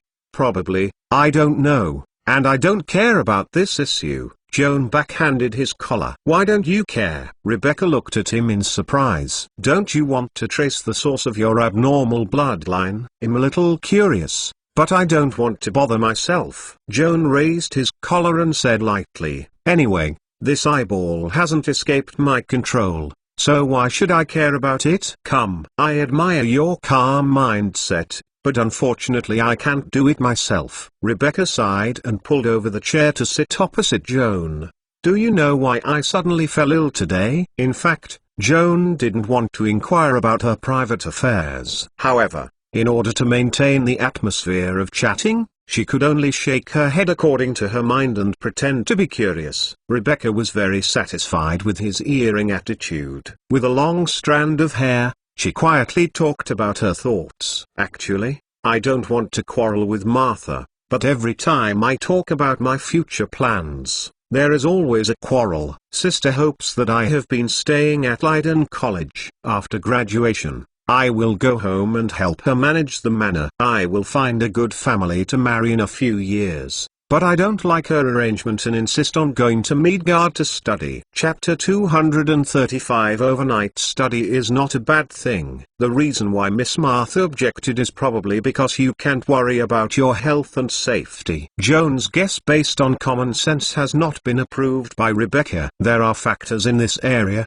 But this is not the main contradiction between our sisters. The main contradiction? Martha sees through my real thoughts and knows that the so-called study is just an excuse. Do not hide from you that the reason I want to go to Meadged is not mainly for further education, but to find my father who has been out of contact for many years. Rebecca bit her lip, her pretty face mourning. Joanne remembers that Miss Martha once said that the last time Sir Castis left home more than 10 years ago was to go to Meadged, and since then there has been no news. At the time, Rebecca was still a nursing baby. Even if she arrived in Meadged, even if she could find Sir Castis, could she recognize her father who had not met for more than 10 years? Joan had no parents since he started making notes, and had a weak relationship with him. He couldn't understand the significance of Rebecca's pursuit of his missing father for many years. However, he also knows that other people may not be as indifferent as his own family, so he tries to comfort Rebecca and don't worry, and will always find an opportunity to go to Meadged.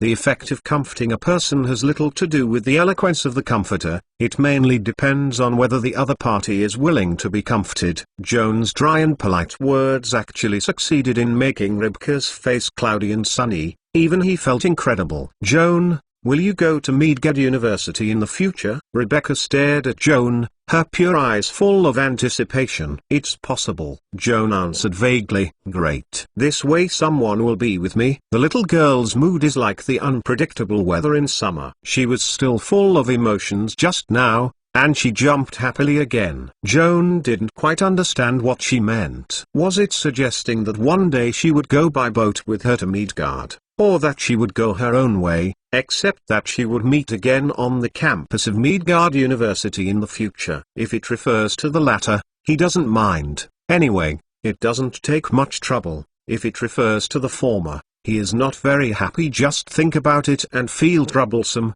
Despite not knowing Rebecca's plans, Joanne didn't want to get to the bottom of the question, simply pretending not to hear what she said just now. After all, one thing is worse than one less. At this time, knocks came from behind. Rebecca got up and opened the door, and whispered with the housekeeper Philip Downs. Then he turned and said to Joan, Martha is at ease. She sends the housekeeper over to see if we are busy here. When we are busy, we go to the restaurant, eat supper. It's free from supper. I have to go back to school. Tomorrow is Sunday, don't have to go to class. What are you rushing back to school to do? Rebecca was half begging and half forcing. It's already too late. I stayed at my house after supper. Philip will drive us tomorrow morning. Going back to school together. Is this better than going to the night alone? She had arranged it properly, and Joan wanted to refuse and could not find a suitable reason. She could only return to the living room silently,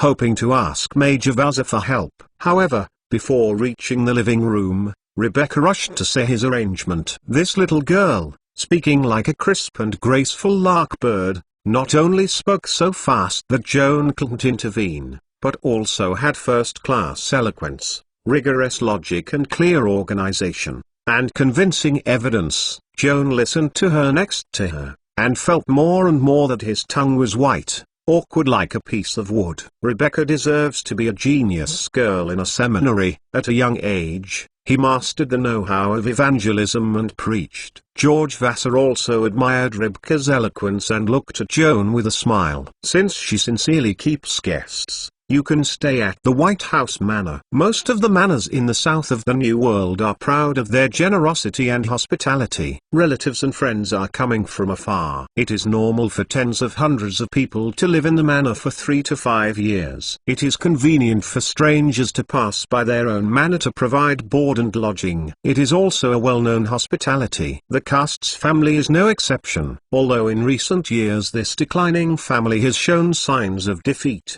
Sir Castis's former friends and doormen have left one after another, seemingly indifferent, but the generous hospitality is as usual, and there will not be a lack of special guests to entertain guests. And the rooms. Sister Castis had a hard time, but Joanne had to agree to stay overnight. George Vassar also accepted Miss Martha's stay and promised to stay here overnight. Joan had a snack and went back to his room to rest. The next morning, as Rebecca arranged, after breakfast, he returned to the school in the carriage of casts. Joan and Rebecca shared the same car and had to chat with her on the road to satisfy her excessive curiosity. Joan never thought that this seemingly innocent little girl is actually quite scheming, especially good at words, and cleverly used side-by-side methods to induce him to relax and consciously express a lot of personal privacy. By the time the carriage came to Leiden College, Rebecca had made his past experience clear,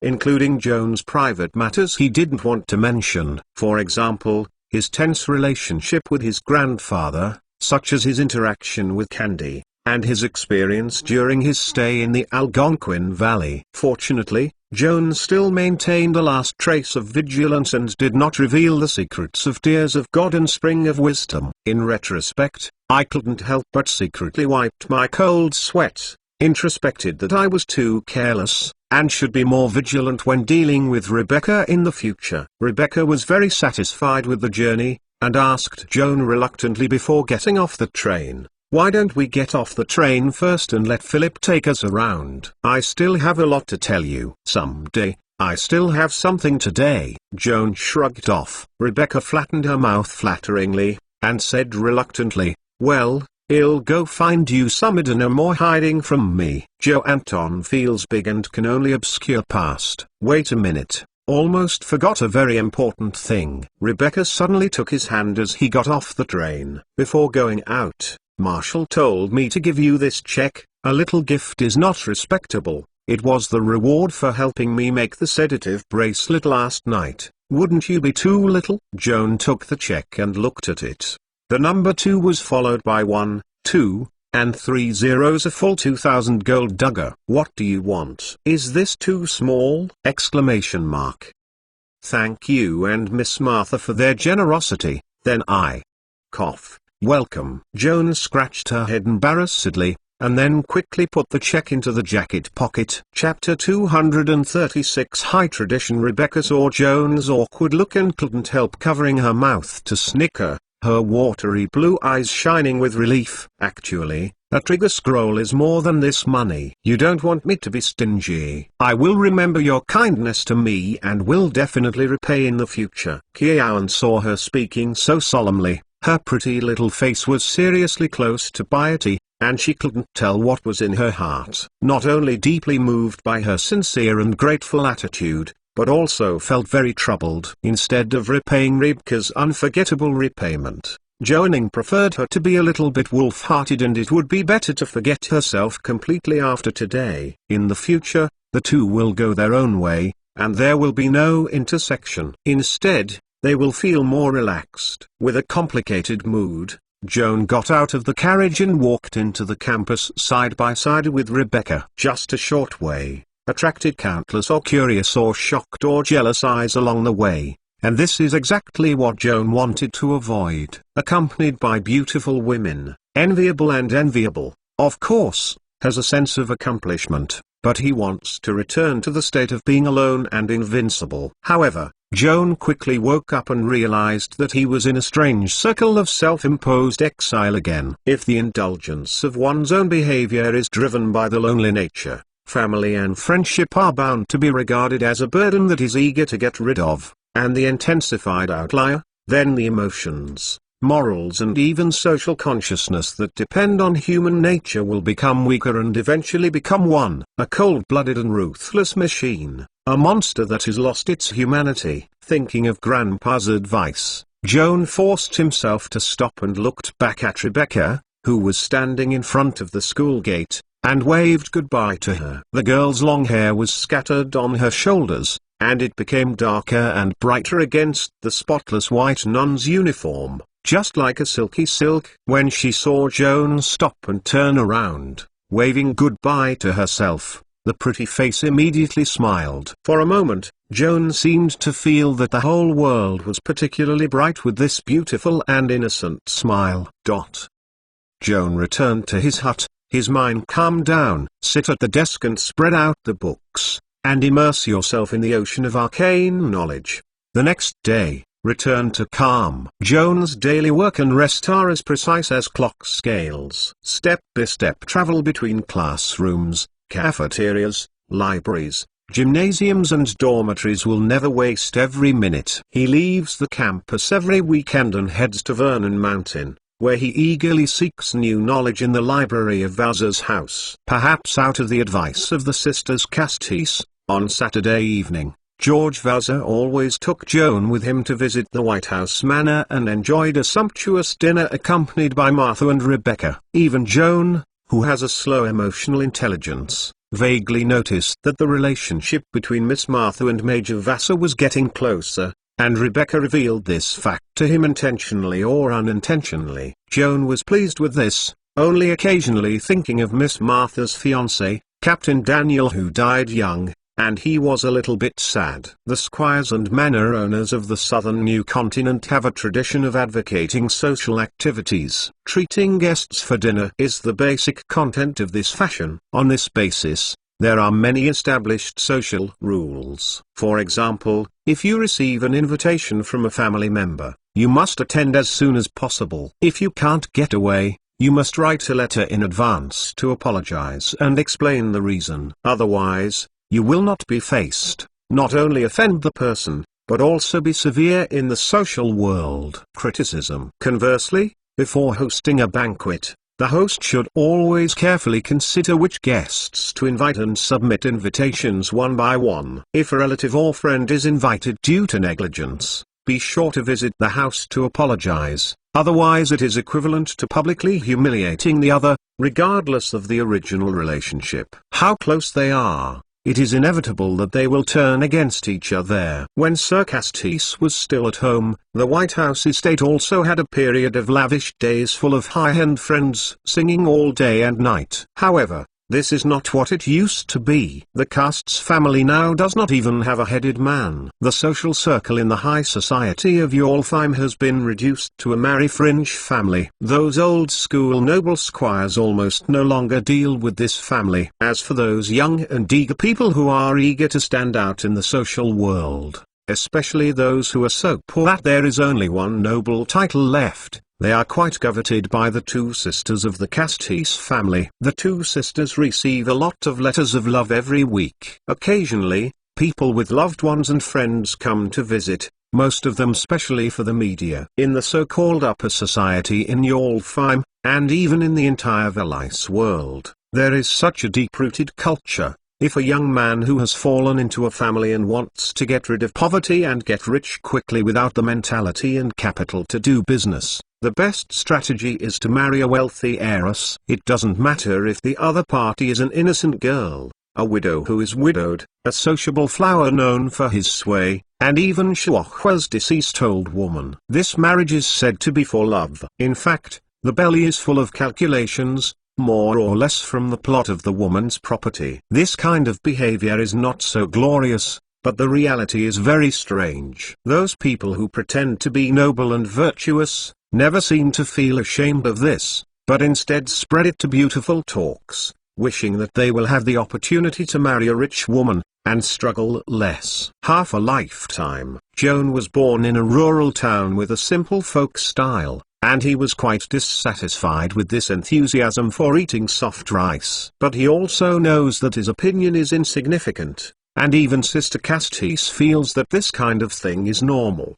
What is the qualification of an outsider to speak irresponsibly? Since it was impossible to reverse the social atmosphere, Joanne could only retreat to the next place, silently wishing Miss Martha to marry a good man worthy of her lifetime. Obviously, compared to those who have sharpened their heads and climbed up, and sent a sloppy love letter to all the rich girls in the city, they exposed the prodigal son who was eager to eat a soft meal. And the honest and stable George Vaza is undoubtedly more worthwhile. Ms. Martha entrusted her with a lifelong match. As for Rebecca, regardless of age or mentality, she is still a child, and talking about marriage is as far away as the end of the world for her. Whenever there is a weekend party, Rebecca will always take out the love letter recently received, pick out the most hypocritical and nauseous passages, and recite in a playful tone in front of her sister, Vaza and Joan. And, By the way, it was sharp enough to be almost mean and vicious satire,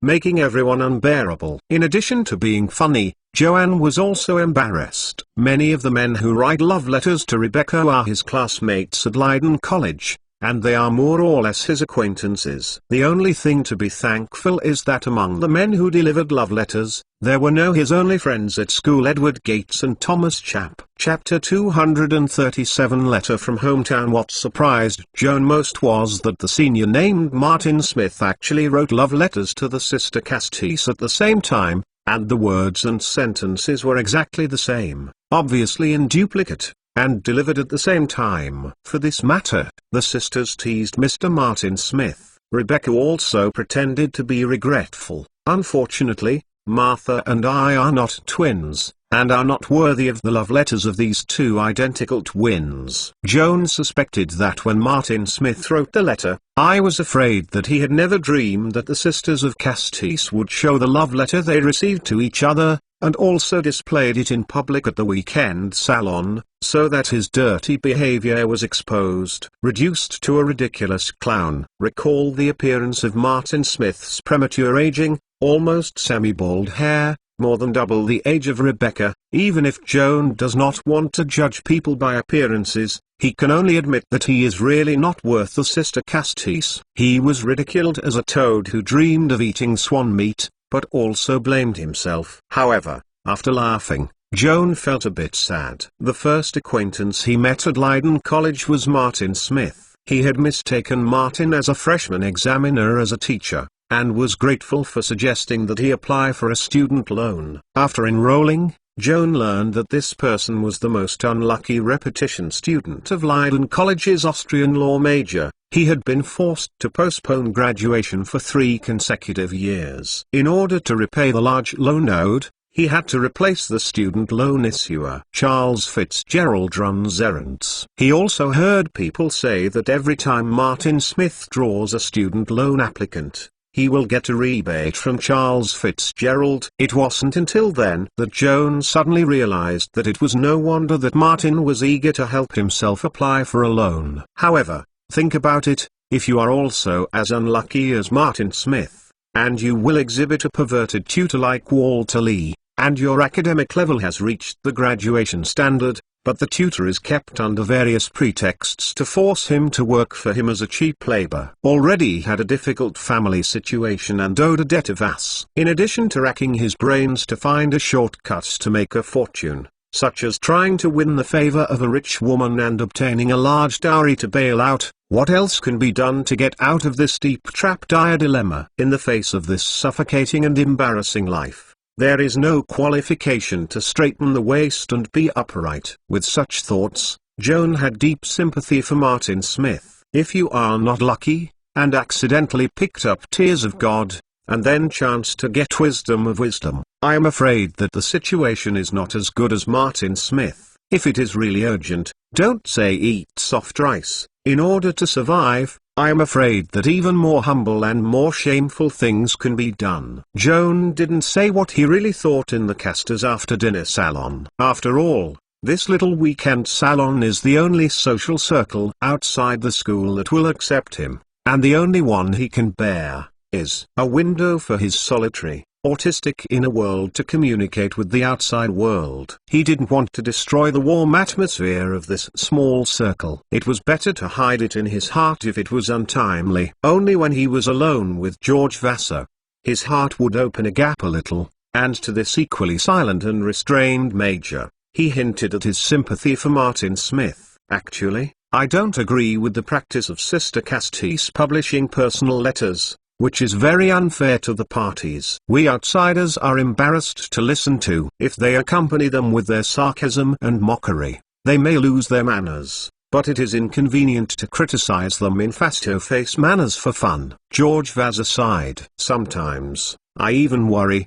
If I write to Martha, will it also become a laughing stock for her and Rebecca to enjoy after dinner? That wouldn't be. Joan heard a chill in his heart, secretly swearing that he would rather not write any love letter to any woman. I don't think so. Major Vassar smiled self-deprecatingly. Maybe they just want to show that they have no intention of accepting those people's proposal in this way. but also give us some incentives, suggesting that we should be more active. What more initiative? Kiaon asked blankly. I don't quite understand. What do you mean by that? What do you mean by thinking about it yourself? It's boring when I say it. Mr. Major smiled. Joan shrugged indifferently. He was too lazy to bother about such boring puzzles. He couldn't think about it if he couldn't figure it out. If he had time to guess the puzzles, he might as well read 2 more books.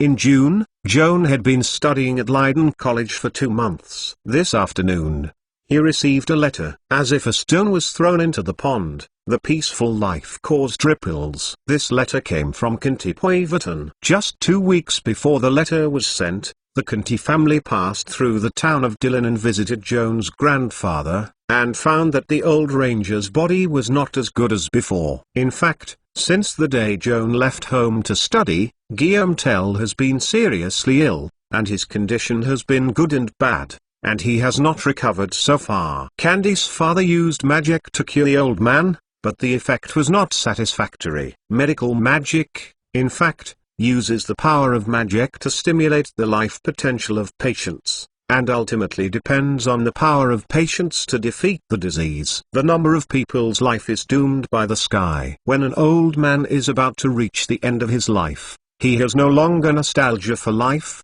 and his body is like a candle about to burn out, and there is very little potential left. At this time, even if he performs divine magic on it, it will not have much effect. In his letter, Candy made no secret that old man's health was bad. He told Joan Doe to write a letter to his grandfather. It's best to take advantage of the summer vacation to go home and visit his grandfather. Comfort. In addition, Candy also frankly expressed his thoughts about Joan in the letter, and also complained that he had not written to himself for so long. It was really unmeaning. If Joan returns home during the summer vacation, he must write to inform her in advance and make an appointment to meet in Dillon. After reading the letter, Joanne felt very heavy. Since coming to Leiden, he has written a letter to his grandfather. The grandfather claimed in his reply that everything was fine at home and his body was very tough, so that he could concentrate on studying without worrying. Joan originally believed it was true. It was not until Candy's letter that he realized that my grandfather didn't tell the truth. In order to let himself study at ease, he concealed his illness. After learning the truth, Joan felt guilty and immediately wrote a letter to his grandfather to persuade him to recuperate and promise to return home as soon as the summer vacation. Next, he had to write back to Candy, which was much more difficult than writing to Grandpa. Candy blames him for being too indifferent, and Joan is irrefutable. In fact, he had long wanted to write to Candy, but he didn't know where to write. After a long time of gestation, he couldn't even write a single word. It seemed that he lost his normal thinking and writing ability. His mood was inexplicably anxious, and there seemed to be an invisible barrier preventing him from communicating with Candy. Joanne can only blame this inexplicable communication disorder as a psychological symptom. In fact, not only for Candy, Rebecca often complained about why he did not reply to his letter. The difference is that Rebecca lives in the same city and on the same campus as him. If Joan ignores Rebecca, she can take the initiative to find a door to ask the teacher to blame, drag him out of the self-enclosed snail shell, and force him to accompany himself to participate in social activities. No matter how reluctant Joan is,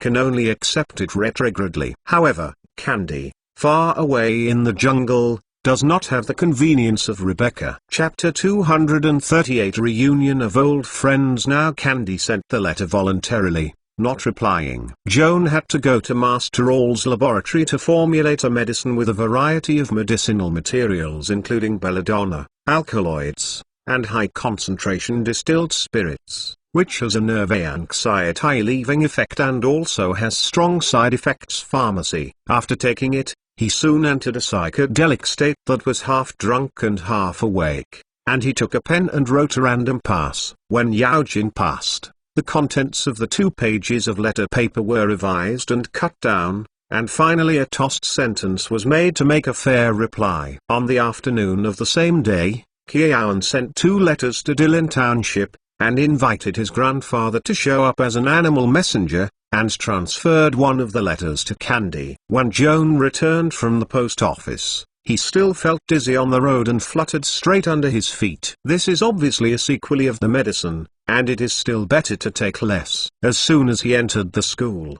Joan was stopped by the guard. "Mr. Vader, it just happened that someone came to you." "Who is looking for me?" Joan asked the guard in surprise. "Two young officers, who claim to be your friends, are from Dillontown." The doorman led the way and led Joan into the waiting room for visitors at Leiden College. Joan entered the door with doubt, and it turned out to be two young men in military uniforms. The two heard the opening of the door and turned around. The doubt in Joan's eyes immediately turned into a surprise, and they could not help shouting their names. "Dick, Roger, it turns out to be you two. Ha ha, old friend. Didn't expect us to come to the door?" Dick greeted him with a smile, giving Joan a warm bear hug. Roger also hugged Joan for a moment, then took a step back and looked at him up and down, with a smile of relief. "It seems that the food at Leiden College is good, but you haven't seen it for 2 months, and you have become a lot stronger." "The same as Dick. It's pretty handsome to wear military uniforms." Joan looked at the two fellow friends and asked curiously, "Look at the uniform of the Imperial Army. Have you been transferred to Port Leiden to serve?" "You guessed it. Now Roger and I have become official non-commissioned officers, serving as apprentice knights under Major Nathaniel Green." Dick Tyndale raised his chest proudly. After some inquiries, Joan learned that the reason why the Dingdor brothers were able to break away from the militia and were promoted to apprentice knights was mainly due to their brave performance in the Battle of Dillon. After this battle, the brothers won the appreciation of Major George Vassar and Major Nathaniel Green, along with other young militiamen who performed well on the battlefield, and were given the opportunity to participate in training camps in the night camp of Dring Valley. The Dingdale brothers excelled in the training. They were unanimously approved by the two majors. They recommended that they be transferred from the militia to the regular army. They were also awarded the rank of non-commissioned officer. At a young age, they won the title of knight. Originally, Roger and I had the opportunity to become Major Vassar's servant knights. Unfortunately, Vassar offended his boss and was forced to suspend his vacation. The night before he left the barracks, we were specially arranged to serve as the servant knight of Major Green. Major Green takes care of us so as not to be bullied by those veteran oilers. When Dick talked about the old boss, his gratitude was overwhelming. "I don't know what happened to Major Vassar now. I hope he can resume his job as soon as possible, and the brothers of the Knights miss him very much." Mr. Vassar's recent situation is not bad. If you are free on the weekend, Joan is planning to take the Dingdale brothers to visit George Vassar at Vernon Hills this weekend, and a familiar scent suddenly blows behind him. Immediately afterwards, he noticed that the eyes of Dick and Roger were not right. The brothers' eyes crossed Joan's shoulders and glanced out of the door, and they all showed amazing colors. Joan looked back. Sure enough, Rebecca Casts stood quietly behind her, wearing a white snow-like nun uniform. Although she wore a headscarf, she couldn't hide her beautiful face. No wonder the Dingdale brothers' straight eyes. "Good afternoon, Joan. Are these two officers Mr. your friends?" Rebecca looked curiously at the Dingdale brothers, with a kind smile on their lips. "It's not just friends. We are Joan's fellow countrymen. I have been playing together since I was a big buddy. My name is Roger, and next to me is my elder brother Dick. Respectful lady." "What do you call you?" Roger took advantage of his thick-skinned and able-at-talk talent, and took the initiative to strike up a smile. "You are Joan's friends. They are my friends. You don't have to be outside, just call me Rebecca." Rebecca's calm manners made Joan feel a little surprised. In his impression, Rebecca was a shy girl, and she blushed and shy from time to time when chatting with acquaintances like herself. When the first meeting with the Dingdale brothers met, they seemed to be generous, elegant and hearty, which was commensurate with the status of her noble lady. Not long after the Dingdale brothers entered the city, they didn't see too many country boys from the world, deterring the powerful atmosphere that Rebecca naturally revealed. "Look at me, brothers, I look at you, and I don't know what to say. in order to avoid exposing your essence of sand buns in front of this beautiful and elegant lady. Joan, come on. Dick wrapped his arms around Joan's shoulders, turned his back to Rebecca, lowered his voice, and asked sneakily, "This Miss Rebecca, is your new girlfriend in the city?" "It's a friend, but it's not the kind of friend you think," Joan reluctantly explained. "Rebecca is also a student of Leiden College, attending seminary." "You kid, don't pack garlic. I'm not blind. Can't you see that your two relationships are not ordinary intimacy? Tell me honestly, how did they get hooked? Or I'll write to Kinty to tell you, and you dare not step on two boats." Dick threatened half-truth. "Mr. Dindale, do you know Miss Kindy?" Suddenly, Rebecca's voice came from behind, frightening Dick's tongue and tying his head in embarrassment. "Candy is Joan. Our common friend in our hometown, a beautiful and kind as a girl. Before Roger and I left home, Kinty ordered us to visit Joan and give her a favor. Regards." Roger opened his mouth in time to help his elder brother. "It turns out this way. It seems that Miss Kindy and Joan have a deep relationship." Rebecca nodded thoughtfully. "But why didn't Miss Kindy come to visit Joan in person? In this case, I have a chance to meet her. Maybe I can still be a good friend." Roger and Dick looked at each other, stunned. "Do you have Miss Court's mailing address? I want to write to her. Since I missed the meeting for the time being, it would be nice to be a pen pal." Rebecca looked at Brother Dindale with earnest face. The two brothers were suddenly sweating coldly, and no one dared to talk, frequently throwing eyes at Joan for help. Chapter 239 Extermination. The Dingle brothers and Rebecca met for the first time, and they could not guess at all how the little girl was as pure and innocent as it seemed on the surface, or her acting skills were clever. "I have Candy's correspondence address, but I can't tell you." Joan was forced to take over the conversation. "Why not?" Rebecca pursed her lips vigorously. "If I don't allow your permission, I will tell the stranger your mailing address. Aren't you angry?" Rebecca was speechless. "Don't talk about these topics first. Did you pass by here by accident, or do you have something to do with me?" "It's passing, but there is indeed something I would like to ask you to help." Rebecca first apologized to the Dingle brothers, then turned around and said to Joan, "You entertain friends first. It's not too late to say anything about my affairs." Roger saw Rebecca turn to leave, quickly Dick, and then hurriedly said to Joan, so as not to disturb him and Rebecca talking about business. Rebecca accompanied Joanne and sent two old friends from his hometown out of school until the Dindale brothers boarded the coach and waved goodbye. "Joan, let's find a quiet place to sit down and talk." "Okay." Joan nodded and walked along the path paved with white pebbles to the depths of the willow shade. There are benches under the shade of trees, mostly occupied by young couples in pairs. Joan and Rebecca made a big circle before they found an empty chair near the pond and sat down side by side. In the early summer afternoon,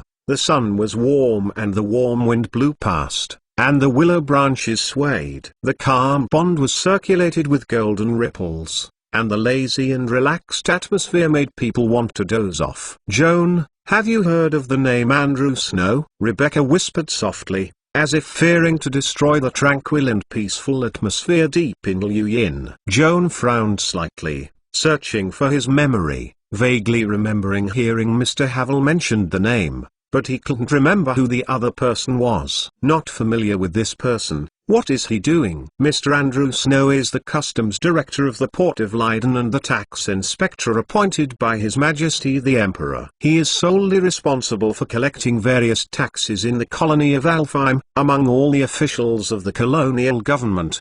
His power second only to Governor Norfolk and General Gates." After hearing Rebecca's explanation, Joan finally remembered it. "Mr. Havel once talked with Xiaomiao about cross-border smuggling. He also said that after Andrew Snow served as the director of the Port of Leiden Customs, He issued a series of laws to crack down on smuggling and submitted a copy of the scale of the anti-smuggling fleet to the municipal council budget proposal. These tough regulatory measures made Mr. Havel lament that the smuggling business is becoming more and more difficult.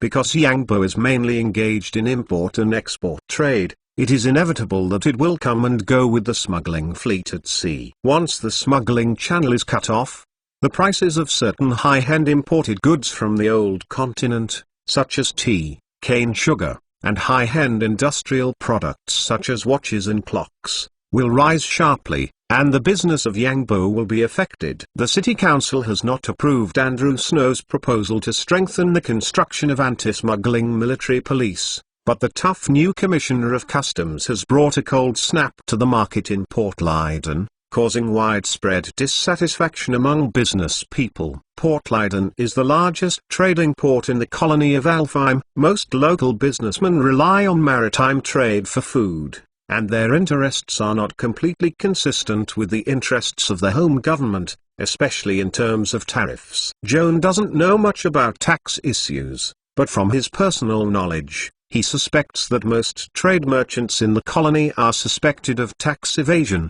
and even regards smuggling as a conventional means of profiteering, even if he dare not publicize it, at least not ashamed. In contrast, the merchant class generally harbors strong hostility to the imperial bureaucrats and even ordinary tax police responsible for taxation, and regards the other party as a running dog of the imperial authorities. Regarding the contradiction between taxation and tax resistance, the Municipal Council of Portlaiden has also undergone a serious split. Some parliamentarians insisted that all walks of life should pay taxes according to law, which is an obligation that must be fulfilled as citizens. More lawmakers stood in the opposite position, emphasizing the monopoly of the colonial export trade by the imperial authorities, deliberately lowering the prices of agricultural and raw materials in Alfheim, and prohibiting the sale of the above commodities to foreign merchants with higher prices. In this unfair trading environment,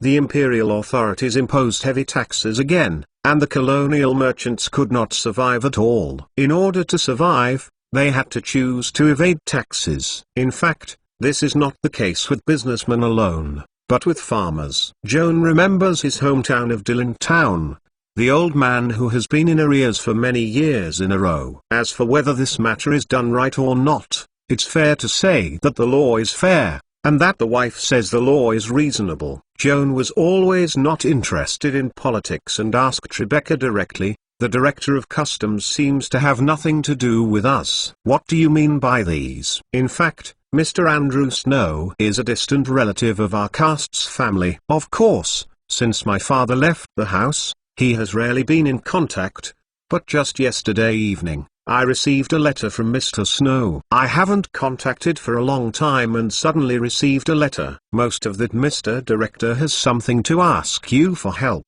You guessed it. Rebecca nodded bitterly. Mr. Snow complained to me in the letter, saying that his family's manor didn't know what evil was in it, and suddenly a haunted man made the family's chickens and dogs restless. Haunted? Joan frowned. This is a strange thing. Hasn't Mr. Snow asked the pastor to remove the spirit? Yes, but the priest he invited was useless. Not only did he not drive away the ghost, but he was also embarrassed by the ghost and had to flee. Rebecca snickered at her mouth, unabashedly concealing the misfortunes of those scrappy colleagues. Mr. Snow couldn't help it. Somehow I remembered my niece from a distant house. It was a newly disciplined disciple of Grandma Clare and wrote me this letter, asking me to ask Grandma Clare to take action to eliminate the ghosts that harassed Snow Manor. Joan knew that Rebecca's teacher, the theological Dean Majesty Clare, was a Tier 10 priest, the most powerful and respected magic spellcaster in Portlaiden. The Director of Customs asked the old lady to help. It was reasonable. "Grandma, what do you say?" She refused. "The obvious reason is that you can't spare time. In fact, we all know that Mother Clare has always opposed violent taxation, and hates Mr. Snow who advocates tough taxation." Rebecca smiled bitterly. "However, The other party is also a senior government official. Grandma Clara is not easy to offend, Mr. Snow. She sent me, an elementary student, to the Snow Manor to deal with the errand. If it is just ordinary dead, it will be solved. It's okay to go and see. Joan tried to encourage Rebecca. You are a 5th level priest from the serious science class, a senior apprentice of the theological dean. Unlike those gods who have little real skills and only use their mouths to cheat money, they are best at dealing with undead. That's what I said, but Rebecca's face was ashamed, and it seemed difficult to speak. As a priest, Rebecca is theoretically good at dealing with undead. However, now she has encountered a small, non-technical obstacle. Chapter 240 Priest afraid of ghosts? Not really. Joan stared blankly at Rebecca, unable to believe his ears. Are you afraid of ghosts? Rebecca nodded embarrassedly, biting her lip and twisting her fingers, blushing like a ripe apple. Joan was speechless. That's right. As a professional evangelist, Miss Rebecca is afraid of ghosts. Can there be a more humiliating pastor than this? But thinking about it, career belongs to profession, character to character. After all, Rebecca was just a 13-year-old girl who lived in the manor since childhood and was cared for by his family. Hothouse flowers like her, timid and afraid of ghosts, are actually justified. Joan, I'm going to Snow Manor to catch ghosts tonight. I'm so scared when I think about it. Are you brave enough for me? Rebecca pulled Joan's sleeve, a pitiful look. Even if the stone man saw it, he should be soft-hearted.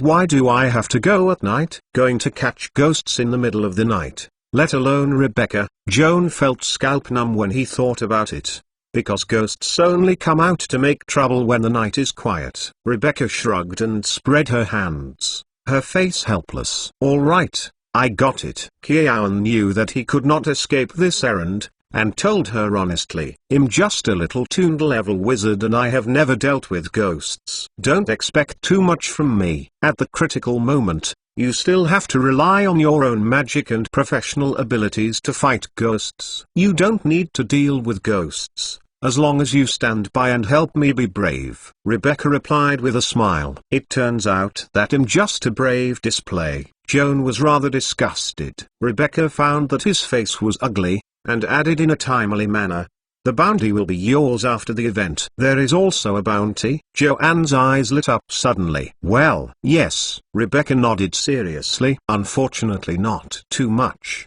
Only 500 gold dagger. 500 gold coins are still too few! Joan twitched his mouth and had to admit that Miss Rich's concept of money was not in the same plane as herself. The Snow family's estate is located on the north bank of the Ifine River, across the river from the Castice's plantation. The two places do not look too far apart. In fact, it takes at least an hour to cross the river by boat alone. Joan and Rebecca had dinner at White House Manor before riding to the ferry. It took 2 gold coins to persuade the boatman to agree to bring 2 horses to the other side of the river. At the beginning of June, during the flood season, the water level of the Yifan River rose, and almost no dams on both banks. The boat crossed the turbulent river and finally reached the opposite bank safely before the sunset. Joan and Rebecca remounted, riding westward along the river bank that had been blushed with the setting sun, and for another hour, they came to the door of Snow Manor. It was dark now, and Rebecca reported her identity to the gatekeeper and asked to meet the owner of the manor. The gatekeeper's reply surprised her greatly. Mr. Snow is not at home,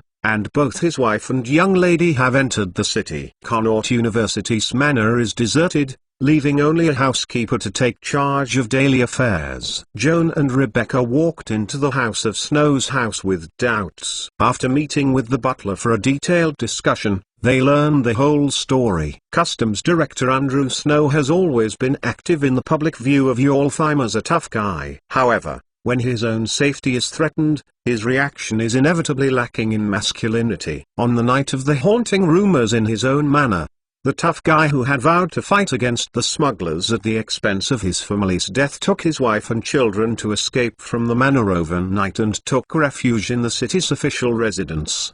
The housekeeper of the Snow family, a blighted old man named Bruce, was already ill, and the manor left behind by the owner to guard the ghosts was full of sadness and listlessness. Rebecca tried to inquire about ghosts from the housekeeper, but she was disappointed. The little old man seemed to know nothing but sighed except to shake his head. "Mr. Bruce, has there been a funeral in the house recently?" Rebecca asked the steward patiently. "There has never been a funeral, Ms. Castis, at least not in 2 years." "Have there been any murders nearby, or rumors of ghosts?" "Miss Castis, the pastors who have come to dispirit before these questions have all inquired, and I can only repeat what I said to you again." Bruce was impatient. "There have been no murders in Snow Manor and the surrounding area in recent years, no rumors about ghosts, and no one has died from injustice. There are no clues. Did the ghost come out of nowhere?" Rebecca frowned. "I'm sorry, Miss Pastor, I don't know more than you." The old man shrugged his shoulders. "Because there is no clue, my master wants you to investigate the truth." Well, we must do our best." Rebecca stood up. "Mr. Bruce, can you at least tell me the approximate range of ghost activity?" "Of course, Miss Pastor. You are now within the scope of the ghost's activities." The old housekeeper smiled weirdly, raising his hands in a circle. "This big house from the basement to the 3rd floor, any room may be the hiding place of the ghost. You may as well search slowly. If there is no other order, I will say goodbye first." When he was finished, he bowed deeply to Rebecca, turned around and exited the door, closing the door gently. Watching the butler's figure disappear, Rebecca's face paled slightly, grabbing Joan's hand, and whispered, "That little old man doesn't look like a good person. Maybe he's playing ghost behind his back." Joan noticed that her hand was shaking and was obviously afraid. She shook the girl's cold little hand hard and comforted her not to worry. At least there was her company around her. "Mr. Bruce's attitude is a bit bad, but we have no reason to suspect that he is a bad person, not to mention that there is no slight fluctuation in his body. Just an old man with a grumpy temperament. There is no need to be suspicious." "Well, I'm a bit too nervous indeed." Rebecca let go of Joan's hand and took a deep breath, trying to relax the tight nerves. "What are you going to do next?" Joanne asked her. "Since the housekeeper said that ghosts are active in this big house, we simply search from bottom to top to see if we can detect the traces left by undead." Rebecca took off her cloak and hung it on the hanger. The silver soft armor worn by the young girl reflects the dreamlike luster of reflected candlelight, which makes the figure more exquisite and graceful. Joan was attracted by her gorgeous soft armor and looked up and down several times. "What metal armor is this?" "It looks like chainmail, but it looks lighter than chainmail." "Mithril chain armor." Rebecca raised his arms and showed him the chain armor woven from countless small mysterious silver rings. "This soft armor has excellent defense performance and is very lightweight. It does not appear bloated and cumbersome when worn close to the body. It is very suitable for girls to wear." "Only for girls who don't lose money," Joan murmured secretly. Chapter 241 Haunted Manor. Mithril is a rare metal with light and flexible texture that is far more expensive than gold. This Michelin alloy forged chainmail shirt on Rebecca's body is worth the price of Joe's safety department, but it's not something ordinary people can afford. Rebecca didn't bother to prepare for this trip to exorcism. In addition to the mithril chainmail shirt she wore, she also carried a magic crystal shotgun with the same style as her sister. Joan was not surprised that Rebecca used a shotgun as a weapon. Firearms are God-given weapons of the Queen of Cause and Effect Timus. Most of the believers of Timus love guns. Pastor Timus, who has been blessed with divine grace, can even use his own sense to assist in aiming. To put it plainly is to shoot by feeling. The more sensitive the priest Timus, the more accurate the marksmanship. From this perspective, even if Joan had never seen Rebecca shoot, he had reason to believe that Rebecca with a perceptual attribute of up to 23 must be a sharpshooter, even more accurate than her sister Martha's marksmanship. If the ghost still retains the wisdom of his life, seeing you as fully armed, I am afraid that it will not appear to come from asking for trouble. Joan touched the storage bag and took out a bottle of clear potion and handed it to Rebecca. This is the easy potion I made myself. You drink it now and it becomes a less conspicuous look. Rebecca pulled the cork of the potion and hesitated. But what am I going to be so unobtrusive? To make you uglier, you are most reluctant. Just change the armor into the style of the Snow Maid's uniform. The magic crystal gun should also be disguised ...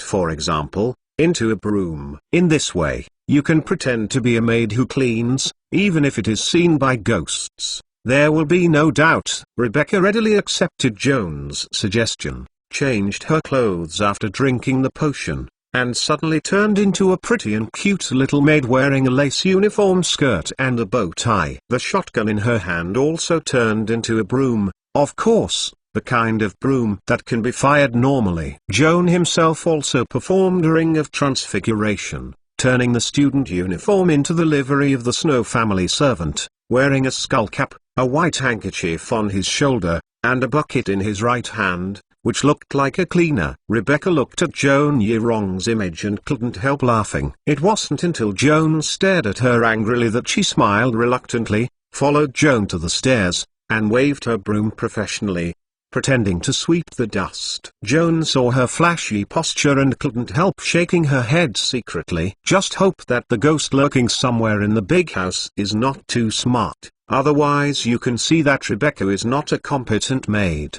Before going upstairs, Rebecca stopped and took off the silver chain hanging on the wrist, wrapped it around his wrist, and clenched the Timosi holy emblem attached to the end of the chain to recite the prayer. The sacred magic power spewed out of her body, and the blue eyes became extremely bright, as if two glittering gems, projecting a line of sight if they were substantial, enveloped the surrounding space within the field of vision to monitor the undead. This is the first ring of divine art detection of undead, Rebecca whispered to Joan. Undead creatures can't detect the magical fluctuations generated by spells, but as long as they enter the monitoring range of spells, I will have a sense of mind immediately and find the number and location of undead creatures. Can invisible ghosts also be found? Joan asked uncomfortably. Well, it can be sensed in theory, but my caster level is not high enough. I can only perceive the breath of the invisible undead, and may not be able to determine the exact location of the other party in the first time. Rebecca sticks her tongue out embarrassedly. Joan didn't say anything. He opened the storage bag and took out a black arthropod-like branch resembling insect tentacles. What's this? Rebecca leaned in curiously and looked closely. Magical arms made from ground worm tentacles as embryo material. If other creatures appear in this room, whether living or undead, the alarms will respond in time, which can add a weight to our ghost-expelling journey. Insurance. Joan explained briefly. Rebecca smiled relaxedly, carrying a shotgun disguised as a broom to the stairs leading to the second floor. Joan followed behind her and called out the higher master's hand in advance, holding the electric light blade tightly and observing the surrounding movement with vigilance. Rumors about ghosts have been spread all over the manor, and the Snow family servants were all scared not to approach this haunted house. Upstairs and downstairs were empty, and only Joan and Rebecca creaked as they stepped on the old wooden staircase, echoing in the dim big house, intensifying the atmosphere of terror. Rebecca walked to the end of the stairs, facing him with a closed wooden door. With the help of the Detect Undead spell, she confirmed that there was no breath of undead creatures behind the door. But when Joan urged her to open the door in a low voice, she turned back timidly, with a hint of hesitation in her eyes. It is not difficult for Joan to guess her mentality lest she see something terrible when she opened the door. She remotely controlled the hand of the higher master to hold the door handle and pushed the door open with a sudden effort. The moment the door was opened, there was a snapping sound in the main hall on the second floor, which was particularly loud in the silent night. At the same time, a cold wind blew head through the open door. Joan couldn't help shivering. Rebecca was so frightened that he quickly hid behind him,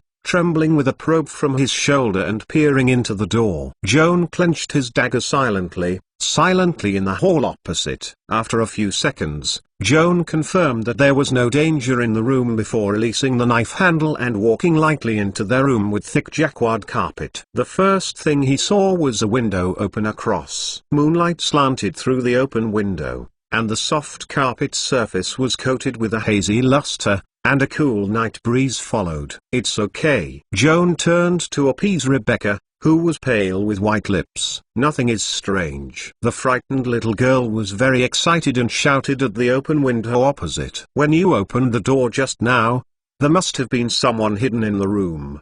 It could also be a ghost. Just grab the window and jump out before we came in." "Your imagination is very good, but this is not true." Xiao Anqiang endured the funny impulse and explained to her patiently. "The window opposite is unplugged, and the wind is blowing from outside the window, which is equivalent to putting pressure on the window to maintain the window in a false state. When I suddenly opened the door turned into the room and caused a strong airflow, blowing out the false window opposite, making a startling sound." "Oh, that's the case." Rebecca scratched his head embarrassedly, and his face quickly turned ruddy. "There are no suspicious signs in this room. Let's look elsewhere." Joan closed the window and turned to walk outside. Okay, wait for me." Rebecca didn't want to stay alone in the dim empty house, and quickly followed Joan's footsteps. Chapter 242 Mysterious Ghost 1. Joan and Rebecca carefully checked the other rooms on the second floor of the big house, and found nothing abnormal. Going back to the stairs, Joan took Rebecca to the third floor. The space on the third floor is relatively small, with only 2 ventilation windows. A coincidence of dark clouds covered the moonlight, making the third floor particularly dark. Rebecca chanted praises to the Queen of Cause and Effect, slowly raising her left hand. The string of mithril holy emblem wrapped around her wrist exuded magical light, like a lantern, dispelling the darkness around. Joan carefully examined the 4 rooms on the third floor by magic light, and still found no signs of lurking undead. There is no clue on the third floor, and only the basement is left. Joan thought, if the ghost is not in the basement, we can only leave this big house and search elsewhere. The manor is so big, if every inch of the ground has to be checked, it would take less than 3 or 4 days. Rebecca followed Joan to turn downstairs and said with interest, "If there is no clue in the basement, let's go home." "Well, I can't stay up all night to earn the 500 gold duga." Joan also hesitated. Unlike Rebecca, if he had to choose between staying up late to search the manor and giving up 500 gold coins, he would choose the former. Afraid to spend a lot of time and energy in vain, and eventually the ghost did not catch, and the money was not earned. When she was serious about things, she accidentally glimpsed a ray of moonlight beside her, felt a sigh of relief, and stopped at the stairs. Rebecca almost hit his back on the back and asked in surprise, "Why did you stop suddenly?" The door opened. Joan made his voice seem as nervous as possible. "Before going upstairs, I clearly closed the door of the main hall on the second floor." Rebecca looked at the hall opposite the stairwell. The door opened a gap, and the hazy moonlight flowed through the door slit, reflecting the pale reflection on the ground near the door. "Is the wind blowing?" Rebecca asked in a low voice. "I have bolted the windows in the hall, and the wind won't blow in," Joan replied blankly.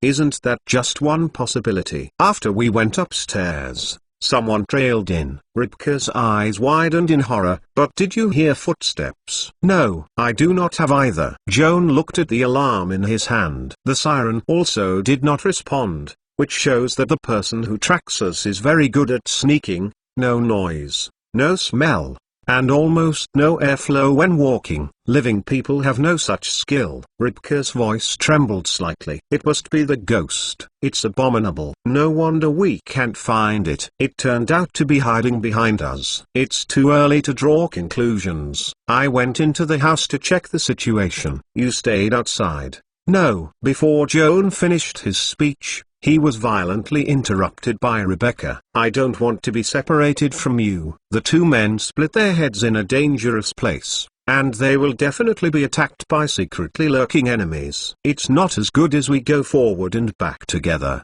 In case there is a danger, it is better to take care of it. Recognizing Joan's eccentric gaze, Rebecca's face flushed red, solemnly emphasizing that he had a sufficient basis for such a judgment. Because the horror stories in the novel are all written like this, Joan wanted to vomit her so courageously. Why shouldn't she live with herself and watch some horror stories? However, he also knows that Rebecca's courage is small, but his self-esteem is very strong. Even if he is terrified in his heart, he will never admit it. He nodded and agreed. What you said makes sense. Let's go into the house together. Joan remotely opened the door with the hand of the High Master, and signaled Rebecca to detect the situation inside the house. Rebecca raised the holy symbol, and the magic light illuminated the hall inside the door, and also projected the magic of detecting the undead. The empty floor raised a hazy mist. It looked like a cloud of dust, but the cold breath that even Joan could detect. It's a trace of negative energy. Rebecca looked dignified. Sure enough, as we guessed, an undead creature just stayed here. But unfortunately it has left this hall and I don't know where to go. Go in and see, maybe you can find more valuable clues. Joan walked into the hall holding a dagger, and every nerve was tense. He lowered the back collar of his jacket with his backhand, exposing his neck and opening his deformed eyeball. The eyeballs were twirling, and strange eyes swept back and forth the dark space behind Joan. Rebecca was terrified by the eyeball behind Joan's neck that glowed in the dark, and quickly ran into the hall, standing side by side with him, so as not to be glared by the scary eyeball. The two went to the window one after another, carefully inspecting the window with magical glow, and confirmed that there was no sign of opening. It is said that the ghost can penetrate the wall, and if it wants to escape, there is no need to open the window at all. Joan suspected that he was wasting his energy. Ghosts do not have entities, and they can penetrate barriers such as walls, doors, and windows. But since they have no entities, how can they open the door? Until this time, Rebecca discovered this doubt. The reality is that the door is opened, which means that it is either an undead with physical entities rather than ghosts in the body. Or in this big house, there is at least one ghost accomplice who opens the door for it. Rebecca's reasoning made Joan shudder. Almost at the same time, a crunch came suddenly behind him. With the help of the dark vision eyeball behind his neck, Joan didn't have to look back. He saw the half-open door closed by itself. In the closed hall, the echo is particularly rippling. The air seemed to be stuck, and breathing became extremely difficult. Rebecca raised her trembling left hand to bless the holy symbol of lighting to illuminate the door that closed automatically. In this deadly silence, Joanne could clearly hear the pounding heartbeat of the girl beside him, and his own heartbeat was also very intense. Under the focus of magic light, Joan and Rebecca watched a black shadow meander through the door slit. At first, the monster looked like a piece of paper-like viper with almost no thickness. However, it constantly squeezed through the door slit, twisted and swelled, and its true face was completely displayed in front of the two people. It looked like a reflection of a human figure, so it lay flat against the door panel. Judging from its slim profile, it looks like a good-looking young woman. However, what makes Joan feel absurd and even horrifying is that there is no entity corresponding to this reflection in the room. There was only such a shadow, suddenly appeared on the opposite side. Like a dark mural, quietly attached to the door, it seems to be quietly watching him and Rebecca with a pair of invisible eyes. Chapter 243 Mysterious Ghost to You, Ying. It's Ying. Rebecca's voice became particularly sharp due to fear. Her feet staggered and stepped backwards. Joan, come here, don't expose your shadow to the light. Joan had read the illustration of the monster of theirs in the library of Vasa's house. There are 3 volumes devoted to listing various undead creatures, including the corpse undead named Ying. Unlike ordinary ghosts, this kind of undead is a manifestation of negative energy. It walks in the world in the shape of a human figure, and is always attached to the surface of buildings and objects such as walls, floors, and ceilings. Under the cover of night and shadow, The shadow is used to quietly approaching the prey, unexpectedly burrowing into the other party's reflection and blending into one. During the first period of time, the victims simply did not feel that their reflection had been sent to death by the undead. The ghost shadow lurks quietly in the shadow of the host, continuously extracting the vitality of the host. Over time, the host was quickly exhausted and turned into a dead corpse. The shadow of the full meal quietly left, but the host killed by him could not be relieved. The soul of the deceased who was contaminated by negative energy was forced to closely combine with his shadow and transform into a new shadow. From the victim's transformation, he became another evil killer wandering in the night, seeking the essence of life. Rebecca reminded Joan to step back quickly and put herself completely under the glow of the holy symbol in Rebecca's hands. Despite his quick response, the slender projection dragged on the carpet was not completely covered by the light and became the prey of the shadow. On the opposite door panel, the black shadow swam away like a human gecko, climbed to the ceiling, and then fell like a black waterfall from the sky, swooping towards the shadow that Joan cast on the carpet. Joan turned around without thinking, the projection on the carpet, rotating quickly with his heel as the axis, thrilled to avoid the shadow attack. An empty shadow was thrown on the carpet, swimming like a black python on the ground, and quickly rushed towards the light projection at the foot of Rebecca. Joan waved his magic hand holding the electric blade. Puff! The blade was nailed into the carpet, and the moment of passing through the shadow, Joan felt a touch of smooth touch. The moment the carpet was pierced, a fine electric spark burst out along the blade. After being electrocuted, Yu Ying shook violently and quickly receded like a pool of black tide. Joan rushed up and waved again. However, this time, the blade touched the shadow without feeling the secondary entity, and slid lightly to the side. Incorporeal souls are very difficult to tangle, even if they are hit by magic weapons. There is at least a half chance of being harmless. Joan didn't believe in evil, and the remote-controlled electrooptical blade pierced the shadow for the third time. As a result, the luck was worse this time. Not only did he fail to kill the shadow, but the blade fell into the floor gap through the carpet, and he couldn't pull it out for a while. Yu Ying circumvented the blade silently, crawling towards Joan quickly against the ground. Qian couldn't help but scolded unfortunately, just wanting to give up the dagger to protect himself first,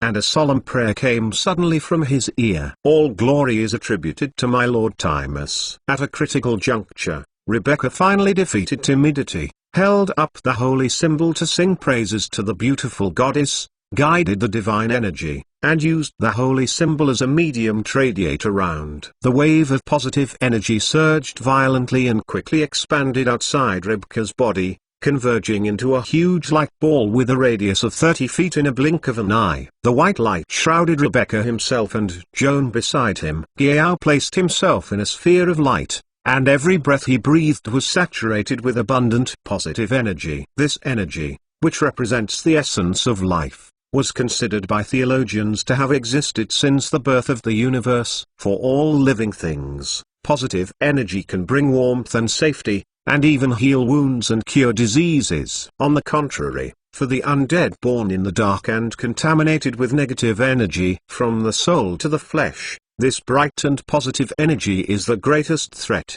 which will only bring pain and destruction to them. As a kind of incorporeal undead, it is difficult to be hit by physical weapons. Magic such as ice, fire, thunder, electricity, etc. that use the energy of natural elements can also pass through its illusory body and cause no harm. However, the positive energy released by Rebecca at this moment was not affected by the shadow's incorporeal traits, as a silver fire swept through, forcing the shadow to shrink back. Seeing this scene, Rebecca added a little courage in her heart, quickly made a casting gesture, slowly raised the left hand wrapped around the thin chain of mithril, opened 5 fingers, and pushed towards the one that had been reattached to the door. Black shadow, boom! A dazzling beam emerged from Rebecca's palm. The golden radiance tore the night, like a chehong traversing the hall, slamming straight on the opposite door. and the intense light that burst out instantly overwhelmed the shadow. Blazing Glory is an offensive spell that is rare in the 3rd level divine spell,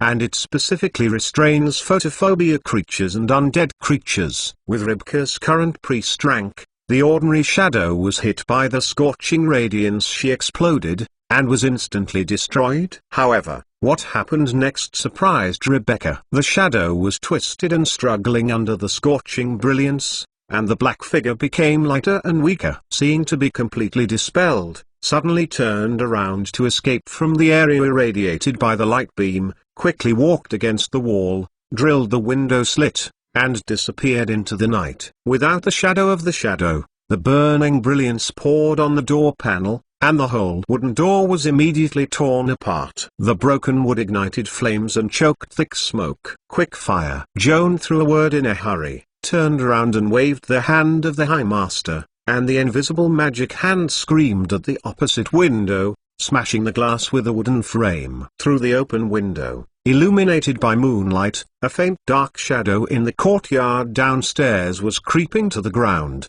and quickly fled to the garden. Rebecca obeyed Joan's instructions, chanted prayers, and performed the zero-ring divine water-making technique, summoning a pool of water indoors and drowning the burning wooden door. As soon as the spell was completed, her wrist was held by Joan, and she could not help but rushed towards the window and jumped out. His body continued to fall, and Rebecca saw a large block of slate tiles in the courtyard below, all whistling and pressing towards her eyes. The window on the 2nd floor is 30 feet high from the ground. If you jump from such a high place, even if you can't die, you might be unavoidable if you break your arms and legs. In addition to the conventional priest magic, Rebecca also elects the fate field and travel field magic, of which the trip field 3-ring magic is flying. However, when the incident happened, she had no time to cast a spell. She could only watch the cold ground pour into her face,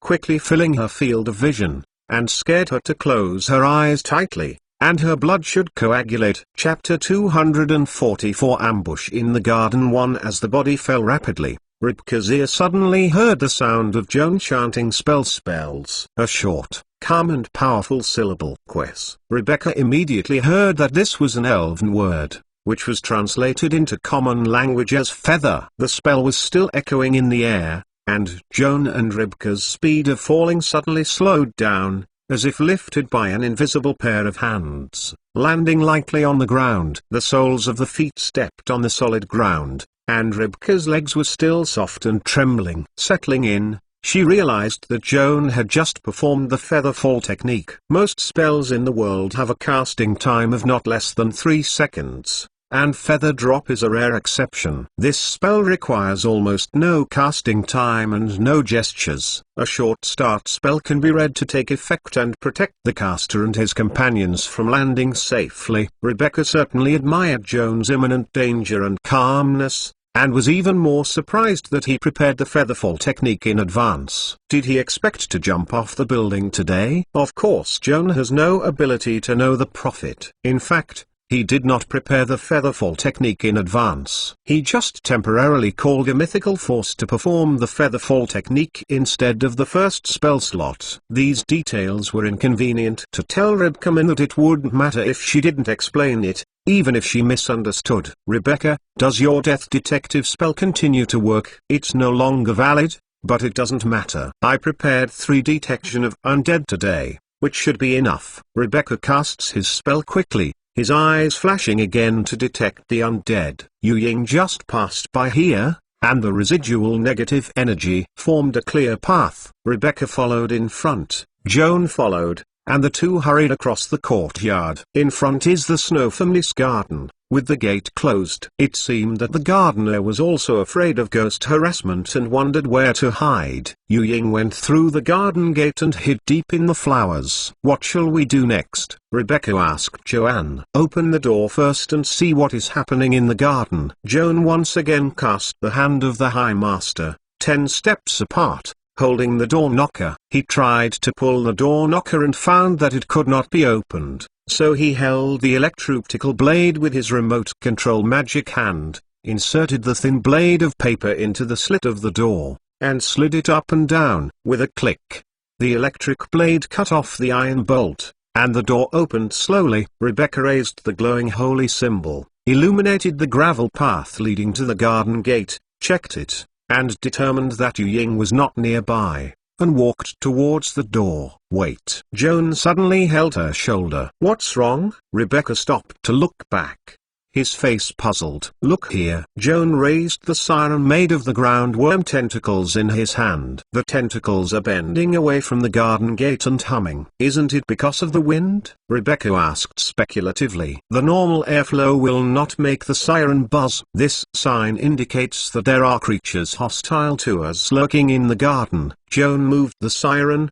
and the direction and angle of the tentacle bending also changed, and even the buzzing sound was sometimes sharp and sometimes low. Rebecca was blank, unable to understand what Joan was doing. Joan can use these subtle changes to determine the number of potential enemies and their location. 2 enemies, hidden in the shadows on both sides of the garden gate. Joan said thoughtfully, you can be sure that they are not undead, otherwise you can detect them here. As for the servants of the Snow family, first of all, they should not be hostile to us, and secondly, it is unlikely to be hidden in the flowers in the middle of the night. What are these 2 guys? Beast, or thief? Rebecca tried to make a guess, then frowned and shook his head. What's even stranger is that shadow. Why didn't they attack the 2 lurking in secret? Are they a gang? Pull them out and interrogate them to know the truth. Joan's eyes became particularly sharp. I'm going to attract them. You are on the alert. Let me be the bait, Rebecca said eagerly. You? Qian looked at her in surprise.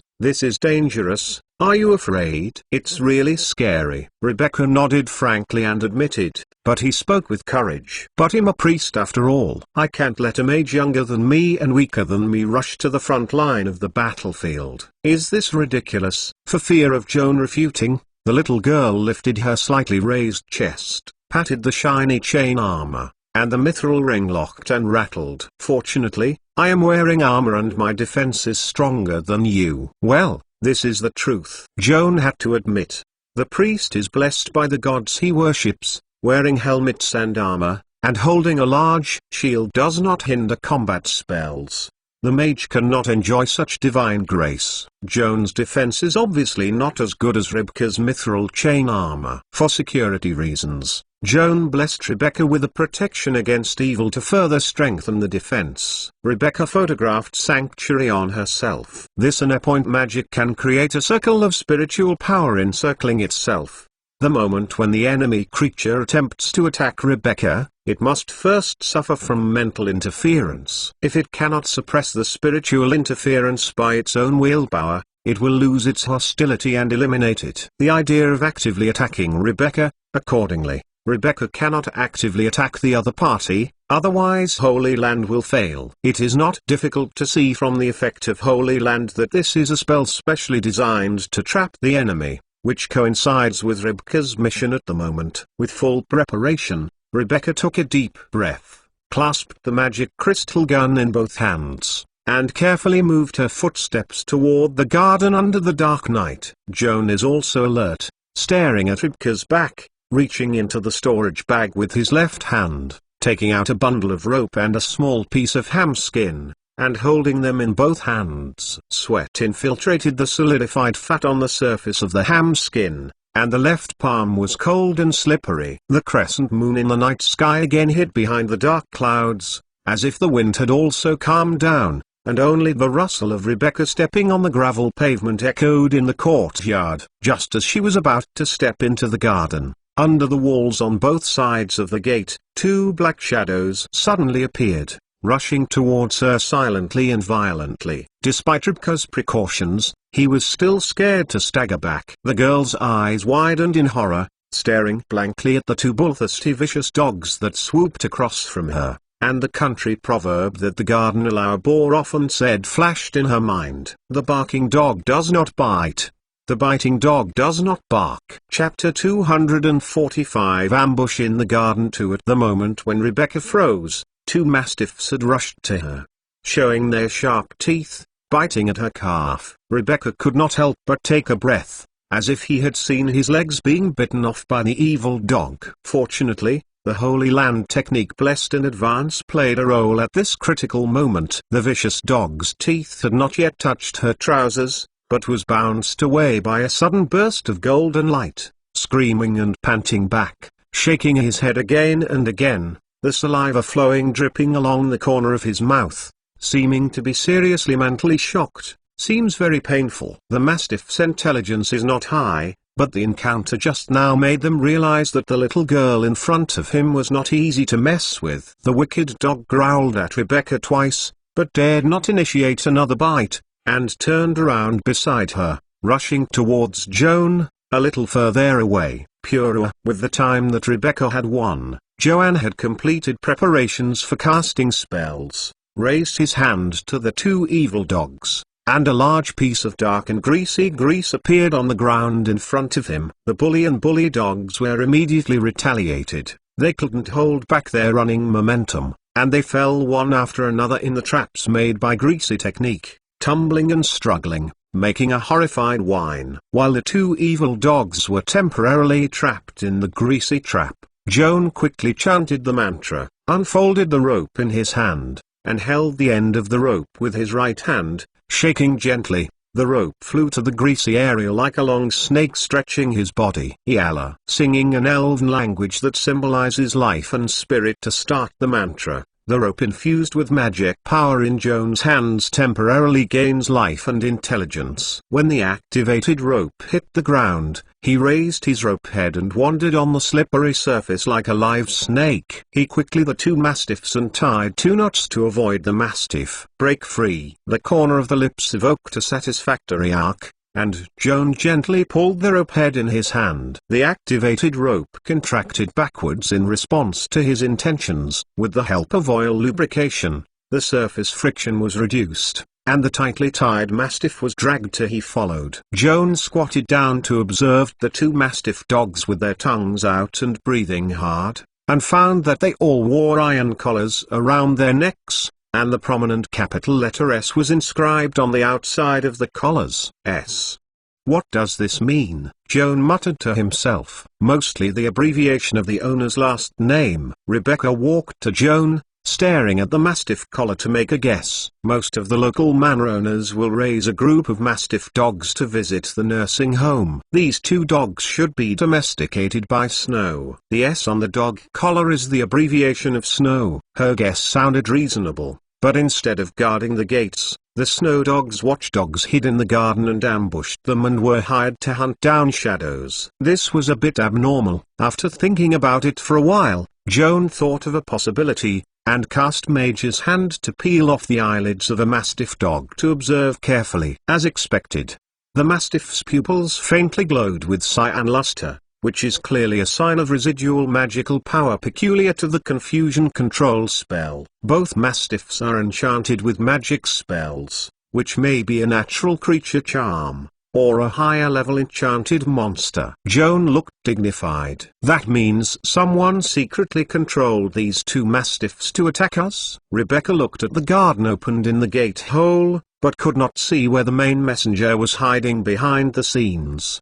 The fear that came with the unknown made her shivering. First of all, what is certain is that Yu Ying has no ability to charm the mastiff. At least one caster is lurking in the manor. It can be seen that the haunted incident of Snow Manor is not so simple on the surface. It is likely that a larger conspiracy is hidden behind the scenes. Rebecca, do you think we still need to keep track? Joan looked at Rebecca seriously. Hearing this, Rebecca also realized that the situation was serious. If you continue to track down, she and Joan will face not only a shadow, but also the manipulation of shadows and mastiffs. The unfathomable behind the scenes, no doubt will take a huge risk, and may even cause it. Scourge. Just when she hesitated, the earthworm tentacles in Joan's hands suddenly shuddered and made a buzzing alarm. Hush. Joan raised his index finger to cover his lips, instructed Rebecca not to make a sound,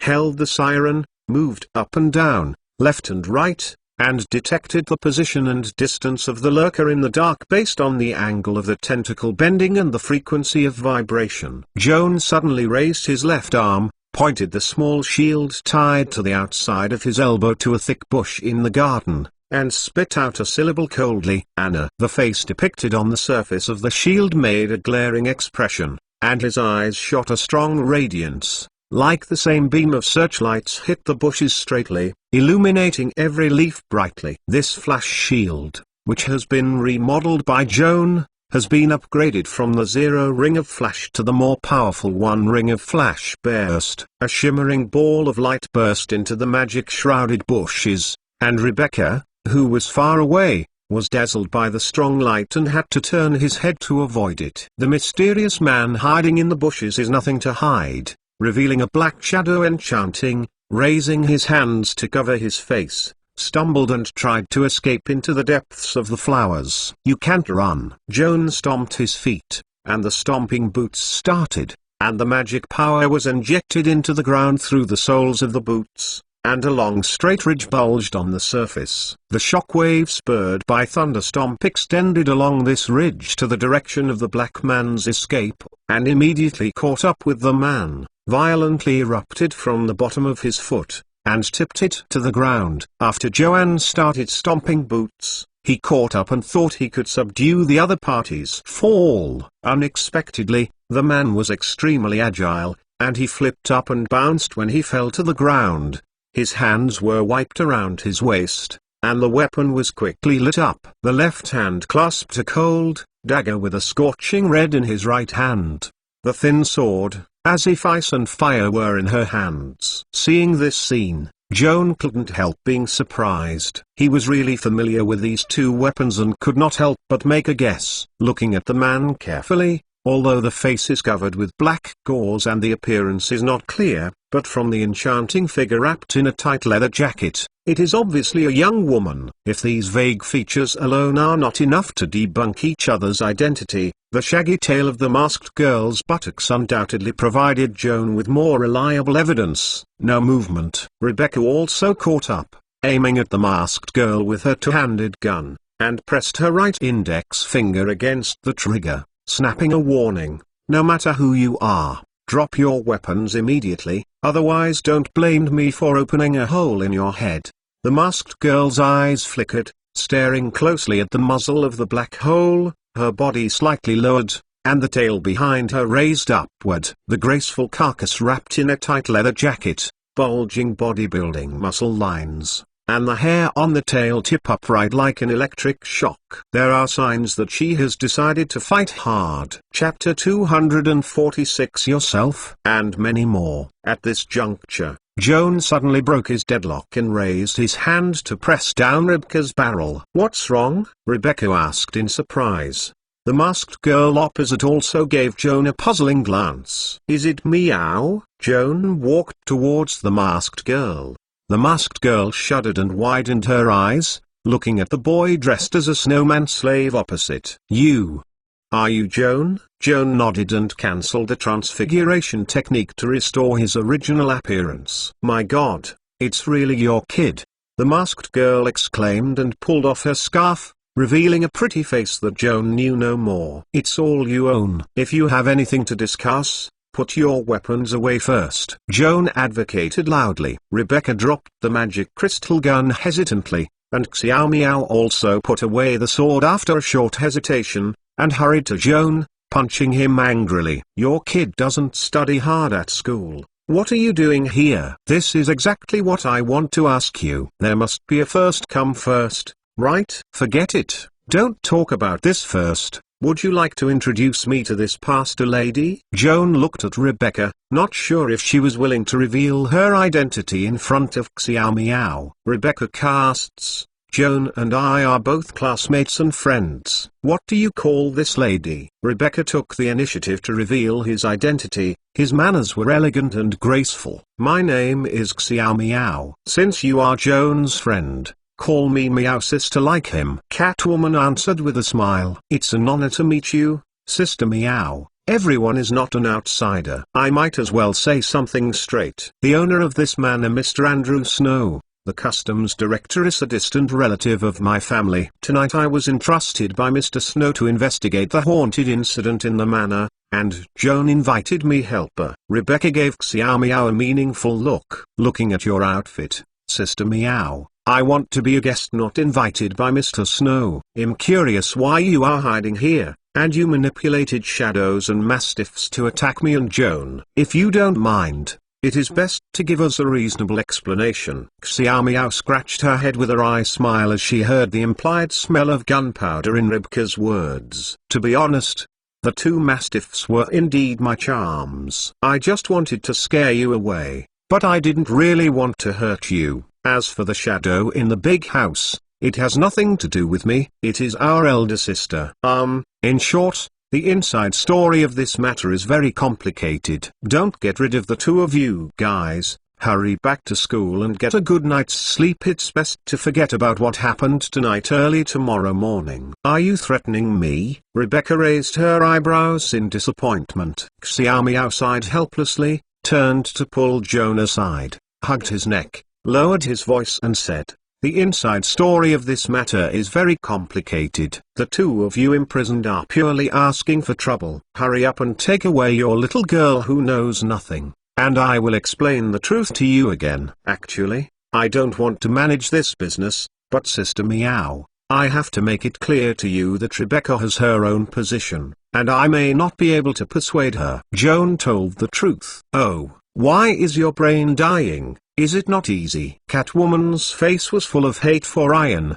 and Joan whispered, you tell her directly that if she really likes you, you should listen to your advice and stop worrying about it. Otherwise it means that she has no real feelings for you at all. It is better to break up early and go your own way. You don't have to worry about her life anymore. What a bad idea did you come up with? Joan really wanted to kick her off with a kick. Not to mention that Rebecca is not my girlfriend at all. Even if she is really my girlfriend, I don't want to use this unreasonable way to threaten her to obey my will. Why are you stupid guys so arrogant? As long as the original intention is for her good, what does it matter to use some means? Xiaomiao also wanted to persuade Qiao An to obey her arrangement, suddenly stopped talking, shook his fluffy cat ears, and his face became a little weird. Seeing her expression, Joan immediately guessed that someone was contacting her with a telematics technique such as messaging. It's a pity that except for Xiaomiao herself,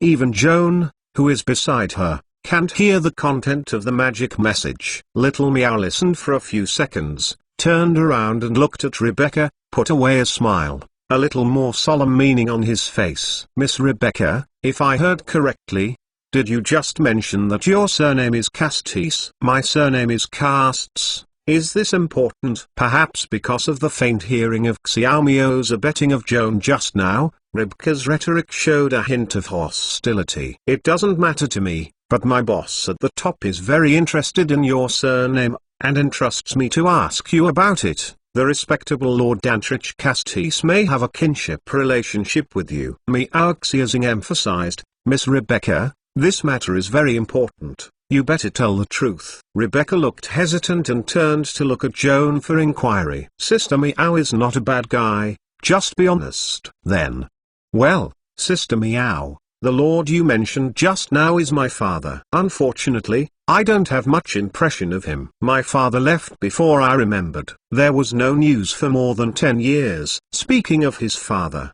Rebecca's eyes became somewhat sad. Xiaomiao seemed to be relieved, and said with a smile, it turns out that you are Lord Cassis Gold. This is easy to handle. You come with me. Sister Meow, where are you going to take us? Joan asked. Take you to see my boss, and the boss. They can answer all your questions about Snow Manor. Little Meow headed deep into the garden without looking back. Do you want to keep up? Rebecca asked Joan anxiously. Is there a trap? It shouldn't be. Joan pondered for a few seconds, then said, if you stay here, I'll go and see the situation by myself. Forget it. Let's go together. Rebecca took his hand. From the change in the attitude of the Catwoman, most of the so-called bosses in her mouth know my father and may have a chance to hear from the other party. The whereabouts of my father are worth the risk. Joan nodded and took her hand, speeding up to catch up with Xiao Miao. The three passed through the garden one by one and came to a low earth house. Xiao Miao knocked on the door without any movement. After just a few seconds, a dark and flat shadow squeezed out of the door crack, and the probe looked at the brain. Chapter 247. Mr. Fox and Miss Wolf. Rebecca recognized at a glance that the ghostly black shadow was the ghost shadow that had previously attacked her and Joan in the big house, and could not help whispering, "Hold the holy symbol in a hurry. You will release positive energy to dispel the undead. Don't be impulsive. Ying is also her own." Xiao Miao quickly turned back to stop Rebecca. "She is my elder sister's servant." Rebecca put down the silver chain wrapped around her wrist and muttered in a low voice, "Would your elder sister be a necromancer or an evil priest who worships the of death?" In addition to these two kinds of people,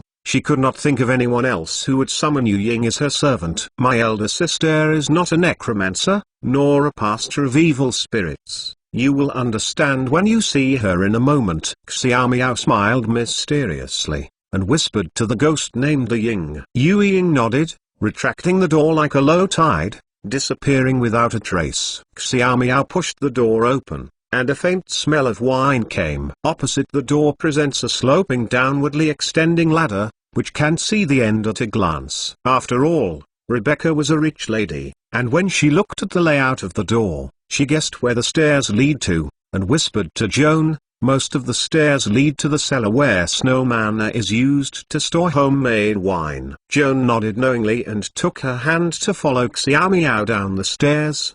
The leather boots stepped on the damp stone slab ladder and gave an empty echo. The dim corridor in front seemed to have no end, which made people panic. A group of 3 people made a few turns and finally reached the end of the ladder. On the front is a spacious underground hall with rows of wine barrels marked with different years on the neatly arranged wooden shelves. Sure enough, as Rebecca guessed, this is a large underground cellar. Most of the space in the wine cellar is shrouded in darkness, and there is only a hazy light in the distance ahead. Xiao Miao led Joan and Rebecca in the direction of the light, before stopping at the light source. Here is a corner at the end of the wine cellar, with a wooden table and 2 empty barrels serving as seats against the wall. On the wooden table, there is a candle holder blessing the indestructible flame, a crystal clear crystal ball, a pair of chess and 2 goblets. The deep red wine pulp in the glass was slightly rippling,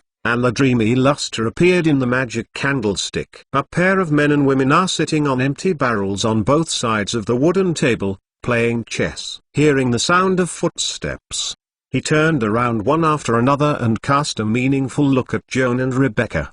The man was of medium build, dressed in a well-dressed tuxedo, and a top hat. He looked like an elegant gentleman, and a fox mask with a beard and a grinning smile covered his face. The woman sitting opposite him was taller. The short black trench coat showed a good figure with thin waist and long legs, and there was no trace of variegated blonde hair cut short. Wearing a spooky silver wolf head mask on his face, only showing the ruddy thin lips and a pair of unusually sharp eyes, it gave a strong and proud impression. "Sister, Mr. Fox, these 2 young guests are Joan and Rebecca." Xiao Miao first introduced the guests to the men and women, and then introduced to Joan and Rebecca. "These 2 are my bosses. According to our rules, members of the organization must not reveal their true identity in front of outsiders. Anyway, the name is just a code name. You may call them Mrs. Wolf and Mr. Fox." "Good evening, 2 children.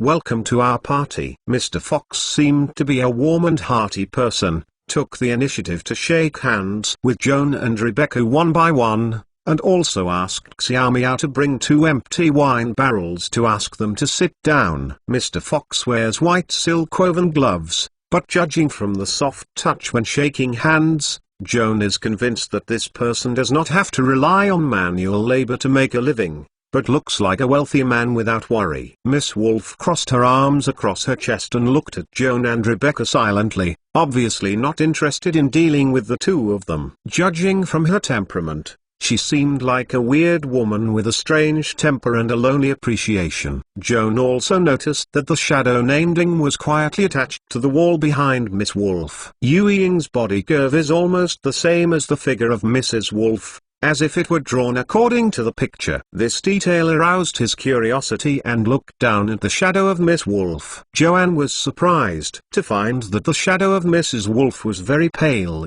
which was a sharp contrast to the inky black projection formed by other people under the light, as if a touch of grey ink stains were washed out by water. Just now, Joan also suspected that Miss Wolf was a necromancer or a priest of death. At this moment, seeing her shadow faded to almost disappear, she completely overturned the previous guess and turned to Ms. Wolf as a shadow dance.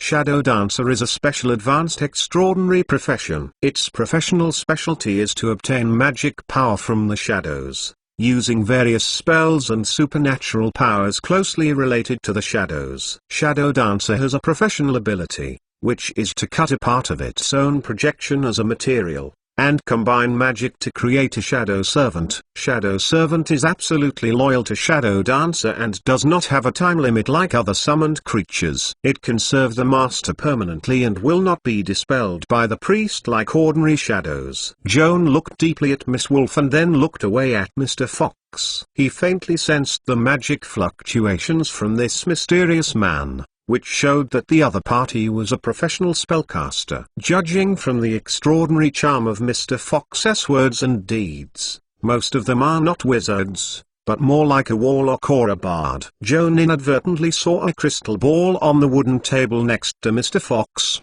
and the inside of the sphere reflected the miniature picture of Snow Manor. It can be seen that Mr. Fox just used this crystal ball to cast a discovery spell. No wonder he knew everything that happened outside the cellar, and even overheard the conversations of himself, Rebecca and Xiao Miao. Mr. Fox and I are going to talk to these two children. There is nothing to do with you here. Go back first, Miss Wolf said to Xiao Miao. Okay sister, by the way, Joan is my good friend, don't you bully him, Xiao Miao said uncomfortably. I know, don't be verbose, let's go. Miss Wolf looked impatient. Xiao Miao seemed very afraid of her, nodded helplessly, turned around and walked past Joan, deliberately slowing down, and whispered in his ear, don't be brave, take care. Joan nodded silently, and as Xiao Miao left the cellar, there were only two mysterious men wearing masks in front of him, and the sense of crisis in his heart quickly climbed. Chapter 248 Son of Freedom 1 Joan,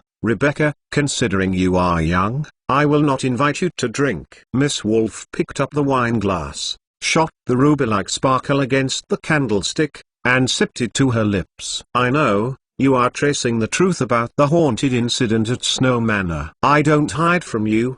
The ghost that is tossing the Snow family's restless dog is Ing, and everything she does is carrying out my orders. Miss Wolf confessed that she was behind the haunted incident, as if she did not take this serious crime seriously. Ma'am, why are you doing such a thing? Do you have any hatred against Mr. Andrew Snow? Rebecca couldn't help asking. From a personal point of view, there is no grievance between me and Mr. Snow, but from an organizational point of view, unfortunately, this customs director is indeed our enemy. Miss Wolf put down the glass, and a faint frustration floated in her eyes. What kind of organization do you mean by organization? Joan couldn't help curiosity and asked actively. Well, do you really want to know? Miss Wolf gave Joan a deep look. Young people, knowing too much may not be a good thing for you. Of course, I also know that in this situation, it is difficult for anyone to curb their curiosity. It's not difficult for you. Now there are two roads before you. Either give up tracing this matter, just don't see me and Mr. Fox, immediately turn around and leave here, see and hear you tonight, forget everything, or, speaking of which, Miss Wolf stopped intentionally or unintentionally, took over the glass of red wine refilled by Mr. Fox for her, and admired the charming texture and color of red wine against the lights as if she did not intend to continue. Madam, what's the other way? Rebecca couldn't help asking. If you choose another way, I will answer all your questions truthfully, but in return, You must join the organization and swear never to betray. Mrs. Wolf stared closely at Joan and Rebecca's eyes, and her eyes became burning. Rebecca did not dare to look at the oppressive eyes of Miss Wolf, turned her head to look at Joan, and gave him a look that asked him to make up his mind. Joan has always pursued the principle of more is worse than less. It is self-evident. He stood up without hesitation and turned away. Rebecca hesitated, looking at Joan's back for 2 seconds, as if awakened like a dream, and quickly chased after him. "Please stay behind." Mr. Fox remained silent during the conversation just now and suddenly spoke. "Ms. Castis, the choice made by Mr. Joan can only represent himself. You are also a person with independent thinking ability and free will. There is no need to accommodate his decision." Joan stopped and looked back at the man wearing the fox head mask. With a little thought, it is not difficult to hear the other person's implication. Mr. Fox, he didn't really care about Joan Vida's stay. What he really cared about was Rebecca, who wanted to pull her into the mysterious organization to which she belongs. Rebecca's analysis angle is different from that of Joan. Hearing the words of Mr. Fox, he subconsciously thinks that this person is provoking divorce, trying to undermine her mutual trust with Joan, and immediately sinks his face and refutes. "Because I don't lack the ability to think independently. I know who is really good to me, and who is sinister and untrustworthy." "Oh, Ms. Castis, are you accusing me of being dangerous and untrustworthy?" Mr. Fox spread his hands and made an innocent gesture. "I'm sorry, people who hide in other people's homes and play tricks, even dare not show their true colors,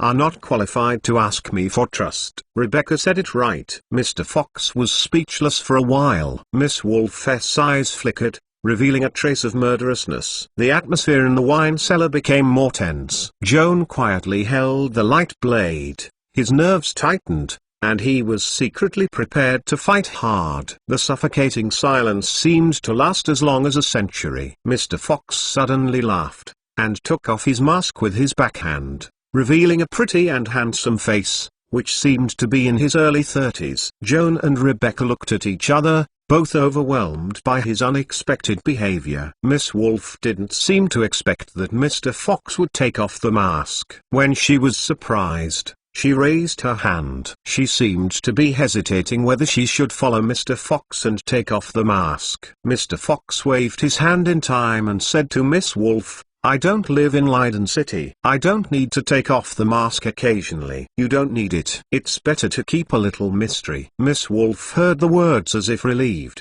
and said nothing. The Mr. Fox who took off his mask turned to look at Joan and Rebecca, and a gentle smile appeared on his face. "Reintroduce myself, Joseph Adams, an ordinary person who is determined to devote himself to the cause of freedom." "It's an honor to meet you, Mr. Adams." "Your honesty touched me. However, I still have many questions in my heart. Since you don't mind showing us what you are, you don't mind answering my doubts," Rebecca said carefully. "Say." Joan glanced at her and sincerely admired her composure and calmness, and even admired her for being able to negotiate with strangers calmly in such a curious situation. "Switching to yourself, even chanting according to the manuscript that Rebecca said just now, will inevitably stutter and have no momentum. Ms. Castis, since I took off the mask, I don't plan to hide anything from you anymore. If you have any questions, I know everything." Joseph Adams smiled and promised. "This is the best.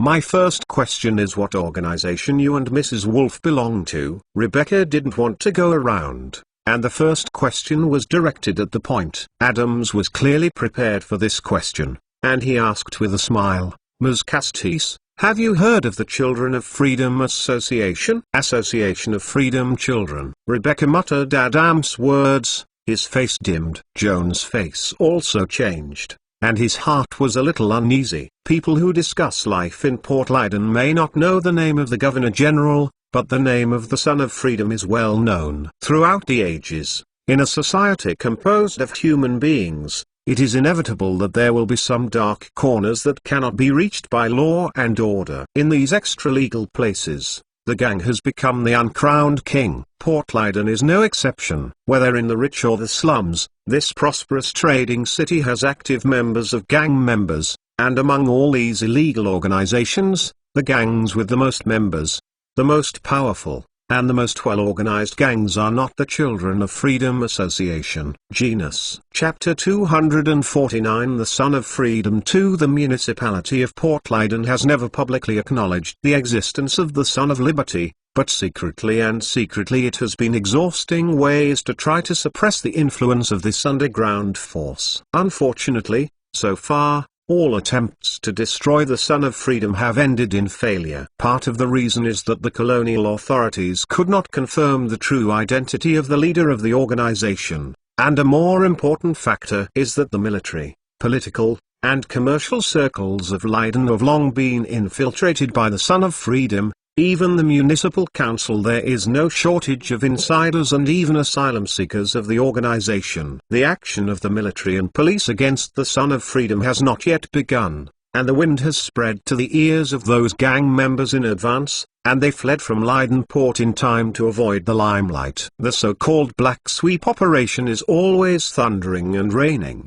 and it is worth celebrating. In such an environment, the suppression of the authorities not only cannot completely eradicate the Son of Freedom, but will also promote its growing strength. As a matter of fact, the influence of the Freedom Sons Association is not limited to Port Leiden. From Yalfheim to Midgard, and then to Jordanheim, the major cities and towns on the east coast of the New World have active children. The League of Freedoms in Port Leiden is only the helm of this huge organization. As for the headquarters of the organization, only the seniors of the Freedom of Children know. Joan had heard Major Vassar say that the highest decision-making level of the Son of Freedom is composed of three mysterious characters. The number one leader is in charge of the finance and senior cadres of the association. The second-ranked leader is in charge of military and intelligence.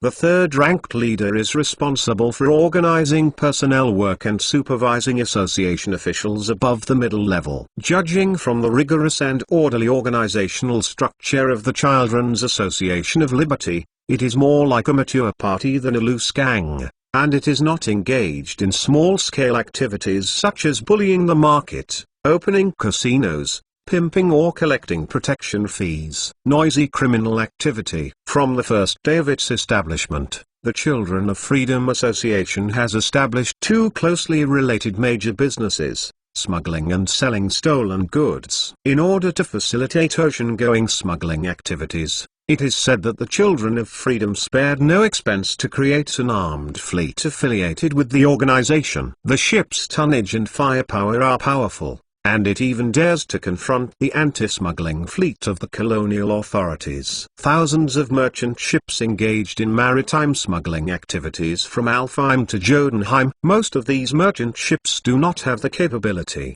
sailing in the vast ocean, not only to guard against pirate attacks, but also to avoid the anti-smuggling warships. Even if Poseidon blessed, the smuggling ship successfully landed, and then managed to store the cargo on the ship to a safe dock warehouse to avoid tax police inspection, and finally managed to secretly transport these tax-evading goods to cities and towns for sale. Every aspect of the above process violates the law. Once the smugglers were caught by the police, they were fined to bankruptcy, fell into prison, and severely sentenced to death. The body was hung on the gallows near the dock to show the public. They were subjected to wind and rain for many years, and they could not be buried until they corroded into skeletons.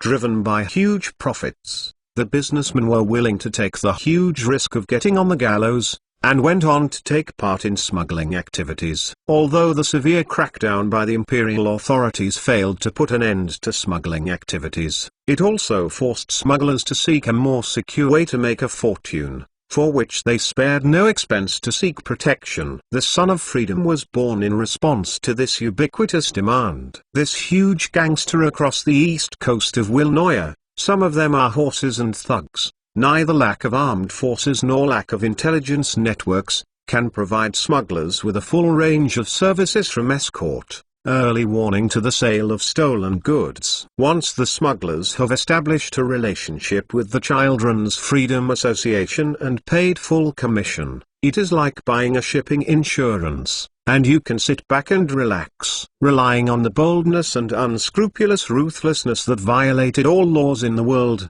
The Son of Freedom seized immeasurable wealth through illegal business such as smuggling and selling stolen goods, and devoted most of its wealth to expansion. Arming and recruiting horses has greatly expanded the Children of Freedom Association from the scale of personnel to the sphere of influence. It has been only 10 years since its creation, and it is conservatively estimated that its number of members is not less than 10,000. And it has become the undisputed underworld overlord in the New World. Knowing that Joseph Adams and Mrs. Wolfe were both cadres of the Children's Freedom Association, another doubt in Joan's heart was suddenly bright. Miss Wolfe, why did she instigate her shadow servant to play tricks on Snow Manor and make Snow's chickens and dogs restless? The answer is actually very simple. Just because the owner of this manor is Andrew Snow, the newly appointed chief of the Customs Administration of Yalfheim, publicly accused the Children's Association at the hearing of the Municipal Council,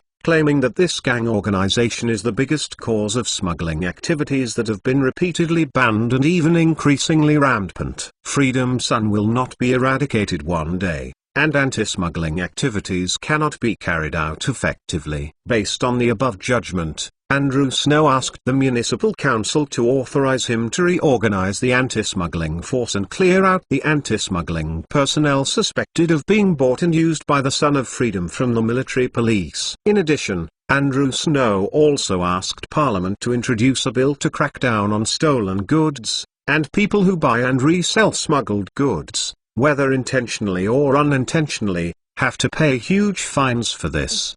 The above remarks by Andrew Snow can be said to have stirred up thousands of waves at once, and completely offended the interest group composed of smugglers, stolen business firms and even the general public who bought tax evasion goods. This interest group has a top-pronged approach. On the one hand, it obstructs Andrew Snow's proposal in the Municipal Council. On the one hand, it instructs the Association of Freedom, which also belongs to this interest group, to give this ignorant customs director a little color. The ultimate goal is nothing more than to force Andrew Snow to bow his head and concede defeat, completely dispel the idea of cracking down on smuggling. The gang has always acted unscrupulously. The threat of pretending to be a ghost is just a small appetizer. It is not difficult for Joan to imagine that if Andrew Snow refuses to follow suit, it is not just ghost harassment that awaits him. Kidnapping and even assassination will surely follow. With such a thought, Joan felt a chill in his heart. In addition to fear, there is anger and helplessness. He didn't know Andrew Snow, and he didn't dare to say that the policies advocated by the customs chief could represent justice or perfection. But he can be sure that the Children of Freedom Association and the interest groups behind it are definitely not good people. Chapter 250 Freedom and Law. Joan lacked sufficient knowledge of law and was not good at moral and philosophical speculation. Looking at what the Son of Freedom did from the perspective of an outsider, it was instinctively disgusting. In fact, not only Joan disliked the Son of Freedom, but Rebecca put disgust on her face. When Joseph Adams revealed his identity and actively invited her to join the Children's Association of Freedom, the girl who was a little cowardly and timid was uncharacteristically and refused without hesitation. "Thank you for your good intentions, Mr. Adams, but I have no intention of having a relationship with your organization. By the way, one more thing, smuggling is a shameful crime anyway." "Is it shameful?" Adams shook his head and smiled. "Ms. Castis, you are too young to understand that there are no black and white things in this world. You said that smuggling is illegal and criminal, but have you ever thought about who made the law? Why do those who make laws require you and I to obey the laws they make? Lawmakers are also human beings, and their intelligence and morals are not necessarily better than you and me. Why should we ensure that the laws we make are absolutely fair and unquestionable?" Rebecca was overwhelmed by this series of interrogations, and stunned for a long time before he shouted angrily, "You say these are pure sophistry. It's pointless." "Okay, let's get back to the topic." Adams smiled kindly, neither anxious nor angry. "You accuse us of tax evasion, which I admit, but we also have a pain. If the imperial authorities monopolized the import and export trade and forced us, those originally guarded traders, to pay heavy taxes, why would we risk smuggling at the risk of being hanged? Adams sighed and continued. What is even more intolerable for us is that the imperial authorities and the colonial government have not fulfilled their obligations to protect the colonial inhabitants. The businessmen who observe the law-abiding businessmen have been robbed by pirates but do nothing. Who will follow the law in the long run? It's not that we are willing to commit crimes. It's this unfair world that forces us to take the path of crime. These truths, a lady like you who was born in a noble family and has never suffered from misery will not understand. Mr. Adams, I'm so embarrassed. I'm not a flower in the greenhouse. I have suffered much more than you think, both mentally and physically, and it's not worth showing off. Rebecca's face flushed red, her gaze firm and hot, and Joan saw the persistent look on her face for the first time. We are back to the topic, Mr. Adams. The remarks you made just now may be true, but I don't think it should all be blamed on the imperial authority or the Excellency Governor. Do you have no responsibility yourself? In fact, the tax rate originally set by the colonial authorities was lower than that of the empire, but no matter how low the tax rate was, the insatiable profiteers would not be satisfied. It is precisely because you refuse to pay taxes in accordance with the law that the government cannot obtain sufficient fiscal revenue through the existing taxes, so it has to repeatedly increase the tax rate to make up for the shortfall. This is equivalent to those of you greedy and selfish tax evaders who pass on the tax burden that they should bear to us, the law-abiding people who pay taxes according to the law. Why should I sympathize with you? And why should I share with you? It is precisely because of your unscrupulous smuggling that led to a sharp reduction in tariffs. The colonial government lost the important income of tariffs, and the budget is stretched. Of course, there is no money to build warships and recruit troops, no money to improve armaments, and what to protect the people under rule? You smuggle and evade taxes, and earn money that you don't care about, but put it in your own pockets, but the consequences are borne by us innocent people. Have you ever felt even a trace of guilt? Have you ever considered donating even a gold coin to a slum child? We provide a free lunch. Have you contributed even a brick to the repair of the city wall? Adams looked slightly stiff, almost trying to refute, but couldn't find a chance to interrupt Rebecca's words. So he shook his head bitterly and listened patiently. Joan could hear God and fell into thought. He is neither interested in matters such as politics and economy, but only from the perspective of language logic. He found that the debate between Rebecca and Adams was caught in a strange circle of there are eggs or chickens first. It is really difficult to make it clear that smugglers of tax evasion and government agencies that set harsh taxes on miscellaneous taxes, whoever is sorry first, who is worse than anyone. But to take a step back, Rebecca's argument can achieve at least one secondary goal. Since neither side is a good bird, if anyone tries to pretend to be a victim and try to seize the moral commanding heights, it will even show its brazenness. Rebecca breathed a sigh of relief, trying to calm down the excitement, staring at Adams, and solemnly speaking his final decision. I'm very sorry, Mr. Adams. I don't care who is right or wrong with you. But just don't see your style of behavior. I don't want to join an organization that makes me feel ashamed. I will keep my mouth tight on what happened here today. I sincerely hope that we will not have any intersection in the future. Good luck. Joan, let's go. Rebecca took Joan's hand and turned to leave. Joan has been watching the movements of the two people with cold eyes. When Rebecca stated his position, he found Joseph Adams sighing in his forehead, and Miss Wolf suddenly straightened her waist, as if she really turned into a female wolf about to attack, and the cold eyes behind the mask showed Senran killing intention. Joan shuddered, without thinking about blocking Rebecca behind him, pulling out a dagger in his hand, and the magic candlestick reflected the chilling light. Everyone, don't be impulsive. There is something to say. Adams raised his hand to stop the conflict between the two sides, and looked at Mrs. Wolf with an unhappy look. My friend, You'd better calm down. We are all grown-ups and can't live with children. I don't want to bully the children, but they know too much. If you let them go like this, don't you worry about leaving trouble? Miss Wolf asked coldly. Anyway, sooner or later, we have to show off with Andrew Snow. There is nothing to hide. As for my personal privacy, I believe they are not interested in tracking down. After all, there are so many people named Joseph Adams in the world, and I am nothing. A big name with a big name. Adams smiled lazily and turned to Rebecca and said, Ms. Castis, you can leave with confidence, and I guarantee that the people of Son of Freedom will not trouble you. The prototype of the Son of Freedom in the book is the Association of the Freedom that was on the eve of the North American War of Independence. In the history textbook, the description of this organization is a positive image. However, this is not entirely the case. The Freedom Children Association is essentially a gang. Their main behaviors include, but are not limited to, tax evasion, smuggling and sale of stolen goods, unscrupulous insults, kidnapping, assault, and insults against the Royalist Party and even the neutrals. The various acts of the Freedom Son on the eve of independence, including their performance in the so-called Boston Massacre and the Teapot Incident, are plainly gangsters.